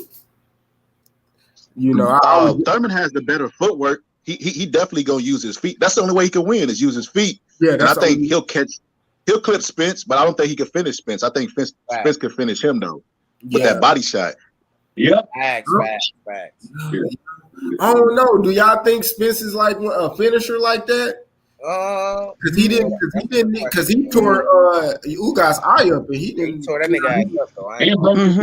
It got stopped by the ref. He didn't like. Yeah, I think Spence is more. His thing is like more of an accumulation of punches, like an accumulation of a beat down.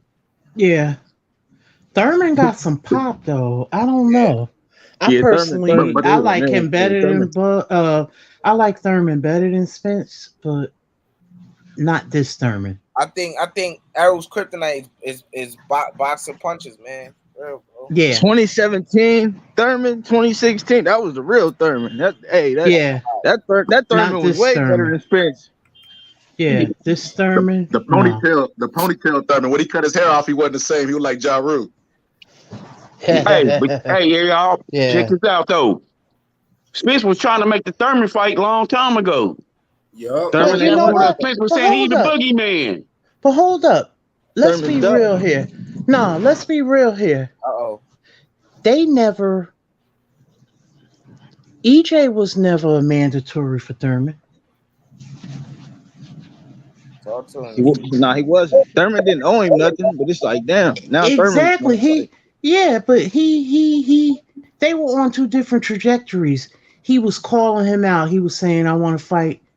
You know what I'm saying? But he was just going his route or whatever. But so he decided to go the IBF route. But now you want to fight him so now, I don't though. really consider that. But I don't really consider that to be a duck, though, when they never was in negotiations. Talk to me, please. Huh? Talk to me, please. But yeah, Look, the bottom line is Keith Thurman being petty, and I'm gonna tell you why. Because he felt like nobody gave him that chance when he was gonna when Floyd was his man, though Floyd didn't fight him. And then Floyd tried to big boy him and tell him, fight my young boy, then I'll fight you. Then he said, well, if you want me to fight your young boy, give me 10 million. You get what I'm saying? That's all that was. And then after that, people started shitting on Keith Thurman. You know what I mean? Yeah. Because Earl got popular off of that sparring shit of them saying that him beating Mayweather in sparring. And he had knocked out AB. Yeah. Hey, go on mute, Abby.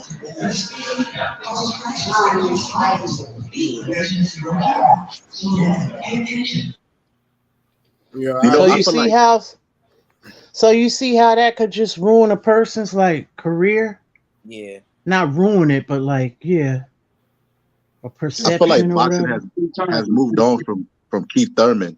Like he's still in that era of the Danny Garcias and Sean Porters and shit. Yeah. Those guys got one foot in retirement. I think boxing just moved on. We got that new wave. We got the Ortizes, the Boots. We done moved on. But I think Thurman's still dangerous. I just don't think he could beat Errol Spence because Errol Spence is going to be able to shake off his head shots. He's not going to be able to shake off those body shots. They stay with you. Yeah. Yep. I agree. Yeah, that's the problem with him. Yeah, it's the body shots. Yeah. His legs they still good, but they not what they used to be. No. I thought he looked good against Barrios. I don't care what nobody said. From what I expected. I think people thought he should have. Yeah.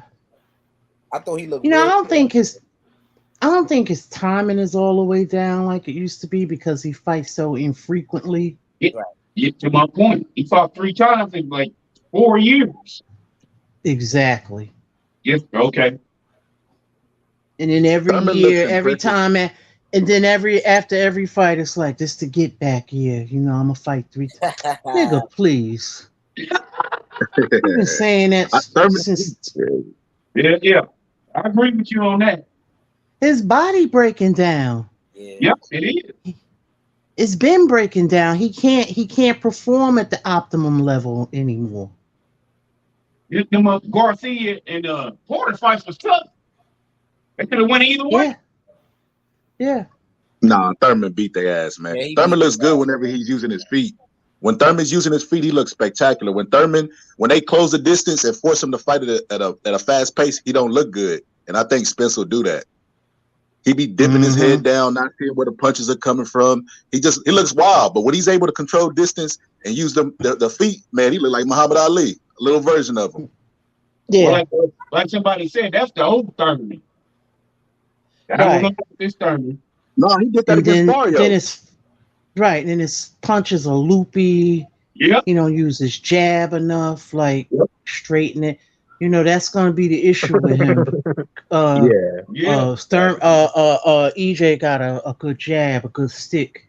And Errol Spence is great at using his measuring stick to work his way on the inside.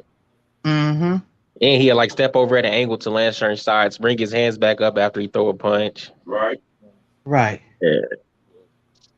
That's a nightmare that fight is going to be for him. Yeah, it is.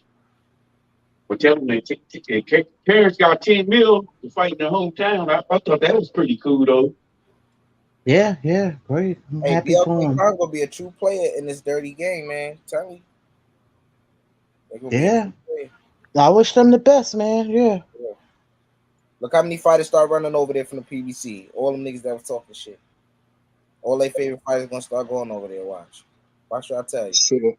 Hopefully we can see Exit or Q doing the in-fight commentary like Blue Blood was doing. Shit, yes sir. Hey, when I heard Blue voice, I was like, damn, I'll be hearing this nigga on YouTube, this nigga on TV now. Shit crazy. That shit was wild, bro. I was like, is that? Nah, that ain't him. Yeah. Wow, yeah. I'm happy for him, man. He's doing his thing, man. Mm-hmm. Yeah. Not a clickbait no more, you know what I'm saying? Hey, is Method still in the panel? They said it'd be right back. I think that was Method. Because earlier somebody kept that bringing was up fucking IB. Holy. Well, let me address this, Q. Joe Louis is a bad motherfucker, right? But Joe Louis struggled against Billy Khan. Billy Khan was beating him with his speed and his movement. Ali is way faster than Billy Khan and way longer than Billy Khan. I think Joe Louis would have trouble with Ali's movement. I think Ali would beat Joe Louis very easy. And to the Holyfield comment, somebody said Holyfield. Somebody said Holyfield would beat Ali. That is absurd. Holyfield struggled with speedy guys. If you go back and look at Holyfield's career, he only did good with big guys because he liked to sit there and brawl with them, like Riddick Bowe and Lennox Lewis. But Holyfield, when he went up against smaller guys and he had to be the big guy, he didn't know how to perform. That's why James Toney beat him so easy. Right. Remember that guy? What was his name? When Holyfield first came to heavyweight, that was a good fight. What was his name again? You're not talking about Kwawi, are you?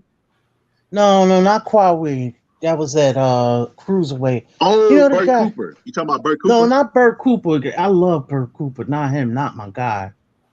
The other guy, Michael Dokes. Remember that fight?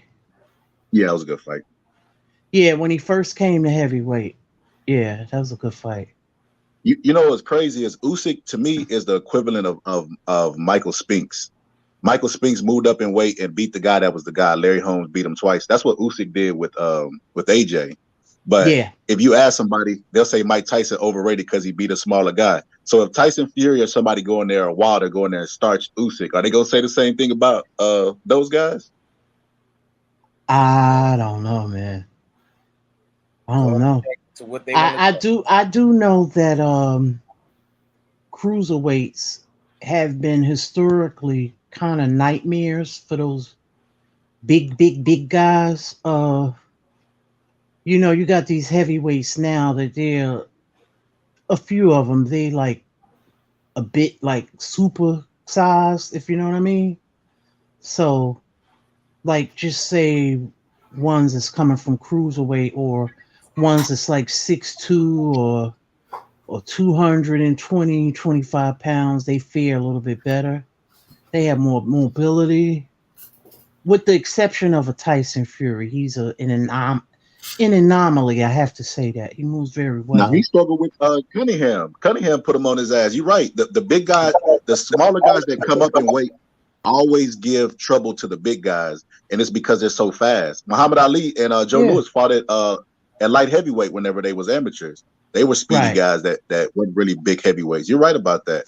The big guys they're always big and cumbersome. Yeah, they're big and cumbersome like AJ or Wilder. He has a more fast twitch muscle, but he's faster, but he's top heavy. You know what I mean? He doesn't. Yeah. His base is not really big, but they a bit cumbersome, if you know what I mean. Mm-hmm. Like they don't have that, and he's a bit too bulky, and that unfortunately it takes away from your fluidity, Now when Holyfield went up to heavyweight, he started getting bigger as I guess he had to pack on muscle to absorb them big guys' punches, But if you remember, Holyfield used to be real light on his feet. Uh-huh. Toes bouncing and all that. So But when he had to stand there, not you, Miss Lisa. Q still on pen? Yeah, I'm here. Oh yeah, IB said his uncle fought Michael Spinks. Look up his box record again, shit. oh wow. That's badass. Yeah, Michael Spinks was one of the best light heavyweights to ever lace him up in history, yeah. Vonzel Jackson or Johnson. Let me see. Yeah, Johnson. Vonzel Johnson. I heard that name before. Yeah. Okay, I'll check it out. Yeah. Vonzel. Hey, Q, they gotta stop putting Tyson Fury and Muhammad Ali in the same breath, man. That shit is blasphemous. Like Ali beat Hall of Famers after his prime was over. There was nobody around his era that he didn't fight. He arguably went through two different eras. George Foreman was technically supposed to be another era, and Ali beat him. Not only did he beat him, he knocked him out. Tyson Fury won't even fight Usyk. He keeps trying to convince us that fight is not worth his time. Instead of going and get those belts and become undisputed, something he's never had in his career. When Ali was around, we knew who the champion was. It was no doubt about it. We got two champions right now. Tyson Fury won't go become undisputed. He can never be in the same breath. And he took steroids. Let's keep it all the way real about it. Yeah, he showed steroids. He ain't.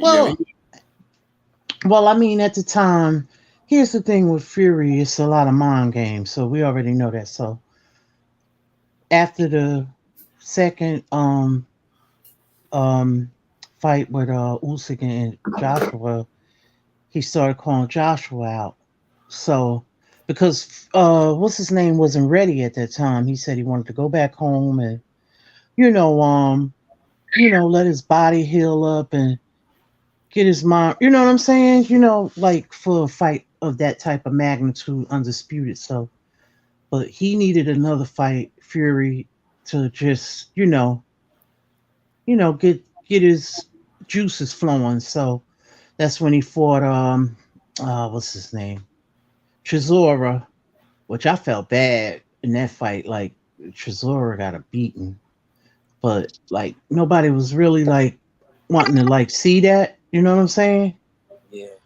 Because we had saw it and we knew that Chisora wasn't. It just wasn't gonna be like no type of competitive fight at all. Chisora will give it his best. He will fight. One thing about him, he will fight. But nah, that's not like the first in number one when you fight him when he was fresh. So nah. But I've seen multiple interviews where Usyk saying that he believed Fury scared of him. I think Fury ducking. You know what I think it is? You know what I think it is? I don't think there's a language barrier there. Usyk don't really speak English like that. So Tyson and Usyk is a little cray too. I don't think he can really get in Usyk's head like that. And that's what he does. He gets in people's heads. Right, because this interview, Usyk spoke clear English, Auntie Lisa. Oh, he do. Usyk can speak English. Oh, I didn't know that. Kind of broken. Yeah, he has that broken English. Yeah, but I really do believe that Fury. No, he actually said that Fury scared of him. I'll pull it up and I'll post it in the link when I drop off. Oh, okay, yeah. Hey, I just think that's he true, though, can't play the. Exactly what you said, Lisa. Like, when punchers can't knock everybody out, they become intimidated. Tyson Fury's thing is the mind games. He can't intimidate Usyk, and he's becoming intimidated himself. Like when he called him up to the ring apron, I was seeing fear out of Tyson Fury that he couldn't get a response out of him. This motherfucker Usyk was licking his lips and staring at him and doing all kind of crazy shit. Yeah. And he's afraid of him. Right. Because Usyk has seen, you know what I mean? He been, like Usyk been doing this. Let me say this. Look, because we're gonna do this pound for pound shit with you, right? I gotta say this before we started, bro. The reason why I got Usyk over Bud Crawford pound for pound right now is I think he done more recently. You know what I'm saying? Not in terms of his whole career, but more as of recently. And boxing is what have you done for me lately? You know what I'm saying? I'm going off for what he's done recently. You know what I'm saying? That's why I put him on pound for pound. That's why he's my number one pound for pound. See, but the thing is, I say this, and I ain't gonna argue for either way. I just say how I see it. Right. Like it is what you done recently. but it is also what have you done in entirety, the longevity, especially when we looking at Usyk and we looking at Bud. These the guys that Bud being undisputed first, and then he went undisputed like the next year.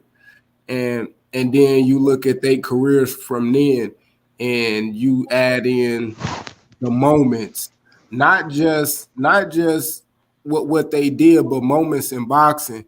The knockouts, the performances.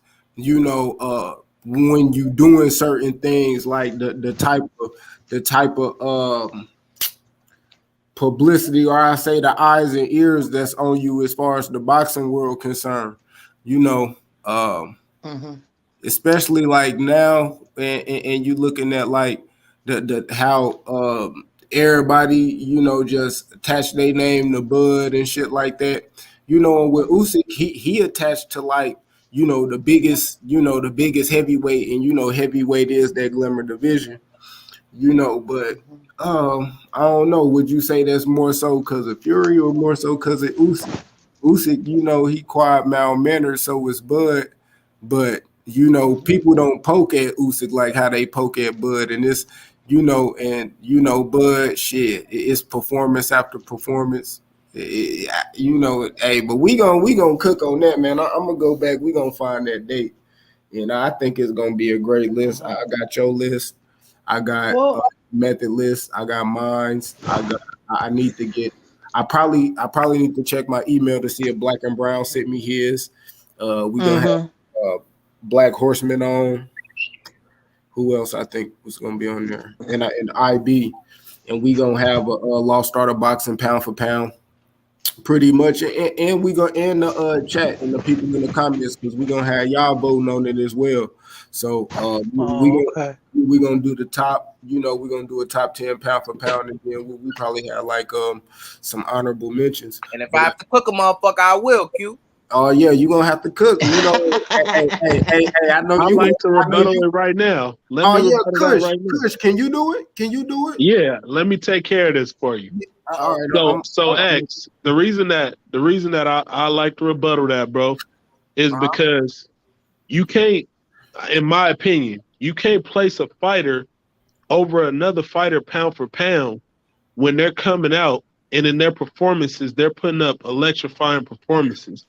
And then in which, especially in Bud Crawford's case, in which he stopped Sean Porter last year, a fighter who never been stopped in the welterweight division, and he just fought an opponent right now who was a top 6 opponent in his division. You see what I'm saying? So I believe that people are knocking Terence Crawford because they didn't get the fight that they want. But just because of that, you can't take a man off a pound for pound the same way you couldn't take Canelo from the #1 spot until he lost to Bivol. You can't do it, bro. Nah, Canelo was #1 even before the Bivol loss. I'll be honest. Everything is subjective. Yeah. Yes, I always pound for pound. Yeah. But I think I came up with a decent criteria. I'll say it again, like when we do the live, but it's gonna be the criteria for the pound for pound is pretty much, the recent performance, victories over high quality opposition, the style in which the victories was achieved, your strength of schedule, your impact as far as your weight division, in or around your weight division, especially if you moved up or down, consistency, moments, and your skill set. And that's pretty much, how we gonna measure it. And then any other thing that anybody wanna, put in that's decent, that'll be able to measure criteria. But I think you should incorporate the style in which the fighter goes about his business in the ring, because that's why we rate Usyk and Crawford so high, not just because of what they did, because of how they did it. Yeah, I did. That was #3, and I'll send it to you since you want to do it, because I need everybody pound for pound list before we do it, because that's how I'm gonna make the pound for pound list that we gonna debate. I'm gonna average out everybody numbers, pretty much how they rank people 1 through 10, and then I'm gonna see how many times somebody had Terence Crawford number 1 or number 2 or number 3, whatever it may be, and then I'm gonna average it out, come up with the list, and then we gonna debate it from average, pretty much of what everybody had, and then from that average, we gonna debate like, you know, we gonna have the honorable mentions because everybody not gonna have the same 10, you know. I know people that might have Tank in their top 10, and they might have Tank over Devin. Devin might not be on some people's list, or Stephen Fulton might be on somebody's list, and the new way not. So that's why I pick people top 10, and then like they 3 honorable mentions, and then you know, we go debate from 10 on down, and then have the honorable mentions. But the heavyweights, do you put them on your list? I do. Okay. I do. So why is Tyson Fury always on there, but AJ and Wilder wasn't? I see now. I don't. Those heavyweights, I ain't gonna lie, I don't have none of those heavyweights on my pound for pound list other than Usyk. Right. No, because I always see him on the list, so I was wondering why. Yeah. I mean, I do, because he do have a nice skill set, and shit, Tyson Fury actually a heavyweight that can move like somebody in a lighter weight division. So I think that's why. See, I wouldn't put Fury on my list personally because he has not transcended more than one weight division. It's more than one thing that could put you on that list, and Usyk fits one of the criteria in which would qualify him to be on it. Yeah, from cruiserweight to heavyweight. Yeah, you see, Tyson Fury is just strictly a heavyweight, so I wouldn't put him on my list because if he is to become the undisputed champion, he would be the heavyweight undisputed champion of the world. Like, he'd be the highest champion that you could be. Yeah, and if he was really like that, then that's undeniable, like number one. Right. You know, especially, you know what I mean? That's why if Usyk or, you know, Fury, who on people, it wouldn't be, it'll be, you know, undeniable. But even still, you got people like, you know, Devin ain't never moved up no weight divisions, but he undisputed Josh Taylor too. So I mean, all now of it. see, they smaller though, Yeah. and you could tell that their skill sets could potentially transcend to a different division, and that's why I would qualify them. And I could see why somebody would argue why a Fury or AJ or Wilder could possibly belong on the list. Right. My thing. Far as yeah, y'all make a lot of good points here. Because I was just asking, because I didn't, you know. But as far as like not a new wave, what's his name? Usyk? Yeah. He came from cruiserweight to heavyweight, and yeah. So it makes a lot of sense, yeah. But okay, so yeah, this is what I was gonna say, and then I'll shut up. Once you become the undisputed heavyweight champion of the world, you're a pound for pound the best fighter. Yeah. Yeah. Right. It's no fair, right? That's how I feel.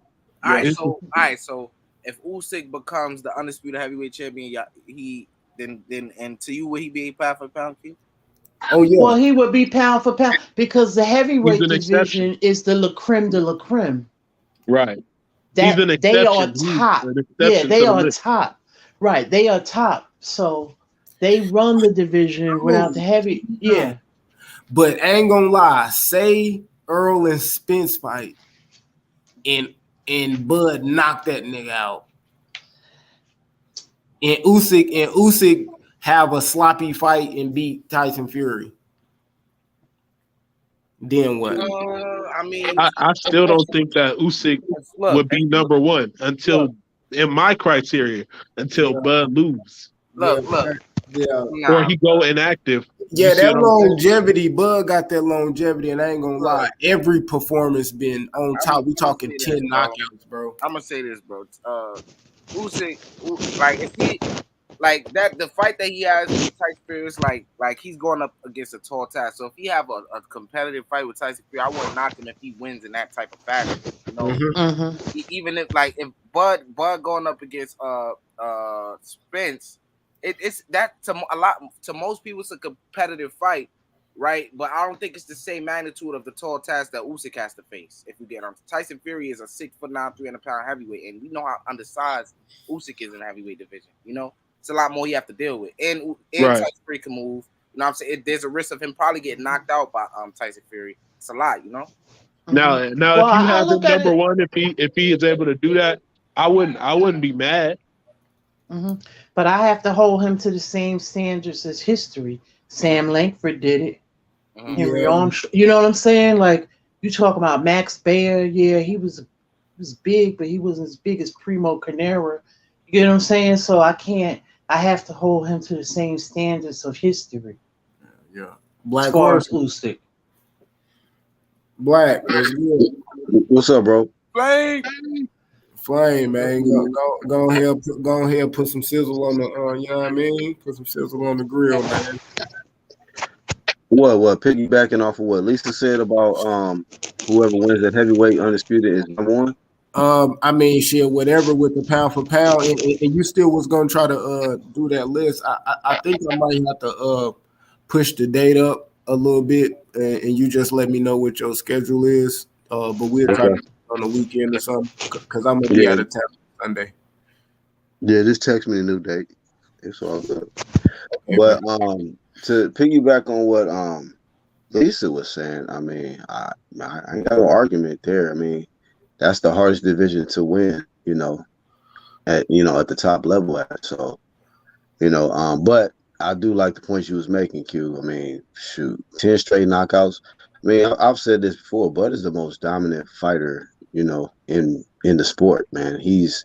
I mean, he set himself so far apart from the competition that it's just like, man, like that's why we want to see fight him versus Spence. We wanted to see him challenged, at this point. But I mean, hey, when it pertains to like whoever wins out of Fury and Usyk, like even like with the point that whoever made that point that if Usyk is a lackluster performance or whatever, but he actually gets the victory. I mean, still, you look at Fury's run before getting the victory. If Usyk pulls it out, it's like you can't discredit everything, the run that Fury was on, coming out from the couch to beating one of the top, welterweights. A lot of people regarded Wilder as number one, but at that time, and so nah, man, it holds a lot of weight when you win at that level. So I agree with Lisa on that. Yeah, it's that, and too, I think, like even just looking at Usyk, and this is probably why I don't have him number one, is because I mean he beat AJ, who came to America, you know what I mean, and got beat by, you know what I mean, Andy, and then like. I mean, the last fight he had with AJ, he didn't do as good as he did beating him the first time. I don't know. That's why I was like, I got to see, is he going to be able to perform with Tyson Fury? Me personally, I'm going to be honest, I don't know. I don't know who will win in that fight, bro. Sometimes I kind of think Usyk can, but then again, I'd be like, man, I think Tyson Fury might, because he's tough and he can box just as good as Usyk, if you know what I mean, if not better, when we talking about respective weight classes. Heavyweight compared to cruiserweight, it's not even close when you're talking about who would be the king when they're at the top of their division. You know what I mean? Right. But I don't know, Q. If Usyk just beat Fury in a tough fight and he looks lackluster, and Crawford come out here and knock Spence out, I could imagine it would be a lot of arguing, but I wouldn't put him over Terence Crawford. Yeah, that's what I'm like, Terence Crawford, bro, the run is real, bro, and that's why I was like, why Terence Crawford is number one. Me, majority of, because how long he been on there. When how something is really real is stand the test of time. You got a real gold chain because you've been wearing that bitch for 10 years and that motherfucker still gold.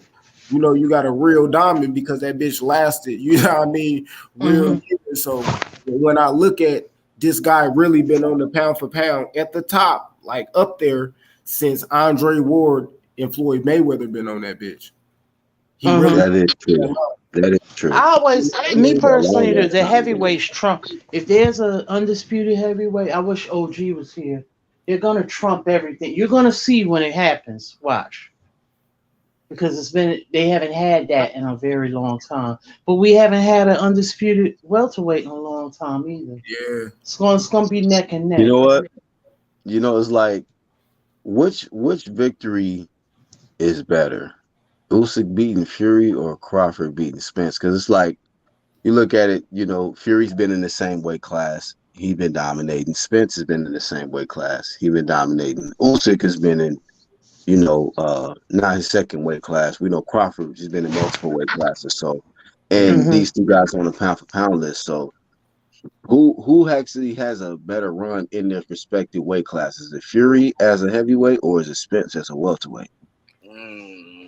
I gotta go. It's Spence. gonna be. I gotta go Spence. Whoa, say that again, Black. So we know that they both stayed in the same weight class. Fury been a heavyweight his whole career. You know, Spence pretty much, 47. And what they've done as in their respective weight classes, who do you think has had a better career? Is it Fury? You think he's had a better career as a heavyweight, or has Spence has a better career as a welterweight?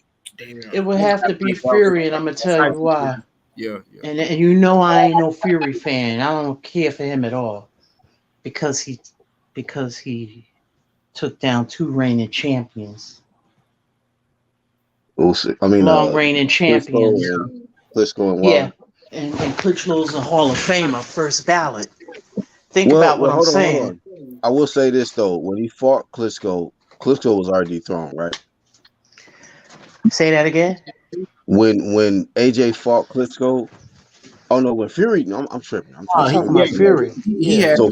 Fury did dethrone him, and that was how long was his run? Klitschko's run before he got it might have been like 10, 11 years. Yeah, 10 years. And how many defenses Wilder have? 13, I think. Yeah, that's might have been 11. It's 11 or 13. I thought Wilder had like 10. Oh, yeah, you're counting all his. No, I thought he had like 10. He was tied with Ali, right?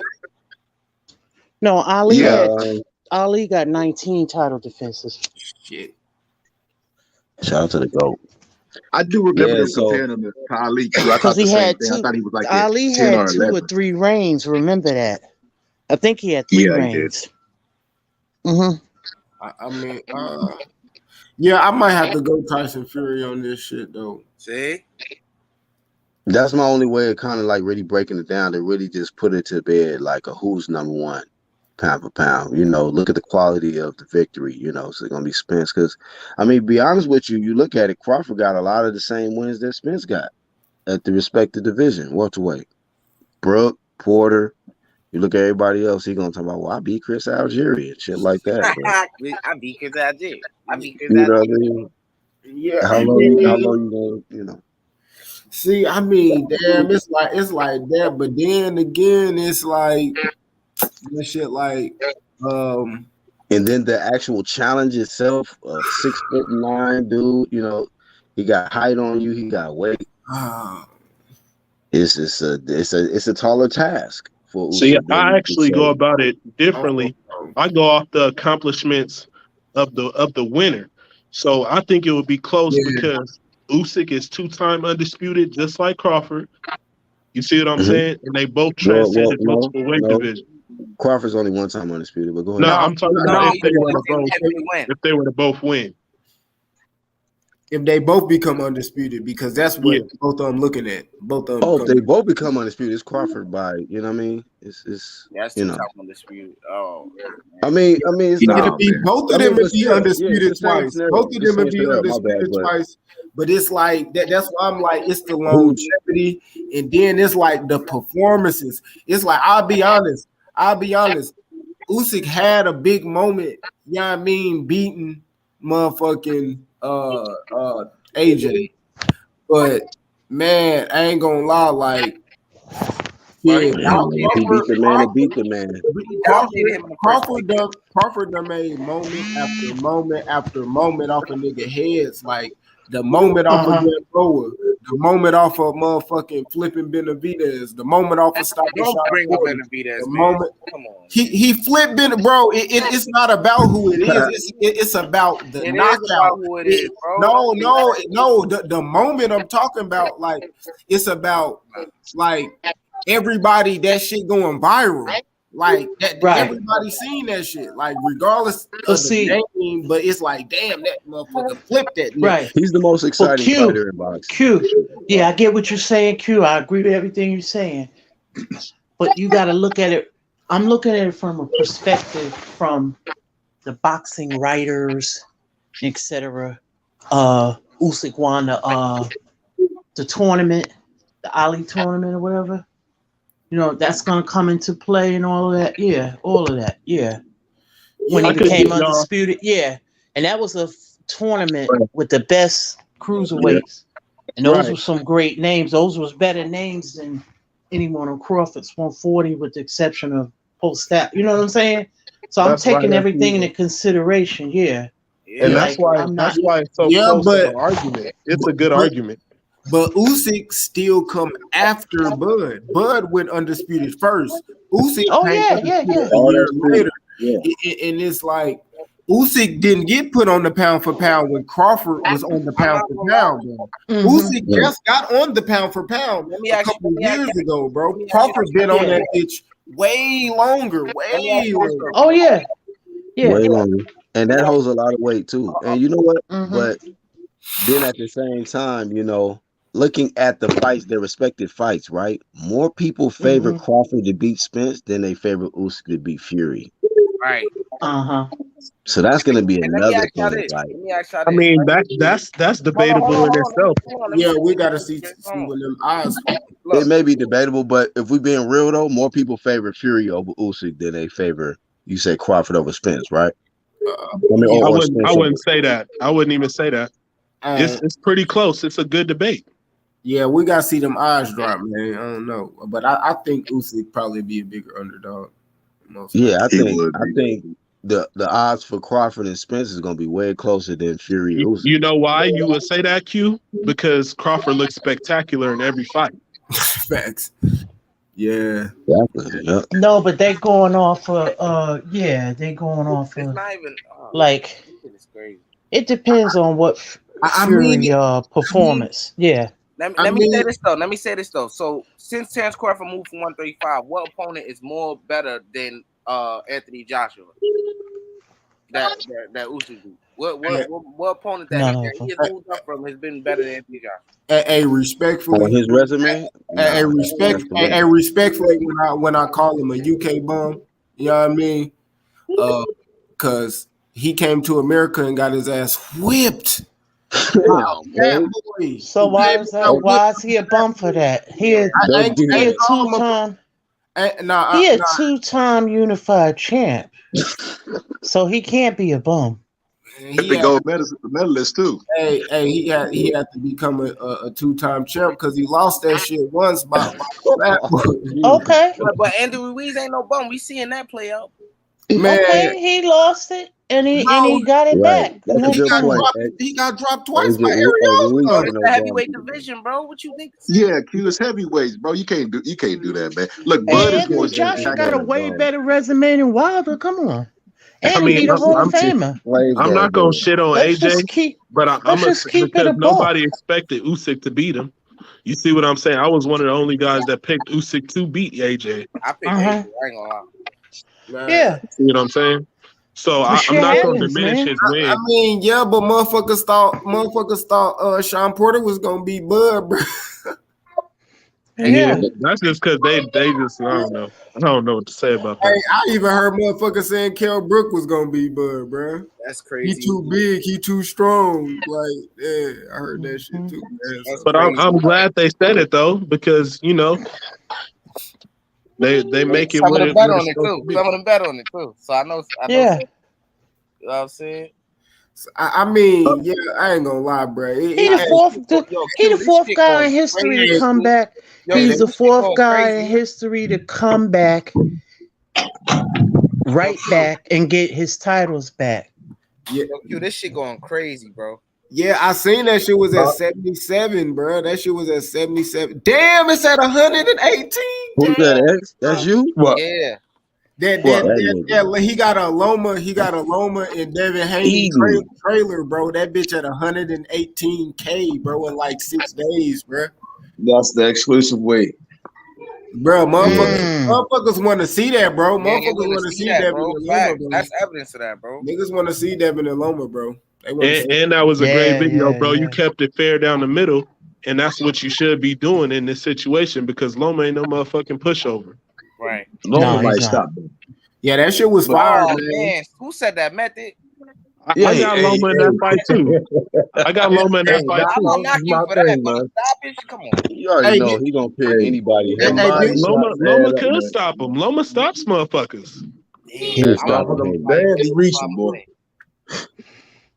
I got Devin, but you know, I got Devin now. I know it's gonna be a good fight. Before my stance on it was like, I don't know, I just gotta see the fight. I always thought it was stylistically, it's just too hard to tell. I see how Loma performed against Jermaine Ortiz, and Jermaine Ortiz is a great fighter. I think he'll give a lot of guys a tough fight at 135, but his style is kind of similar to Devin's, but I think Devin is a lot better. So I'm gonna be honest. This fight right here, and I seen it yesterday. They actually said this fight ain't close to being made. They said, I'm be honest, and this was after I seen some like, I don't know. I guess they saying Devin, he wants some cheese, man. He needs some reciprocity. So, for what? Being Cambosis? I mean, I don't know, because I ain't gonna be. I can't say that's what it's for. He did short himself for the Cambosis fight, so he need to get paid, bro. But yeah, like they said they in negotiations, but it's not close. It's not close right now. But they gonna come on, man. He acting like he in his 4th division, 3rd division. Man, hey, Loma don't want $4 million get the job done, man. These ain't no fucking welterweights where they niggas knocking niggas the fuck out. Hey, come on, man, stop it, man, stop it. And that's my last argument towards the Crawford spin shit. Crawford is already a 2-time lineal champion. Niggas out there bitch pity and patting ass. So that would make him 3-time, and then that shit, I would put him over Usyk just for that. Yeah, he been the man in every division he went to. And then, man, I don't know. That's gonna be hard. I ain't gonna lie, bro. That's why this pound for pound, man. Everybody make sure they tune in. It's gonna be sometime next week. If possible, still we probably could do it sometime this week. But I'm gonna be out of town on Sunday, so I know for sure it's not gonna be Sunday. But Friday.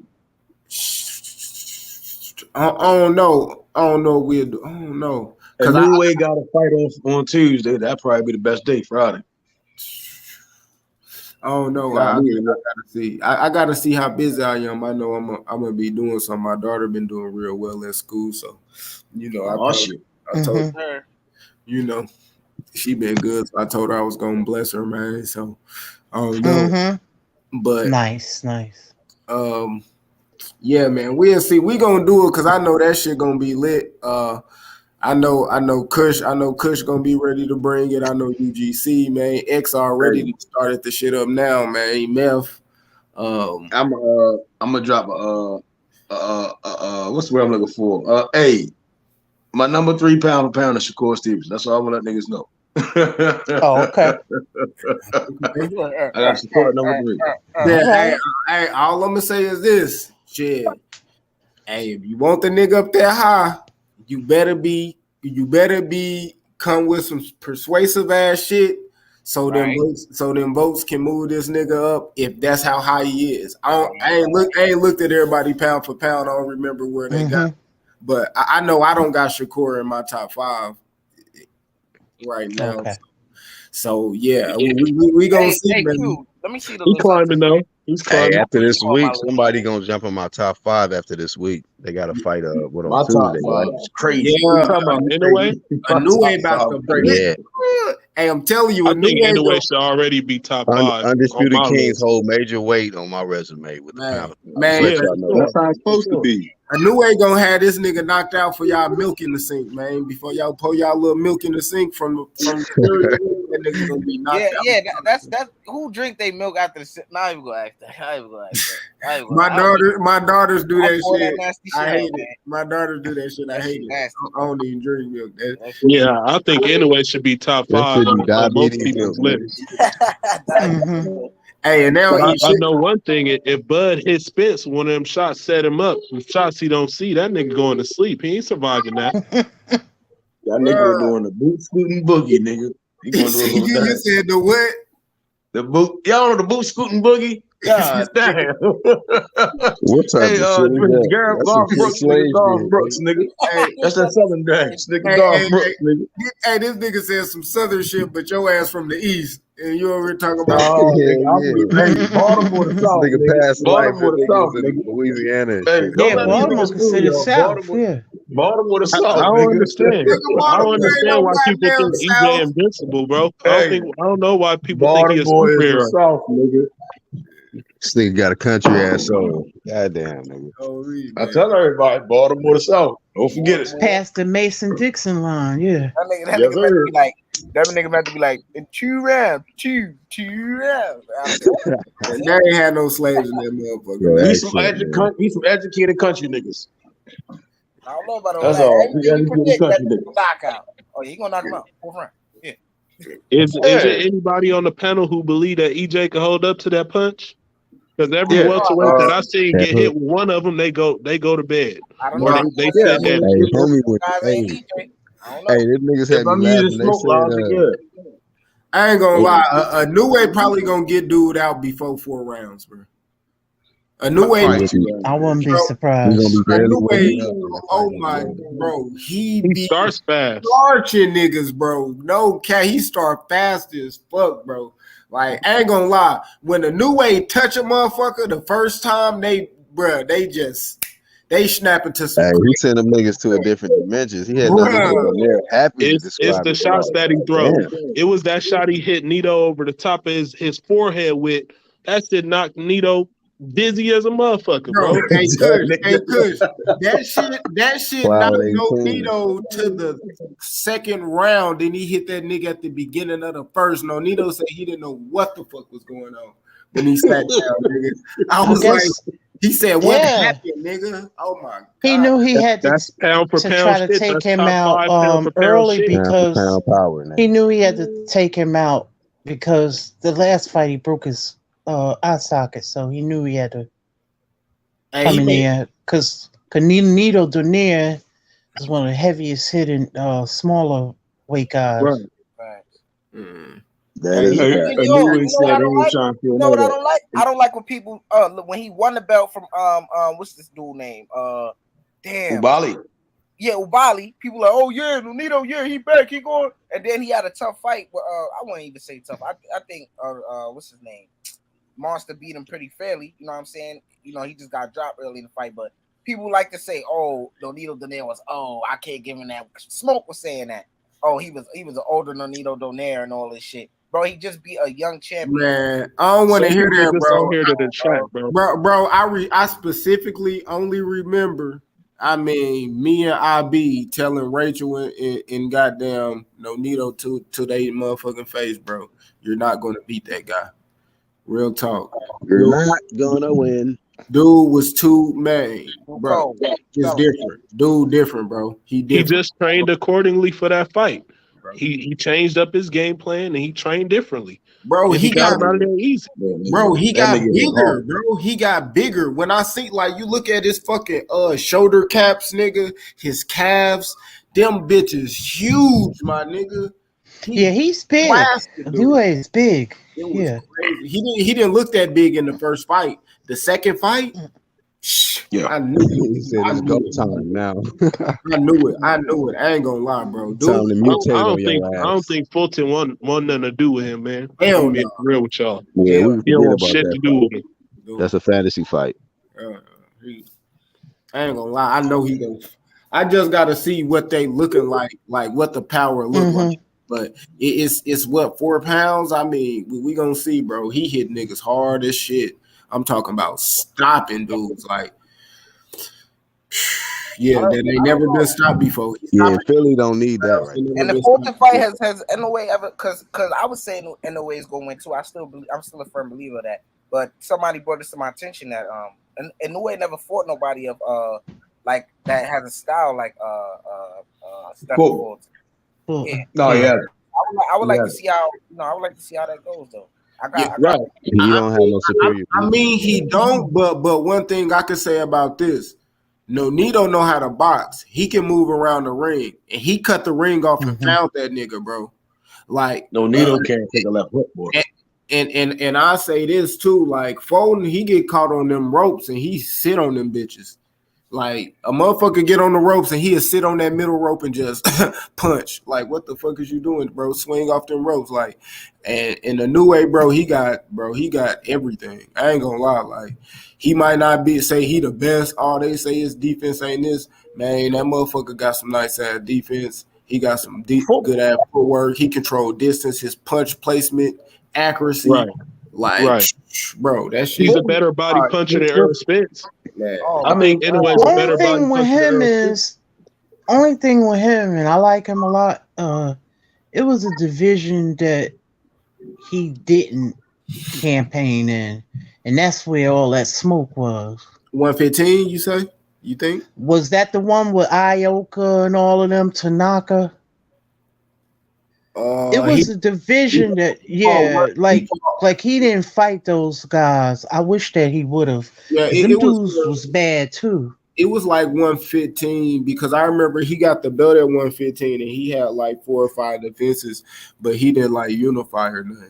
He didn't unify until he got up here to 118. But right, like when you was looking, there was some killers in that division. Yeah, it was, and it was promotion. I mean, I'm not saying that since they was on different sides of the streets, that's why it didn't happen. But I mean, he won the belts and shit so early in his career. He got the belts. I could tell he like the fights. He just used them to like build up, and that's when he like, like built up the defenses and kind of his name and shit like that. Having Right, because remember when he came on HBO and they was touting him and it was a super flyweight series and they had the Quadras and that's when Quadras was fighting Truckless Hero. See, he didn't fight none of them guys. No, he did. He did. Yeah. Yo, X, you doubt what I said about Inoue being a better body puncher than Earl Spence? I don't know, man. He's a great. Man, I don't know. That's a tough. He's a better puncher. Let me ask you, how many dudes have Earl Spence stopped to the body with shots compared to Inoue? Man, that's a good question, man. That's a good. All you got to do is go look at the film. The problem is that the weight classes, bro. That's the problem. Forget the weight classes. I'm talking about the skill level and what they do. I think it's this. You know why? I'm always hesitant to say somebody a better body puncher than Elvis because, and I don't know why I rate this so high. Just because that's like what he does more than anything. That's like his calling card. So if you're talking about work rate and output, then I understand what you're saying. Right. But in a way, it's more effective. He don't need to throw 1,000 punches. You see what I'm saying? To get your ass out of there, he throw the right punch and you're done. Good point. Sweet. Yeah, I ain't gonna lie, and that's why I say like him when it comes with him and Terence Crawford, they don't waste no punches, and when they throw that shit and they trying to hit you, shit, they land they power punches at a high ass rate, 47, 46, 48 type clip. So when they throw it, it's damn near they gonna miss you the second time. They not gonna miss you. They swing twice at you, you're gonna get hit once. That's the type of shit they doing and that's crazy, bro. When they stopping shit, I don't know. They don't really waste punches, and they don't throw the most punches either. But they so high because they stop people in their accuracy. So I don't know, man. Earl, it's the work rate, and that shit give a lot of people problems, bro. Especially if you don't got the tools to get yourself out of the way of that shit. So you think Earl is a better body puncher than Canelo? Oh yeah. Oh, I don't know about that. Nah. That's a better comparison though than anyway. Because they're Mexican. There's a lot of Mexican boxers are great body punchers. Bro, Canelo beat Lara off body punching alone. That nigga couldn't even, you know what I mean? I don't know. Shit, I don't know. Shit. Yeah. No, I just asked because I'm looking at the body punch. Yeah. Canelo would stop Earl to the body at a catchweight. I don't know. That's because Canelo gonna throw them motherfuckers whether you coming in the high guard or not. He gonna swing at your arms, everything. Earl Spence, it take him a lot of work rate and being effective in the fight to get that done. See, Canelo fights like them old school fighters fight because they used to do that stuff. They used to hit you on the hip, the arm. Because by them doing that, you hit a person on the arm long enough, they can't lift that shit up. Right. That's Bivol was real condition, boy. He can't play. Once I seen what Canelo did to Callum Smith, that was enough for me. Mm-hmm. Dang, I got Arrow over him by the country, man. I'm going Arrow, man. Going Earl. Nah, Earl get his ass whooped by. Nah, I think. No. I ain't talking about in the fight. I know better than that. I'm talking about body. Yeah. Body. About body. Yeah, I got what you're saying. Overall, yeah.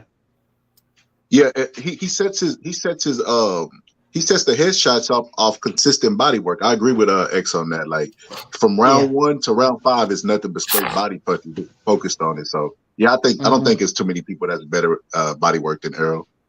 Now, how do you defend yourself from body punches? Got took I can't hear, huh? Got tuck them elbows. You know what I mean? You gotta. Know what I mean? You got to tuck them elbows and move your feet. What about cross arm defense? Oh hell no. Nah, that leaves you vulnerable, because you can only block one thing at a time. You're either gonna block your head or you're gonna block your body, and then you got to take your arm from that position to punch, and it wastes too much time. But it's got to be an Earl Spence fighting an Earl Spence. Basically. What y'all talking about? Elbows tucked close. Body shots and effectiveness. How you defend against the body shot. I think what Bivol did, what Bivol did, that was clinic right there. That was like that's what you do. What Q said earlier. Better be when he had that cut and he had to press Marcus Brown. He started working that motherfucker overtime. Well, not overtime, overdrive. Better Be don't move his head, man. You can close your eyes and catch Better Be. That's why I think Bivol is gonna beat Better Be. But what Q said earlier. Oh shit! Hold on. Let me get this out. What Q said earlier is exactly how you defend body shots, Lisa. You got to either use your feet or you got to use your forearms or your elbows. But even then, man, you could also hit their ass in the head when they go down to your body to get them to stop throwing body shots. I think Crawford showed against the Avenesian fight one of the best ways to defend body shots. He was in his guard, you now I want to say you should rely on your reflexes because that's proper performance prior, to the gym. Floyd showed that. We rarely saw guys when they was fighting Floyd even could do anything with him hitting the body, and I don't see that with Earl at all. Yeah, for sure. You predicting the shot. You see what I'm saying? There's only a certain amount of punches niggas going to throw. You see what I'm saying? You got left hook, uppercut up to the body, jab, right hand over the top. So we talking about the body. There's only certain ways you can throw that fucking punch. You see what I'm saying? Or it's not going to be effective. You see what I'm saying? You're just hitting the body, but if it's not effective, I ain't got nothing to worry about. You're going to be very vulnerable. Right. You see what I'm saying? I take that B-ball action with anybody who wanted if they ever fight. I think Bivol is going to beat the shot of Better Be. Nah, Better Be won't stop Bivol. Nah, I got a 38-year-old who's been in a lot of wars in the ring and doesn't move his head. And Bivol's a fast combination puncher with good footwork. Nobody ever said Bivol move his head. Bivol just move his feet when he think he can. Nah, I ain't talking about Bivol. I said Better Be don't move his head. Better Be does not move his head, bro. I might agree with that if I didn't know that Better Beef got that motherfucking dog in him, and he ain't gonna stop coming. He gonna have he's to. It's gonna strong be as bullets shit, flying at that his head. dude. Hey, he gonna It's walk gonna be into shit, bullets bro. flying at his head. He ain't gonna have a choice. He gonna walk Shit, into shit. that dude is different, bro. Better Be like, I don't know, bro. What happened to If Zerto? y'all Zerto can was name, big. Zerto came in as a light heavyweight, and I mean as a heavyweight, and got his ass flamed up. It's cool, not that's the it's cool. not the size. It's not the size. It's the heart. Hey, the boxing scholar, The if you can game matter. He name gonna get any of cooked the with last 5 the light heart. heavyweights that Bivol stopped in the fashion Better Be stopped him, I would believe Bivol stands a chance. Everybody Better Be has stopped is a pure light heavyweight. Pure light heavyweight. Stop him in that tracks. Could go to cruiserweight. No luck. Yeah. Yeah, I didn't say he wasn't a devastating puncher. I mean, George Foreman stopped everybody until he ran into Muhammad Ali.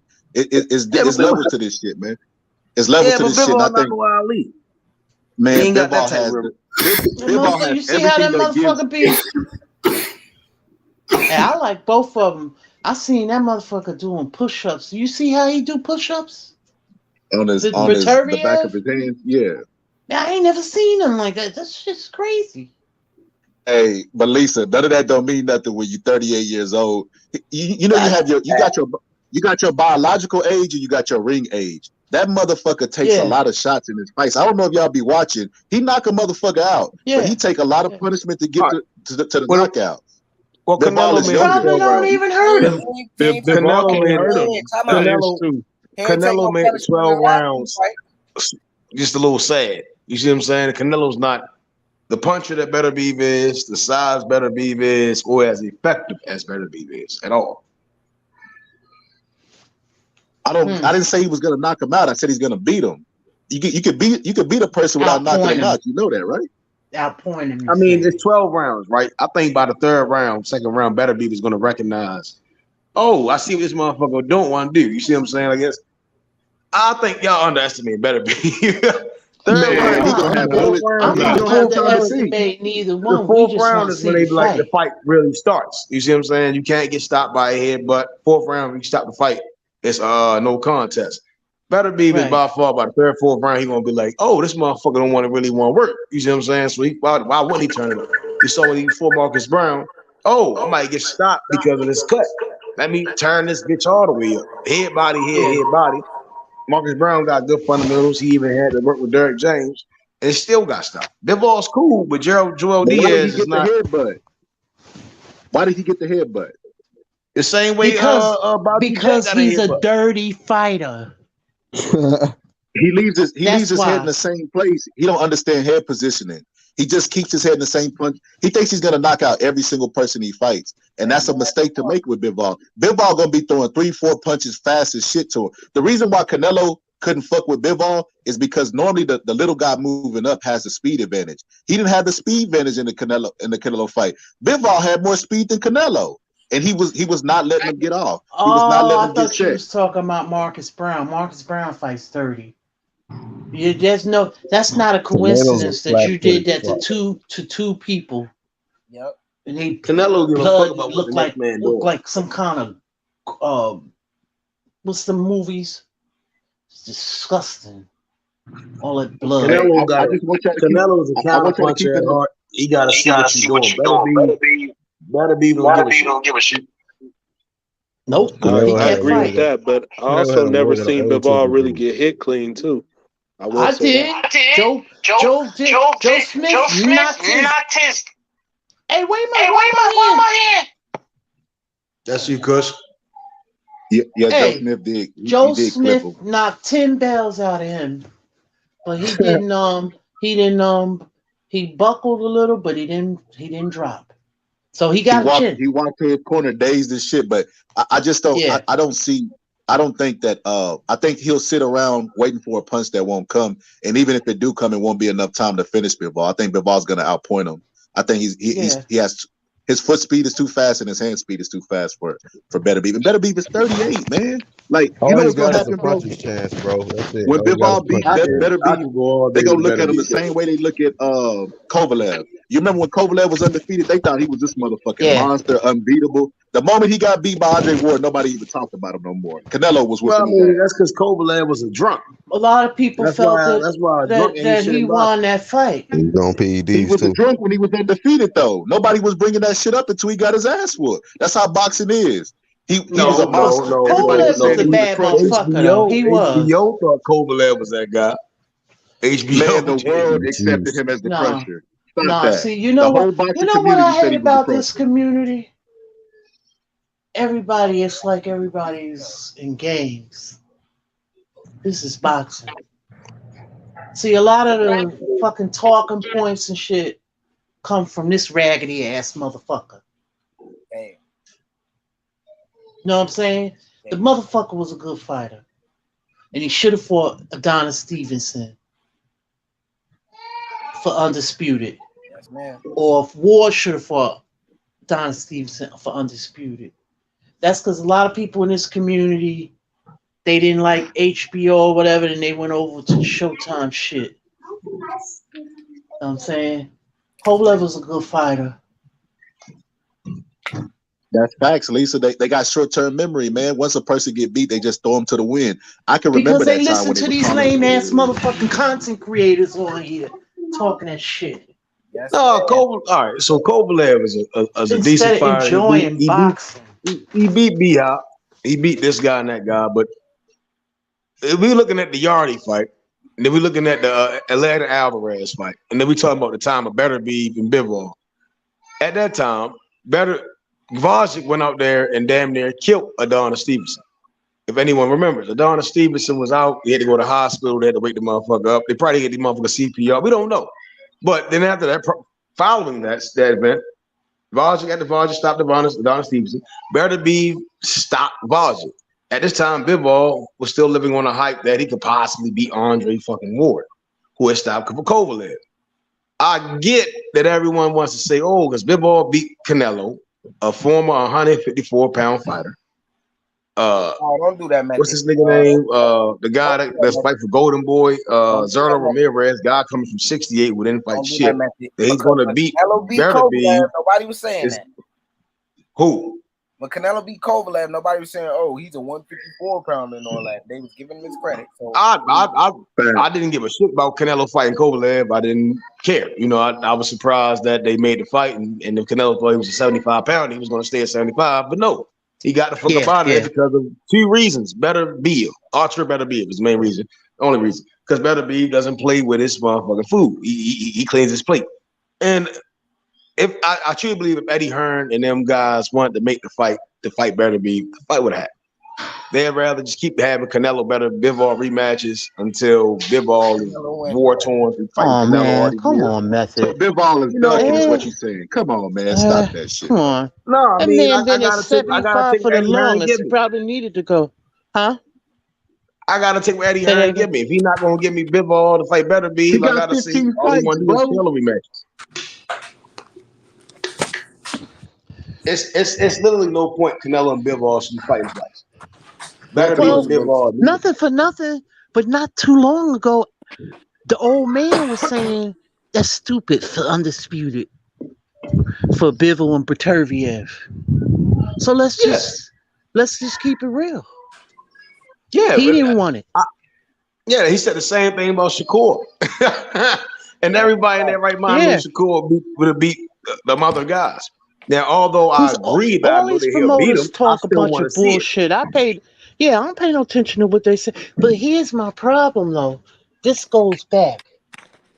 This is the issue. They didn't do it with Superman and Kovalev, and then when Ward came in, he didn't do it with Superman. So now we left with these two. Hopefully they'll do it.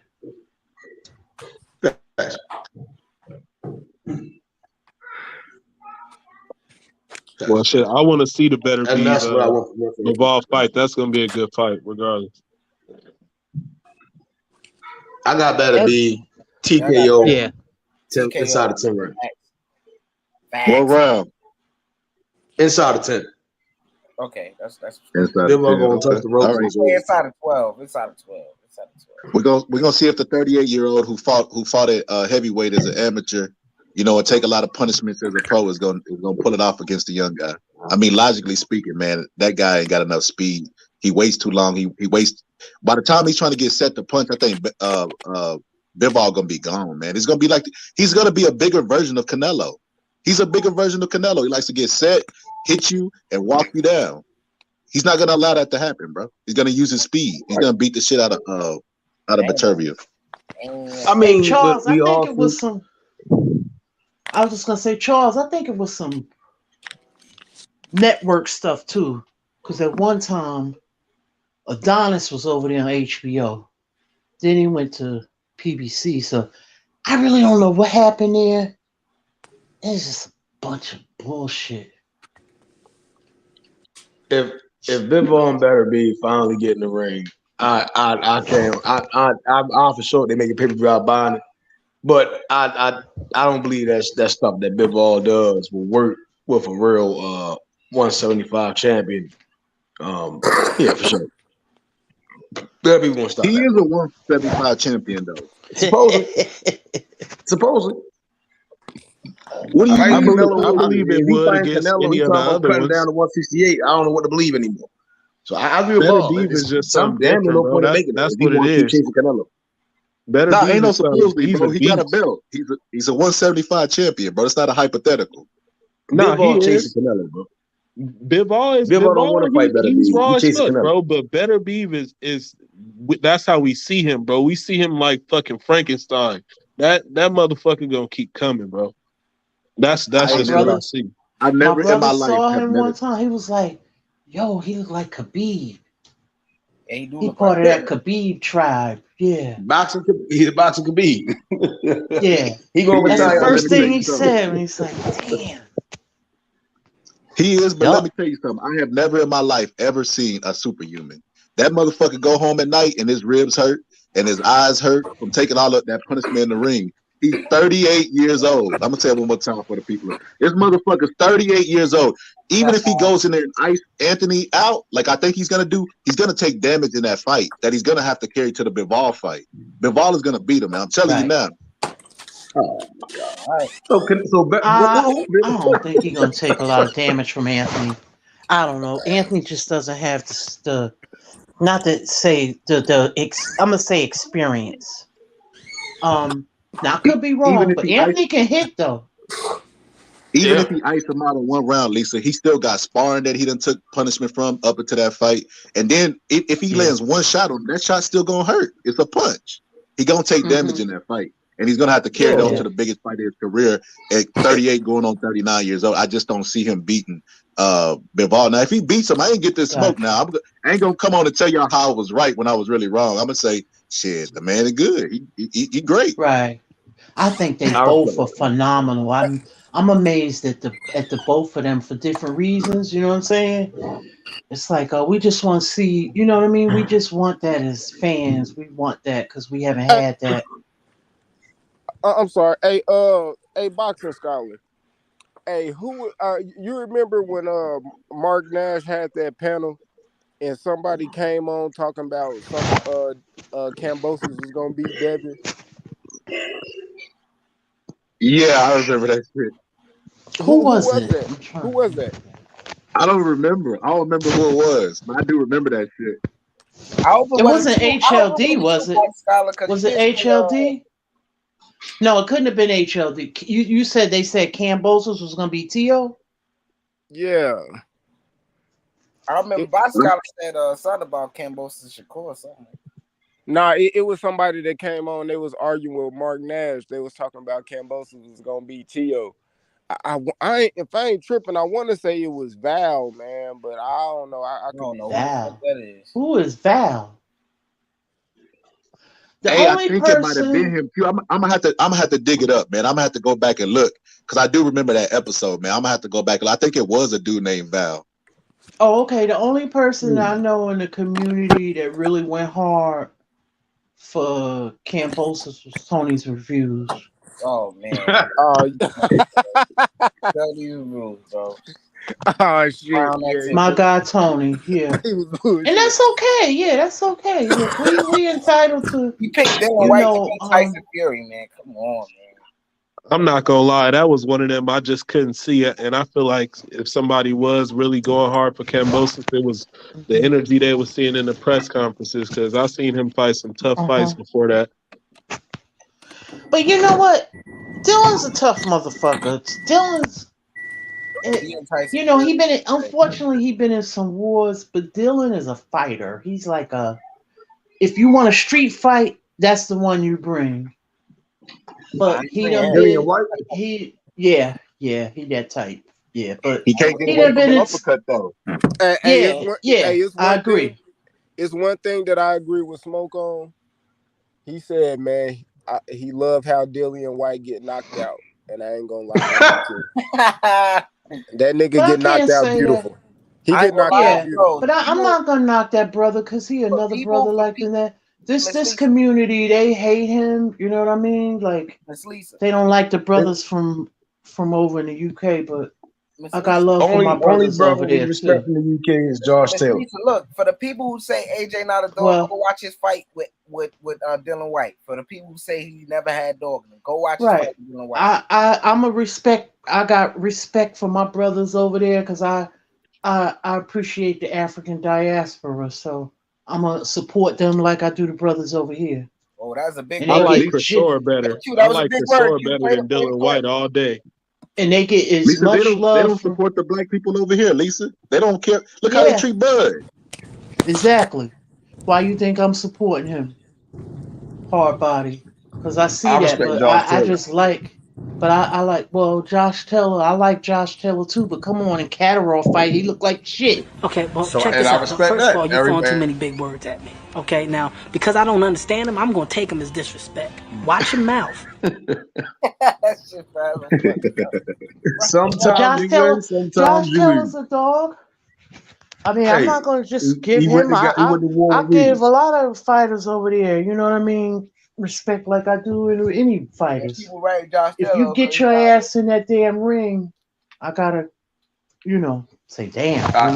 I heard Dillian White cry about a WBC title shot. He went up there in Fort Fury and got knocked the fuck out in 6 rounds. Yeah, 2 years. 2 years. And also, and guess what? He was blocked out. from it for years from a bitch ass nigga over here that just was being fucking just that called him a motherfucking Uncle Tom. No, a peon. Oh. No, what you call? No, he called him a. No, what's the word? The king and the whatever he was saying. Come on, peasant. But Wilder could say what the fuck he want to about what Dylan, right? So Dylan, a peasant, man, fuck out of here. Shit, we all black at the end of the day. You can clap back too. This community got a problem with that, then fuck them. What else? I just think that Crawford is better than Dillian White. He fought Usyk better than any of the other heavyweights so far. No, hell no. Dillian White knocked Crawford the fuck up. Hey, I ain't gonna lie. See, that's what I'm saying, bro. He knocked Crawford out beautiful as shit, and he also get knocked out beautiful, bro. He got knocked out crazy, bro. Povetkin hit that nigga beautiful. That was a big. Hey, yo, Povetkin a good ass fighter. That was the knockout. That was the second best knockout of the year because I think Tate knocked out Leo that year. So I ain't gonna lie. Yeah, that Povetkin. That was surgical. That was just like, damn. Povetkin a good ass fighter though. He knocked that other big guy across the ring. Get the smelly sauce ready. Smelly sauce ready. So do we give Tank more credit for fighting a smaller fighter moving up in weight, or do we give Crawford the credit for stopping Sean Porter, who never been stopped? Say that again. Crawford. I'm saying, like, how Tank knockout gonna be better than Crawford's when Sean Porter had never been stopped, and Leo was a smaller fighter moving up in weight. Tank shit was clean. I ain't gonna lie. It was very clean. Take ass up. It was very clean, but I mean, it was Leo. That's like saying, all right. So I think Shushu deserved knockout of the year this year. so far. Besides that's a fact. besides Bud knocking out Avenija, right? That bitch. Nah, but that other guy that got knocked out the ring, Conlon, that shit was that was vicious. cold. That was that Lee vicious. Collins. Ooh, that was Yeah, cold that was knockout. He vicious. knocked him out the ring. Yeah. People forget about it's that a one, lot Lisa. of them. That's a sleeper fight. Yeah, a lot of people. It's so many different ones. That's why I try to watch different fights. See, I'm in the prediction league, right? So I was introduced to a lot of fighters that I never saw before or knew. So that's how I know a lot about these fighters. It's a lot of people that I don't believe saw that fight. I didn't watch it, but I think it was on the Zone, yeah. And because I'm in the fight for Bob. He was at 126 when Shakur and was up there. Then he went down to 22. Then he went back to 26 before Laywood. Right. But because I think he went to the Zone for that fight. But because I'm in the prediction league, I get to introduced to so many different fighters. A lot of them I can't even pronounce their names, some of them, but it has opened my eyes up, you know what I mean, to just different fighters and being introduced to them. So I'm glad, so just so I don't just know people over here. Because what I find is a lot of channels, I'm not saying this one because you guys talk about boxing, a lot of channels are very stagnant, like they just focus on 1 or 2 or 3 boxers, and that's not what boxing is about. Yeah. So they're only doing it for the analytics as opposed to in their fan base as opposed to really talking about boxing. Yeah, I can't wait till they shut that channel down. I can tell that. That's why I know you don't like when you don't like to hear people. You don't like to hear people call boxing bums. And I know I don't. Only people I hate that shit. And I know the only people that don't like that is people that watch boxing, and that's a whole bunch of different fights, no matter who it is, or people who actually box before. Exactly. Right. Talk to him, Kill. Yeah. Because when we was growing up, my stepfather never called Roberto Duran because he was from another country.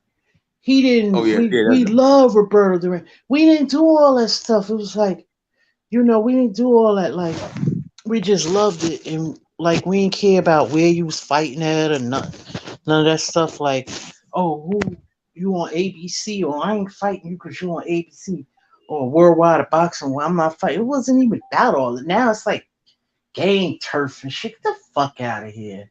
They brought that shit into the fucking community. We got to keep it real though. There are bums in boxing now. Let's not act like Peter McNeely wasn't. Say that shit 2 times, nigga. It's bums in this bitch, goddammit. And it's some bums. Well, what do you just say? Gatekeeper or bums? Journeyman? That do not belong in the sport, man. They got a bum chin. Their feet is bum. They got bum feet. Just bums. It's a real word. That shit is a real Ali's word. the one that started that shit. Nobody was calling fighters bums until Ali came around and was like, "That fighter's a bum." Joe Lewis had the Bum a Buck Club. Remember that? You a bum. Yeah. You ugly. You ugly. I'm the greatest. Yeah. It's part of boxing. Yeah. I'm not with the PC shit. I'll say it. Well, I'm gonna say it. Yeah. Hey, you going to fight me for that shit? But you don't like it. Fight when I see these people, what they look like after post retirement, and like their brains are scrambled, and some of them get pugilistic dementia, and then they have to pay for everything out of pocket, like insurance and this and that. See, I've seen some of these fighters and how they look now, and it just breaks my heart. So that's why I cannot say that. Bro, Lisa don't want to hear no goddamn couch bum calling a motherfucker to get in the ring a bum. Niggas be on their couch talking about bum. Nigga, I'll knock your bum ass out. Because your ass don't even know how to fight. Nigga, fuck you talking about? I hear that. Hey, that's when I saw a picture of Wilfred Benitez recently, and tears came to my eyes. They had something for him. In Puerto Nobody Rico? in their right mind, Lisa, would call Wilfred Benitez a bum. I get what you're saying though. Right. This YouTube comment, they made it okay to call the fighter that they don't like a bum. Like people will literally say, "Man, Devin Haney a bum." You be like, what the fuck? Right. that comes from niggas understanding the word bum. Come again, like whoever said Ali, right? That's where them coming from. They don't understand the entire terminology of bum. Like a lot of niggas misuse shit. You see what I'm saying? But certain people use the word bum properly. Other people don't. That's the problem. All right, can I ask y'all And this? Wilfredo Gomez, he like when I see what they've been going through, and it's just tears came to my eyes. I was just devastated. Why is it that James Toney, he was a defensive fighter? Why is he so fucked up, man? Because of them sparring wars over there. Yeah, Genetics. bro. That nigga Shaq talk slow. And then James Toney, bro, he like that nigga really like he really didn't do no. He really ain't like punching the bag and shit. Dude really walked in the gym talking about less spar. Like he ain't do none of that other shit. He ain't really like doing that shit. Hey, genetics go a long way in boxing. I don't believe that type of damage always comes from sustained punishment over wars and wars and wars. I believe you can get in one motherfucking war and your ass that shit could come for you later in life. That's what I believe. It's called pugilistic dementia. They wound up getting it. Right. You know who had it? Not long. Well, I had read something about him, Jermaine Taylor. Because he was acting real erratic or something with the girlfriend. He pulled a gun out on her or something. Oh shit. So it's just like I haven't been sick. Yeah, Jermaine Taylor. Yeah. He was. He could have also had mental issues, right? And that's a lot of that shit go hand in hand. You see what I'm saying? A lot of that. Again, at the end of the day, I think the problem is that we forget they're human beings, right? Had a Camacho, an addict, right? Rafa Benitez, a fucking addict. Yeah. Ray Leonard, an addict. You see what I'm saying? So these guys, some of them dip and dab. Shit, I can name guys today, addicts. You see what I'm saying? They dip and dab with certain shit. Y'all speaking of James Toney, genetics play a long way. I always say genetics is better than PEDs every day.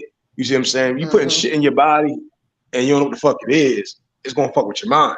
This man-made shit getting your system and you taking punches on top of that. It's not like you playing basketball up and down the damn court and just shooting a fucking ball. You getting punched. You fighting for your life. If anyone ever been in a street fight and you don't know a motherfucker gonna stop kicking you, and that's your referee, you talking about box, you got a referee, and all your hopes of your life is on the line. A referee saying stop or not stop. You get what I'm saying? But yeah, you can get damn near like a PTSD. You see what I'm saying? Some fighters, they're never the same at certain fights. Because certain guys, they just punish guys a certain way. And all they remember when they get back in the ring is how to fight that guy. They reliving that shit. They flinching all the time, all that shit. Yeah, for sure. That's why I got a lot of respect for the Gamboas and Diaz's and guys like that. Because they took them kind of ass whoopings in the ring. And people and then don't they start getting fed to fighters and shit like that. Right. That shit's not good. Those are the ones we really gotta care about because it really was disheartening to me to see like Gamboa, such a great talent, and then in his later years being fed to them young boys like that, you know what I'm saying, and they whooping on him and and knowing what he was and where he came from. It's like, damn, it's not easy to watch like that. Look at Leo in that tank fight. He fucking shivering and shit. You see what I'm saying already? Yeah. But we so caught up in our self-centeredness till we want what we want, but it's like, as fans, because that's the part of us that just want to see a fight. Then when you see that, man, and see Devin knew Gamboa when he was little, because remember I saw the picture of Devin and him. Devin was little. Yeah, I seen that. Yeah, I did. Devin didn't go hard on him. Devin didn't really turn it up on him. I don't know. I disagree. I don't know. I disagree. I disagree. You can't tell nothing. I've been in the ring. I ain't no professional boxer. I still think I got enough to go out here and get in the ring. But I for sure know the motherfucker. I grew up fighting, bro. I know when a motherfucker really on some shit. And I disagree with that a lot. I just think Gamboa, he come from a different pedigree. He come from straight out of Cuba. And anyone that know Cuba, they got to really fight to survive. And he knew how to deal with that situation that was in front of him. Yeah. Gamboa got a lot of heart. Yeah, he does. Yeah, Isaac Cruz showed that. Yeah. He fought Isaac Cruz off as long as he could. Yeah. Like Jojo Diaz got a lot of heart too. Oh man, he took a hell of a beating from Cepeda. I was like, damn. That's the business of boxing, though. The promoters, the mice get rich, not the lions. Like Bob Arum just turned 90. Bob Arum ain't got no mental issues, no nothing, because he rich as shit. He ain't never had to take no punch. Shit, they just let 2 top-ranked people into the Hall of Fame. 2 matchmakers. In the same class that Timothy Bradley had to wait to get into. The man who took the punches. That's how backwards boxing is. Yeah. You know, I kind of got teary-eyed last night when I was watching the fights because they was giving Tim his flowers. And you could see he was trying to hold back the tears. They really gave him his flowers last night and told him that he deserved, you know what I mean? And they're proud of him. And you could see he was getting emotional here. And they was talking about how good of a father he was and a family man, a husband. You know, so shout out to Tim Bradley and Carl Froch and all of them. Hey, that's why. I'm glad he made it because a stop. lot of people was talking shit about how Tim didn't belong. Yeah, niggas was hating on Tim, man, and I had to stop eating them shrooms so much, man. That shit that shit was getting me emotional, nigga. I was watching this nigga. I was watching. Hey, no cap, nigga. I was watching, bro. I was watching, bro, and it's crazy. I was watching movies one weekend, nigga. On me, I'm just chilling. I'm high on shrooms, my nigga. Bro, I watched. Hey, bro, I watched Menace to Society, my nigga. Hey, yo, when that nigga, when that nigga Trey got killed, my nigga, I damn near felt like crying, my nigga. I watched John Q, nigga. I cried. Oh man, I'm like, damn, I said, damn, I gotta stop chilling on the shrooms. Hey, nigga, that's how y'all niggas desensitized, nigga. Now what is that? Acid shrooms? Hey, nah, shrooms is just like psychedelic shrooms. It's not like acid or no shit like that. But back in the day, it used to be acid though. I mean, it's a form of it. It's in the same. It's like a thing hallucinogenic. Yeah, it's a psychedelic. Both of them are psychedelic. Yeah. Yeah. Gotcha. Yeah. It used to be one they used to have called window panes, but this was back in the day. No, I'm serious. And everything either looked small, extremely small, or extremely big. Shit's crazy. Hey, that's all I can say. But when I link up, if I ever link up with y'all niggas, I'm gonna let y'all know this. Y'all gonna bite down on the mushroom, man. You hear me? Not me. They gonna bite down. They gonna bite down on them shrooms, man. Hey, Lisa. No, not me. My dudes, it's going up. It's up. Nah, 25 years, baby. I'm done. Can't fuck with it, Q. I cannot open that door. Q in the same city too, man.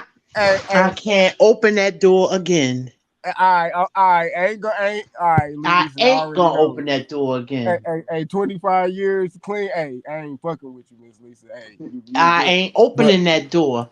But boxers. All y'all on this panel? Kush. Yeah, y'all don't even know. Nah, hey, Q, I'm a man without it. He said I'm a man without it. I like that. Man, they thought his ass was dead, y'all. That shit wasn't even funny. I'm gonna be real with y'all. Who? Seeing Abonesian's team to reaction to that shit. Oh man. And then all the crowd, they thought he was dead, bro. He looked like he died. Lose some, but you live to fight another day. That guy Forrest. He gonna get up. Me personally, that guy Forrest took a lot more damage. Nah, that guy Forrest took a lot more damage. Hey, I didn't notice, but they had to come out there and give him the smelling sauce and wake him up because he didn't wake up on his own. Yeah. See, because it's better for you to just get knocked out than to take all that damage like that. I was like, yo, this boy letting his hands go. Damn. I can't He gonna be a problem. I was proud of Baltimore last night. Yeah, I was proud of Baltimore last night. We the trainer that was training Jerry Forrest, they from Baltimore for sure. Hey, they did all right with him. Yeah, hey, they need to turn in their fucking boxing license, bro. Nah, man, that nigga Jared Anderson, the best prospect in the fucking world, man. That nigga was slapping them tight. Like, if you go back and look, he backed Jared Anderson up, but that was like a slapping shot. He didn't turn it over. He didn't get his waist involved or nothing. The best prospect in the world. He gonna make you reach. Jared Anderson got a chin too. I heard he was even giving them guys business in You think so? Absolutely. Jared Anderson, I watched the fight with the last fight that he had, right? Jared Anderson don't move his head. Jared Anderson he just throws everything he got, no defensive responsibility whatsoever. And then the guy could have closed his eyes. If he would have planted his feet and turned that shot over, he'd have knocked Jared Anderson out.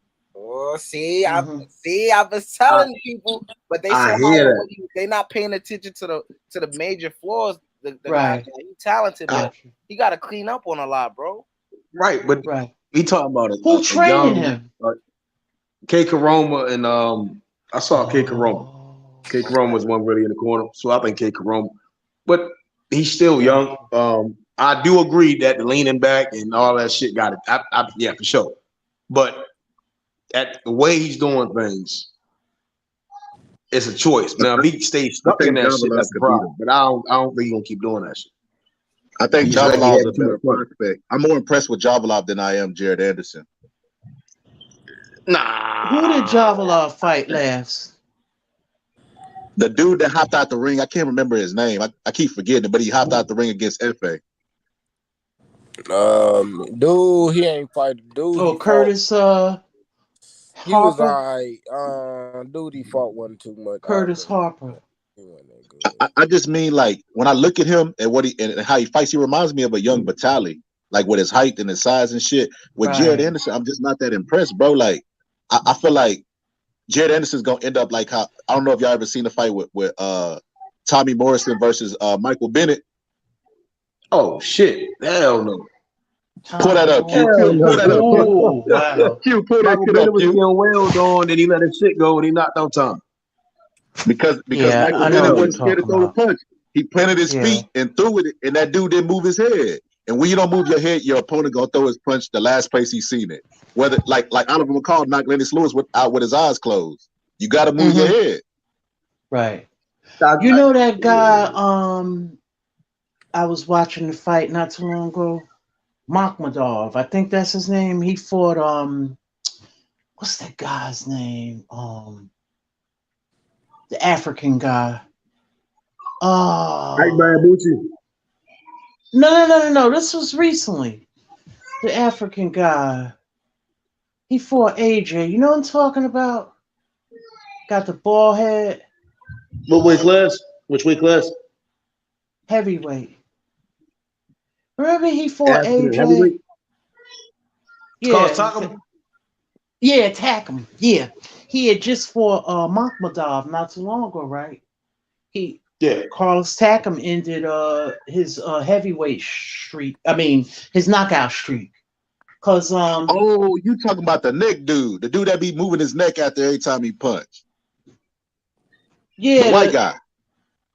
Yeah, big old Makhmadov. I think that's his name. Yeah. Yeah, I know you talking about it. Yeah, but I feel like somebody that can really box, if Takam had a little bit more power, maybe, or a little bigger, he would have fucked him up. Yeah, because he was really outboxing him. He was doing good and catching him.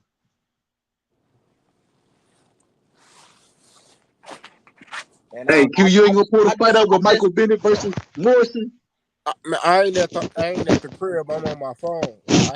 Oh man, I want you to see that. That's how I see Jared Anderson. I just don't like how Jared Anderson, like, he's around all them little dudes. He's trying to fight like a little dude, but he in a heavyweight division. You know, his style for the heavyweight division is a little iffy for me. Yeah, he's talented though.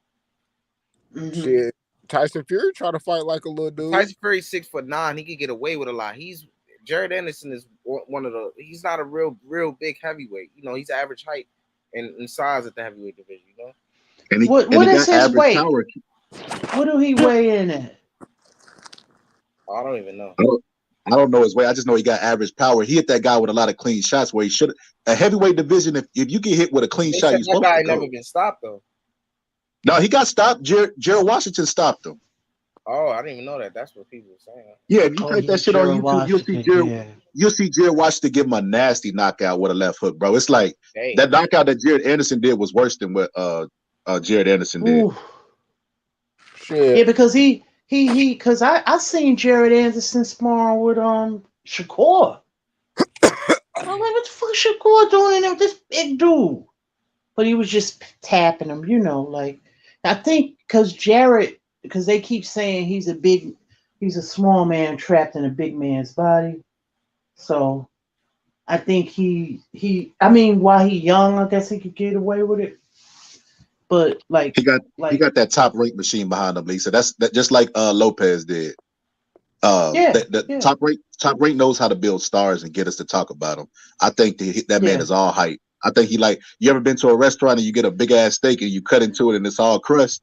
That's what that nigga is. Y'all niggas crazy. Well, what y'all think about Torres, the heavyweight? He's small. He fight like an angry baby mama. Jabba put his ass to sleep in the amateur. He's scary dude though. When he do let his hands fly. Right? Yeah, he look like he like a young Ron Jeremy, man. With that fight, I think it was Torres. Remember when he knocked that one dude out and that dude was acting all crazy, falling on the floor and stuff? That was crazy. Yeah. Yeah. Hey. Yep. He had a nigga crying he had a nigga sleep with his eyes open crying, bro. Hey, man, that nigga. I think he's tough, right? He shows that he's tough. The work that he presents in the gym and in the bags and everything in the midst is not the guy we see in the ring at all, by far. He just swarms into guys like he has no control over his emotions, and he gonna get knocked out if he don't tighten it up and he don't slow down and become patient in the ring. He gonna get knocked out. Man, he look like a 1970 porn star, man. He like a young Ron Jeremy, man. That dude ain't doing that. He's another look like somebody from you're right. He another top ranked hype job in my opinion. Like I seen him get knocked out. If you go type in Javalev versus him, Javalev sent his ass to the shadow realm, bro. Like that shit looked nasty. I'm not impressed by it. Oh, come on now, dog. Come on, man. Like, bro, like. Come on. I thought that was Boosie in here. I was about to say, what the fuck? Come on, Blaine. He want to chop off his dick, man. Is that clip? Nah. Yeah, Boosie, yeah. Hey, yo, what happened to Showbox? I think Showbox might have partnered with BOK Prime because all the announcers except for Roy was on the BOK Prime yesterday. Yeah, because I used to love to watch Showbox. Hey, I'm glad he noticed everything. He noticed that shit. You know who I used to love? I think from Showbox. Who? It used to be this dude, right? He got beat up by that Russian guy. What was his name? And his mother used to be there. I think they was from DC, and she used to be hollering, "That's my son! That's my son!" His mother used to be on drugs. But you know what I'm talking about? Spike O'Sullivan beat him up bad too. He was a good prospect at 160 a few years back. But it was this Russian guy. They used to call him like Mike Tyson or something. And then he went to jail. Oh, I know. Yeah, him. He beat this guy up real bad. It was a prospect. And he was getting ready to come there. He was a 160 pounder. His mother used to be always at the fight. "That's my son." She used to be up in the front, whooping and hollering and yelling and shit. And I used to follow him. And then that Kurt, and he beat him up really bad. I was like, damn. Yeah, I wonder what happened He to was that guy, never the man. same after that. Yeah. And then Spike O'Sullivan beat him. I felt bad. Yeah. And then that's where I found Regis at. I found him on Showbox. Yo. Nah, Mrs. Bills, man. I wonder that guy, man. I wonder what would happen with that guy because he was undefeated. That guy was a problem, you know. He had power. He was the IBF champion. You get me? He was meant to fight Billy Joe Saunders, and then he just went to jail. Yeah. I don't know what happened to that kid. I can't think of his name. The mother. Once you see the mother, that's my son. Because she was trying to. She had got herself cleaned up, but they was loud and rowdy. And guess what? That night that he lost, the mother wasn't at the fight. Can you believe it? Because I was looking for her. Mrs. Lisa Bills, I was looking for it. Yeah. Jolly Love knocked out Torres in the first round. Love. That's crazy. Get the smelly sauce ready. Get the smelly sauce ready. Yeah, Jolly Love is a problem. He's a big monster, big problem. He might knock out your boy Jared Anderson. Support man, he ain't never seen. Yeah, you know it's all, boy. He got real power. Javelov might take off Jared Anderson. Yeah, he over there with Bivol and them. Yeah. He over there with Bivol, Butayev and them. Yeah, you know what's coming out of there, boy. Oh, damn. You know what's coming out of there. Hey, I'm okay, guys.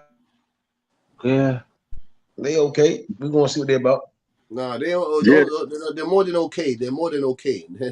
Don't say they're okay. They're more than okay. I got better beat right now over Bivol, and I got Man, I take action on that bet. Who's that? Method? I got action on that bet, bro. Yeah, you gonna be one sorry sucker, nigga. Hey, I don't want you going back like get this smoke and be like, I ain't really say that. This is what I really said. Nah, it's on film, nigga. We know we heard what you said. Doing that type of shit, man, that's crazy. Hey, that nigga E woke up on the wrong side of bed this morning. Y'all excuse that nigga, man. That nigga woke up on the wrong side of the bed. And Big O's gonna box. And Big O's gonna box Peterviev's ears off his head. Bivol's gonna Petervius is gonna fight Yard, and so who's Bivol gonna fight? Canelo? Forget about that fight. Bivol gonna have to fight two fights. Bivol gonna have to fight two fights because not Al, but Bob Arum said that he gonna fight. Who he gonna fight? He gonna fight Yard and Callum Smith. Anthony Yard. He fight Anthony Yard, and then after he fight Anthony Yard, he fighting Callum. Yeah. Damn, we gotta do all this just to get it. And if I'm Bivol, I'm saying no. If I'm Bivol, I'm saying no. Fuck that. I'm going to fight Canelo Alvarez, and then you give me Berta Beef. We need undisputed. Don't talk about no Anthony But Yard. Bivol want that money. He want that Canelo money, man. What are we talking about? That Canelo money sounds good right about now. That nigga country award. But Callum Smith done. But Callum Smith done fought for that mandatory spot. He done knocked a couple people out. Bodylink. They could take step aside money. Bodylink. Bodylink. Who the fuck is Bodylink? You don't give a fuck. I don't know who that. I don't know who the fuck them dudes was. He knocked out, but one of them he flipped his ass. Nasty. He needs to go. Dude had a seizure. He ain't shit. He better forget that. Listen, a lot of people think he the best 175-pounder in the UK. Callum Smith. What else? Nah. Y'all. Hey, Yard versus Callum. That's what they should. Y'all do beat this shit. Y'all do beat this shit out of him.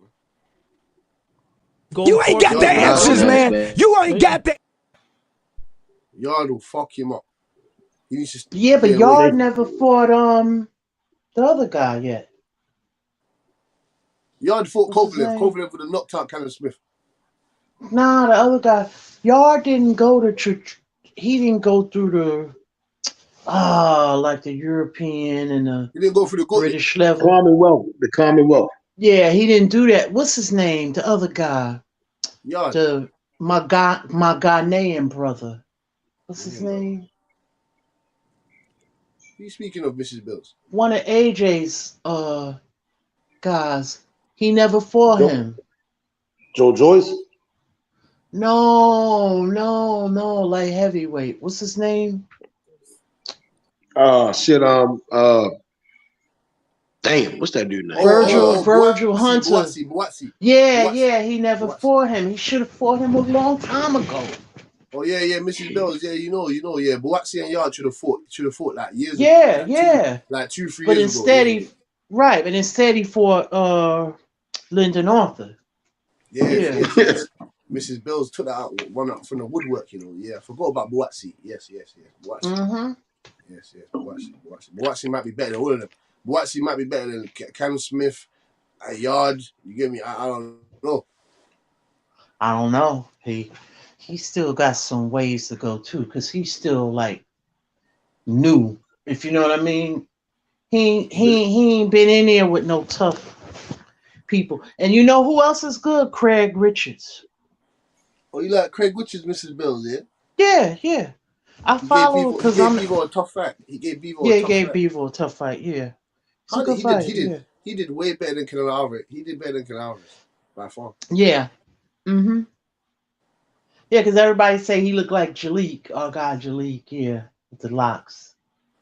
That's facts. If they don't feed Bivol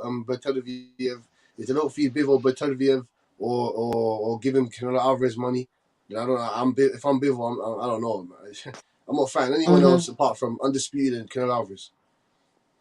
Yeah. Canelo want that get back. Yeah, but is it gonna be at 175? Of course, it has to be.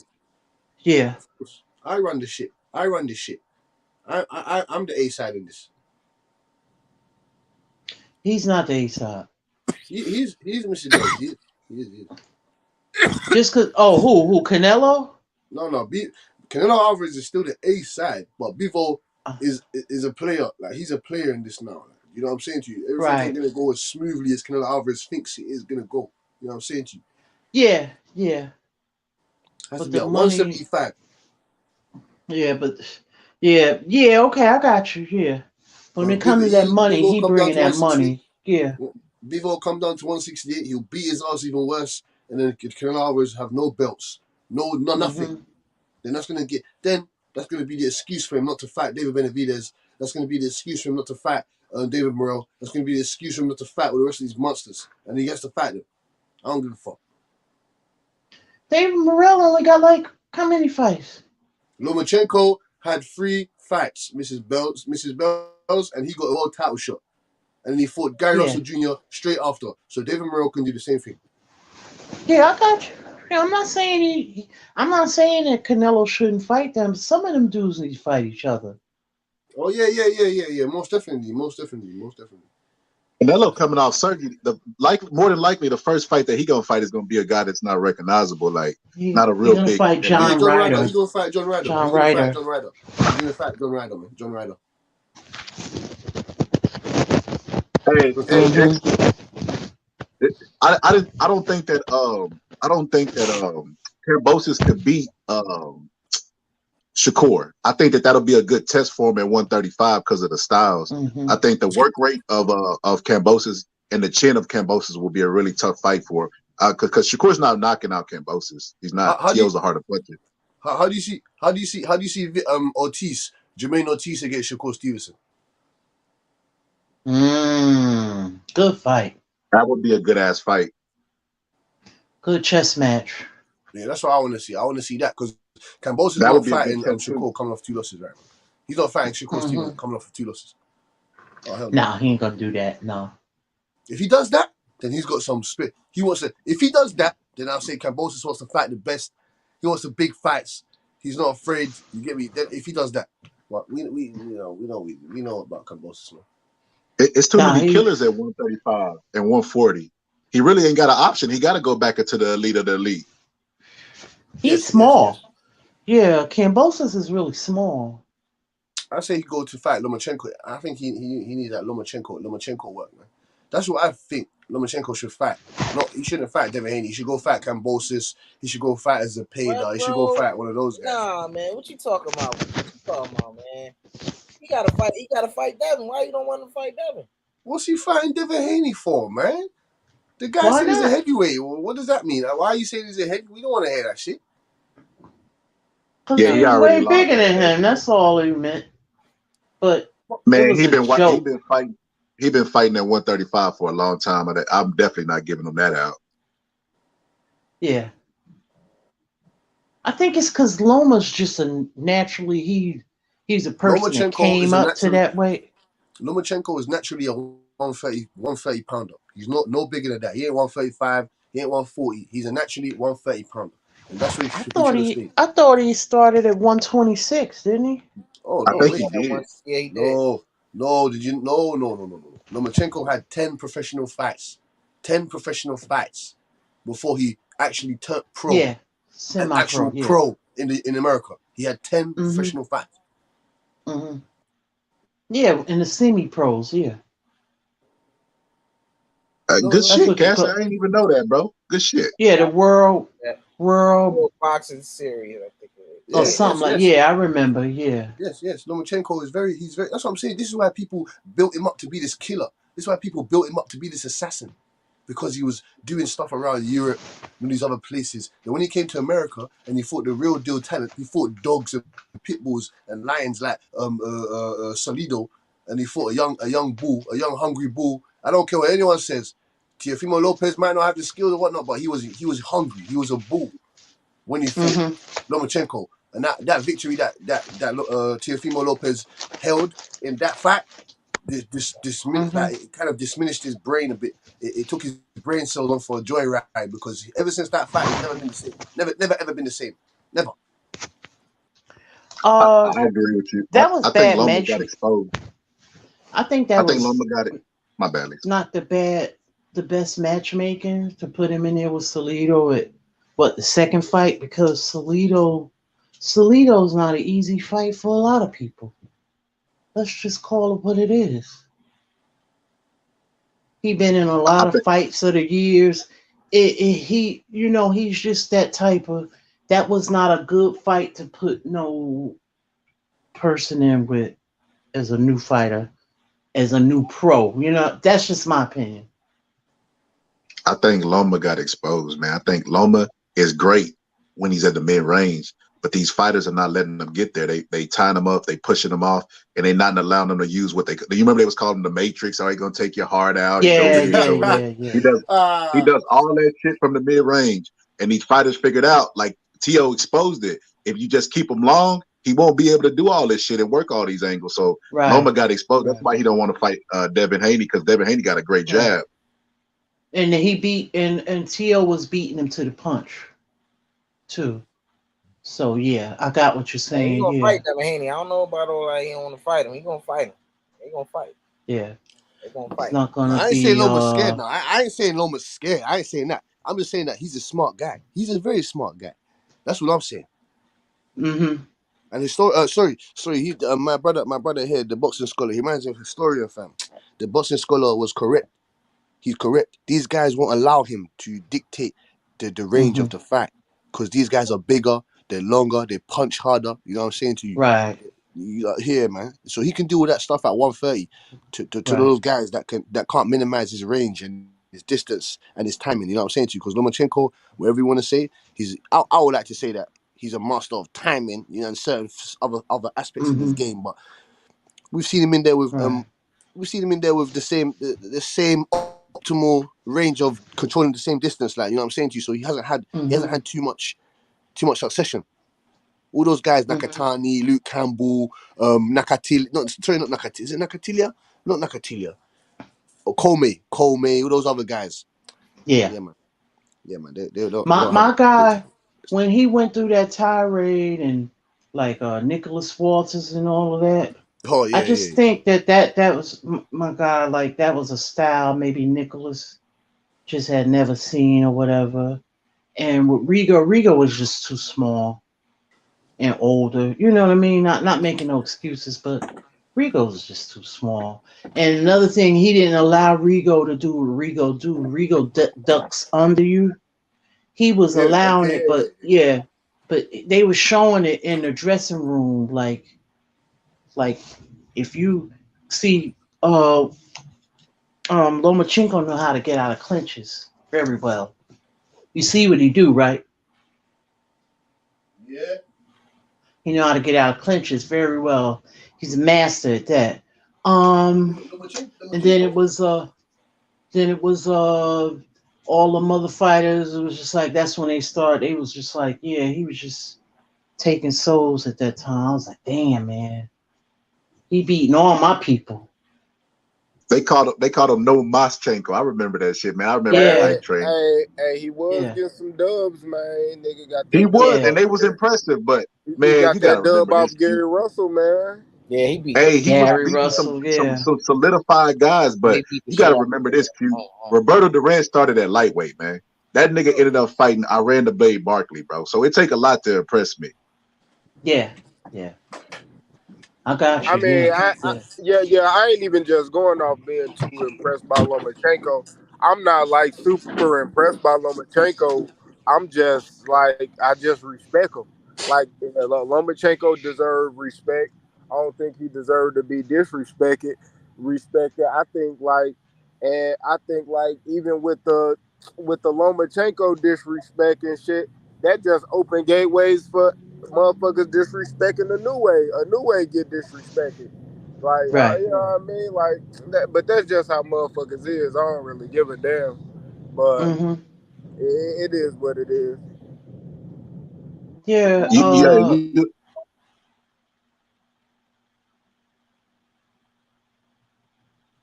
You kind of ain't got a choice but to respect Loma because, like, what he accomplished. I can remember I wasn't the biggest Loma fan, but that nigga just start collecting, man. He started collecting bodies, bro. It was at a point where I was like, yeah, this nigga the truth, man.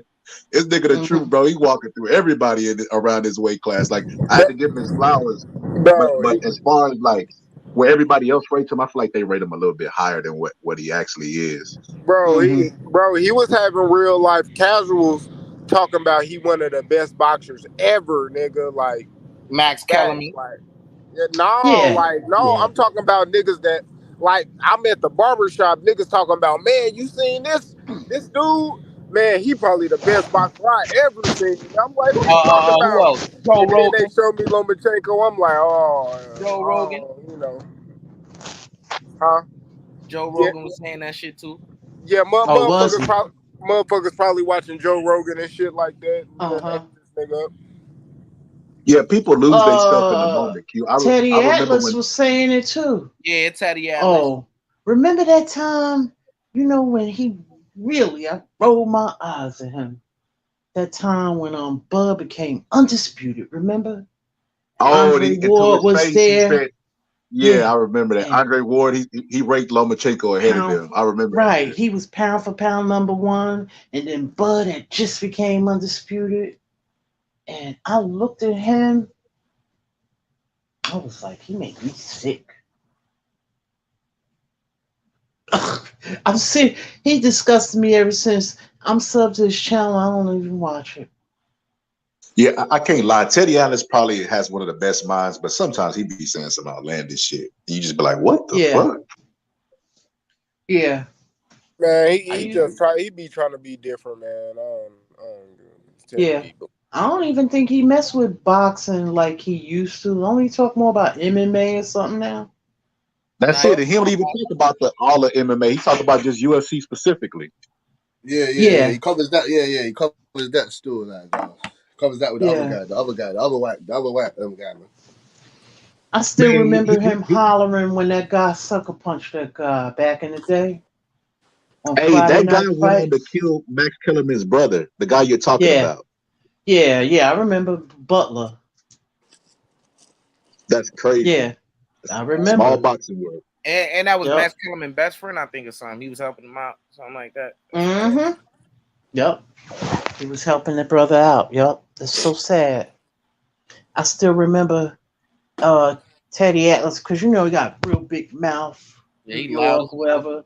Yeah, he was like, "That's assault." I remember. I mean, if it just, I could hear it so clear in my ears right now. Cause I was like, "Yo, I can't believe this nigga did this. Yo, this shit crazy." I think he looked like he broke his jaw or something. Yeah, shoot was crazy, man. I remember, man. I ain't gonna lie. What I remember Teddy Atlas the most from. I remember I watched the documentary and he was talking about he was gonna blow Mike Tyson head off. I was like, what the fuck? Yeah, because he's speaking to his daughter. He's Dude, so speaking to his daughter or something. Niece or Yeah. something, yeah.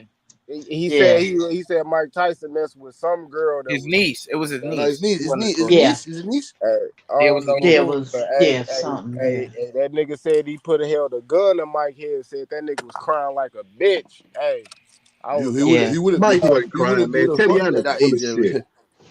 He who? wasn't Yeah. crying, man. See, He was a Mike baby wasn't too, crying. bro. Like what type of shit? Who? He was a Mike kid, Tyson. bro. Mike Tyson was still young, bro. Cause No, He bro. put a Cause gun the to that model nigga head. probably got Mike out of that. Yeah.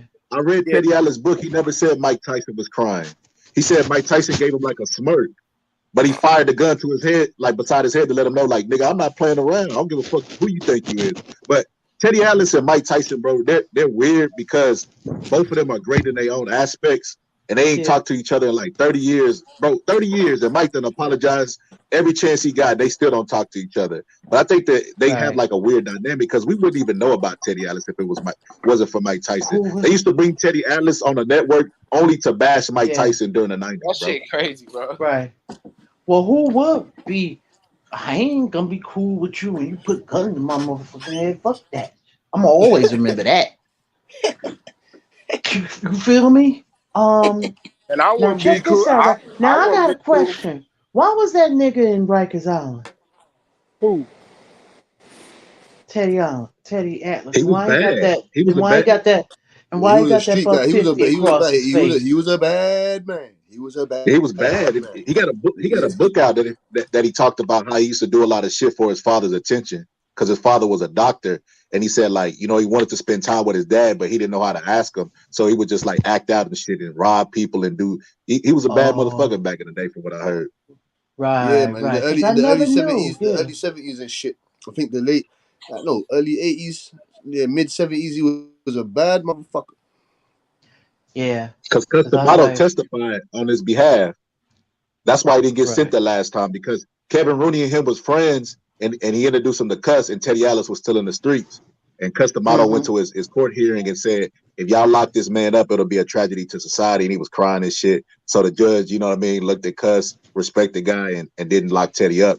And Teddy went to go stay with Cuss and help him out with his fighters. Yeah, that's that's how he got involved in the gym and shit. Yeah. Oh, okay. I remember. Yeah. I read that. Yeah, I read that somewhere. Not in the book though, cause Scholar got the book from. Where you get that book from, Scholar? Online. It's on Amazon. It's called Boys Transitioning to the Ring, some shit like that. But it's just type in Yeah, 'cause Teddy that's a Atlas on Amazon. Oh, yeah, okay. that's a Yeah. serious book. Amazon They got a lot promote it of all the books here. time. If you watch their podcast, they promote that book all the time. But it's some interesting shit in there. Like Teddy Atlas talking about when they was fighting Foreman and how Michael Moore. Because I seen Teddy Atlas yelling at at George Foreman on the internet. It's a little clip, and you like, this motherfucker crazy. George Foreman to kill this motherfucker. But like he later explained why he did that. He basically said that George Foreman was intimidating his fighter, and he seen that his fighter was mentally weak. So Teddy Atlas wanted to show his fighter strength. So he went up and confronted George Foreman, like pushed him in the back. If you type that clip in, George Foreman versus Teddy Atlas, you'll see Teddy Atlas push him in the back and try to fight him and shit. Yeah. He definitely toughen you up. Yeah. Yup. That's right, because he did train Michael Moore. I forgot. Okay, yeah. So we saying this when he's in the black. George Foreman's in the leather suit, leather jacket. Teddy Atlas looking young. Yeah.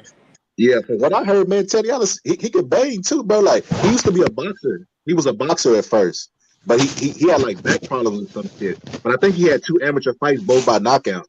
And Yeah, in the streets, Scholar, man, they say Boston Scholar. Yeah, hey, Atlas was good. Yeah, he was a good fighter. You know, he was a good fighter. But like you said, injuries derailed him. You know, he was a good fighter. He could throw hands. Yeah, they said in the book he talked about how like him and Michael Moore had like split up, and then they got into it at the club, and Teddy Atlas said like people think he lying, but it was at least like I think he said like 10 or 15 people, and it was just 2 or 3 of them, and they was knocking them out. And he said Michael Moore called him and was like, "Hey man, I heard about what happened. I wish I was there." And Teddy Atlas like, I'm glad you wouldn't. You basically like you would have been the person I knocked out. I'm like, damn. Damn. Yeah, I ain't gonna lie. He was talking shit to Moore in one of them fights too. His ass went on shit. He That's what started. Michael Moore won. The Holyfield fight. Oh, that was that fight. Yep. He was going off on that nigga. Michael Moore curved out, but shit, goddamn man, Hey, y'all gave me some somebody shit. mute that music. My man, that's me. I'm at Walmart. Shit, I'm about to shut down the stream and shit, man. But man, my wife, man, she let me go on this bitch and go 10 hours strong today, man. That shit was funny as hell. I done cooked, ate Say thank you to your all wife. type of Say shit. thank you to your wife, Q man. Give me Yeah, Q, you tell her gonna fuck up thank the whole you. 10 hours for some Jingle Bell music at Walmart. Man, all that shit. I just got here. I'm gonna just make sure I'm off the phone by the time I get home because I told her I'd be off by the time I get home. But Right. Yeah, we've been going 10, and I came in like 2 hours into it. yeah, hell 10 yeah, hours man. strong. Yeah, Yeah, that but I shit. was listening to I you done took a before. nap. I was listening before I actually came on. Yeah, I done man. took a nap and everything. Q was still on. Hot back on. You know me. It was Yup. good. It was good as hell chopping it up with y'all, man. It was a good ass live, Yeah, man. hell We had. yeah, yeah.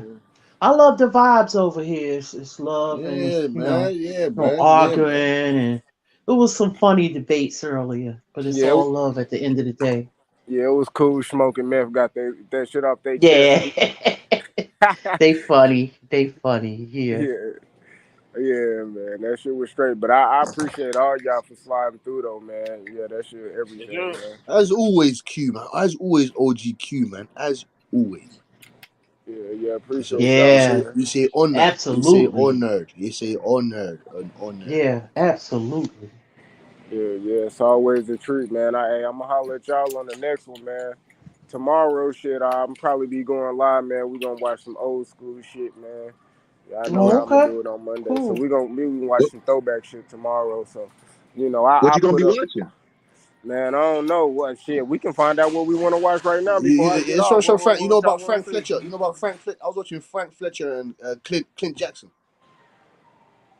I ain't never seen it. I ain't never seen it. Frank Oh Shit. yeah, it's a, Fletcher. or Lupe Pindor. I was watching Lupe Pindor versus Oh, I love, yeah, Lupe. yeah, Hey, Lupe Lupe Pindor. Pindor. I'll tell you a good fight. Wilfredo. Benitez, yes, that's what I was. Yes. Bazooka got there. That's what I was talking about. Mrs. Bells. We No, was talking about that fight. Wilfred Benitez. Gomez Oh, Gomez. and Wilfredo Lupe Gomez. Papin. Oh boy, Yeah, that's what I'm saying. That's the fight that I boy. was watching. Mrs. Bells. Wilfredo Gomez and Yeah, Lupe Pindor. that was They some both had over crazy shit. 40 knockouts. They had 40 knockouts. Yeah, that was some Yeah, crazy shit. Crazy shit. yeah. Whoo. Those Petty, two are yeah, ATGs. If you want to be technical. yeah. That Yeah. was a good fight. Check that out, Q man. Check that fight out, man. Shit, we gonna be on tomorrow, man. Shit, we gonna run it down and pull something up, man. Y'all make Hey, sure Q, you y'all want meet me here, man. Huh? you want a good one? You want a good one to watch? Old school. Buddy Bear versus Joe Lewis. Buddy Bear Oh, versus Joe hey, Lewis. you really went Yeah, I back. knew about Buddy Buddy Bear, Bear. boy. I knew about Buddy Damn, Bear. I yeah. didn't watch that Joe Lewis fight though, but I knew about Buddy Bear, boy. Buddy Bear. Buddy Bear Man. knocked Joe Lewis out the ring, bro. Oh, Damn, no. Buddy yeah. Bear was a problem, dog. Yeah. He had Shit. that Denver. He Didn't had that Max Denver kill strength. about 2 or 3 people? He had His that brother? Colorado strength. He had that Colorado Yeah. strength. Mm-hmm. He He had, did. oh shit. Damn. But I'm gonna tune in tomorrow. I'm gonna hop off. Q. It was nice chatting up with Lisa and Butch. Oh, thank you, All sir. right, Man. you Thank you, sir. too. Yeah, You man. You too, have a fam. You good too. evening. You have a good evening, sir. All right. Y'all be Hell yeah. safe. All right, You too, y'all All Mrs. take right. Bells, care, man. man. Take Thanks care, for man. having me. All All right. right, Thanks for having me, Q. All thank right. you, Peace man. out. Peace, All Mrs. All right, right. Bells, Have man. a man. good one. Hey, love Q, man. Say no more, my GOG, man. You Peace, get me? Cassidy. Peace. All right, See you. much Have a good love to evening, y'all. Mrs. Bells, man. All right. You too. Y'all too. All right. Peace.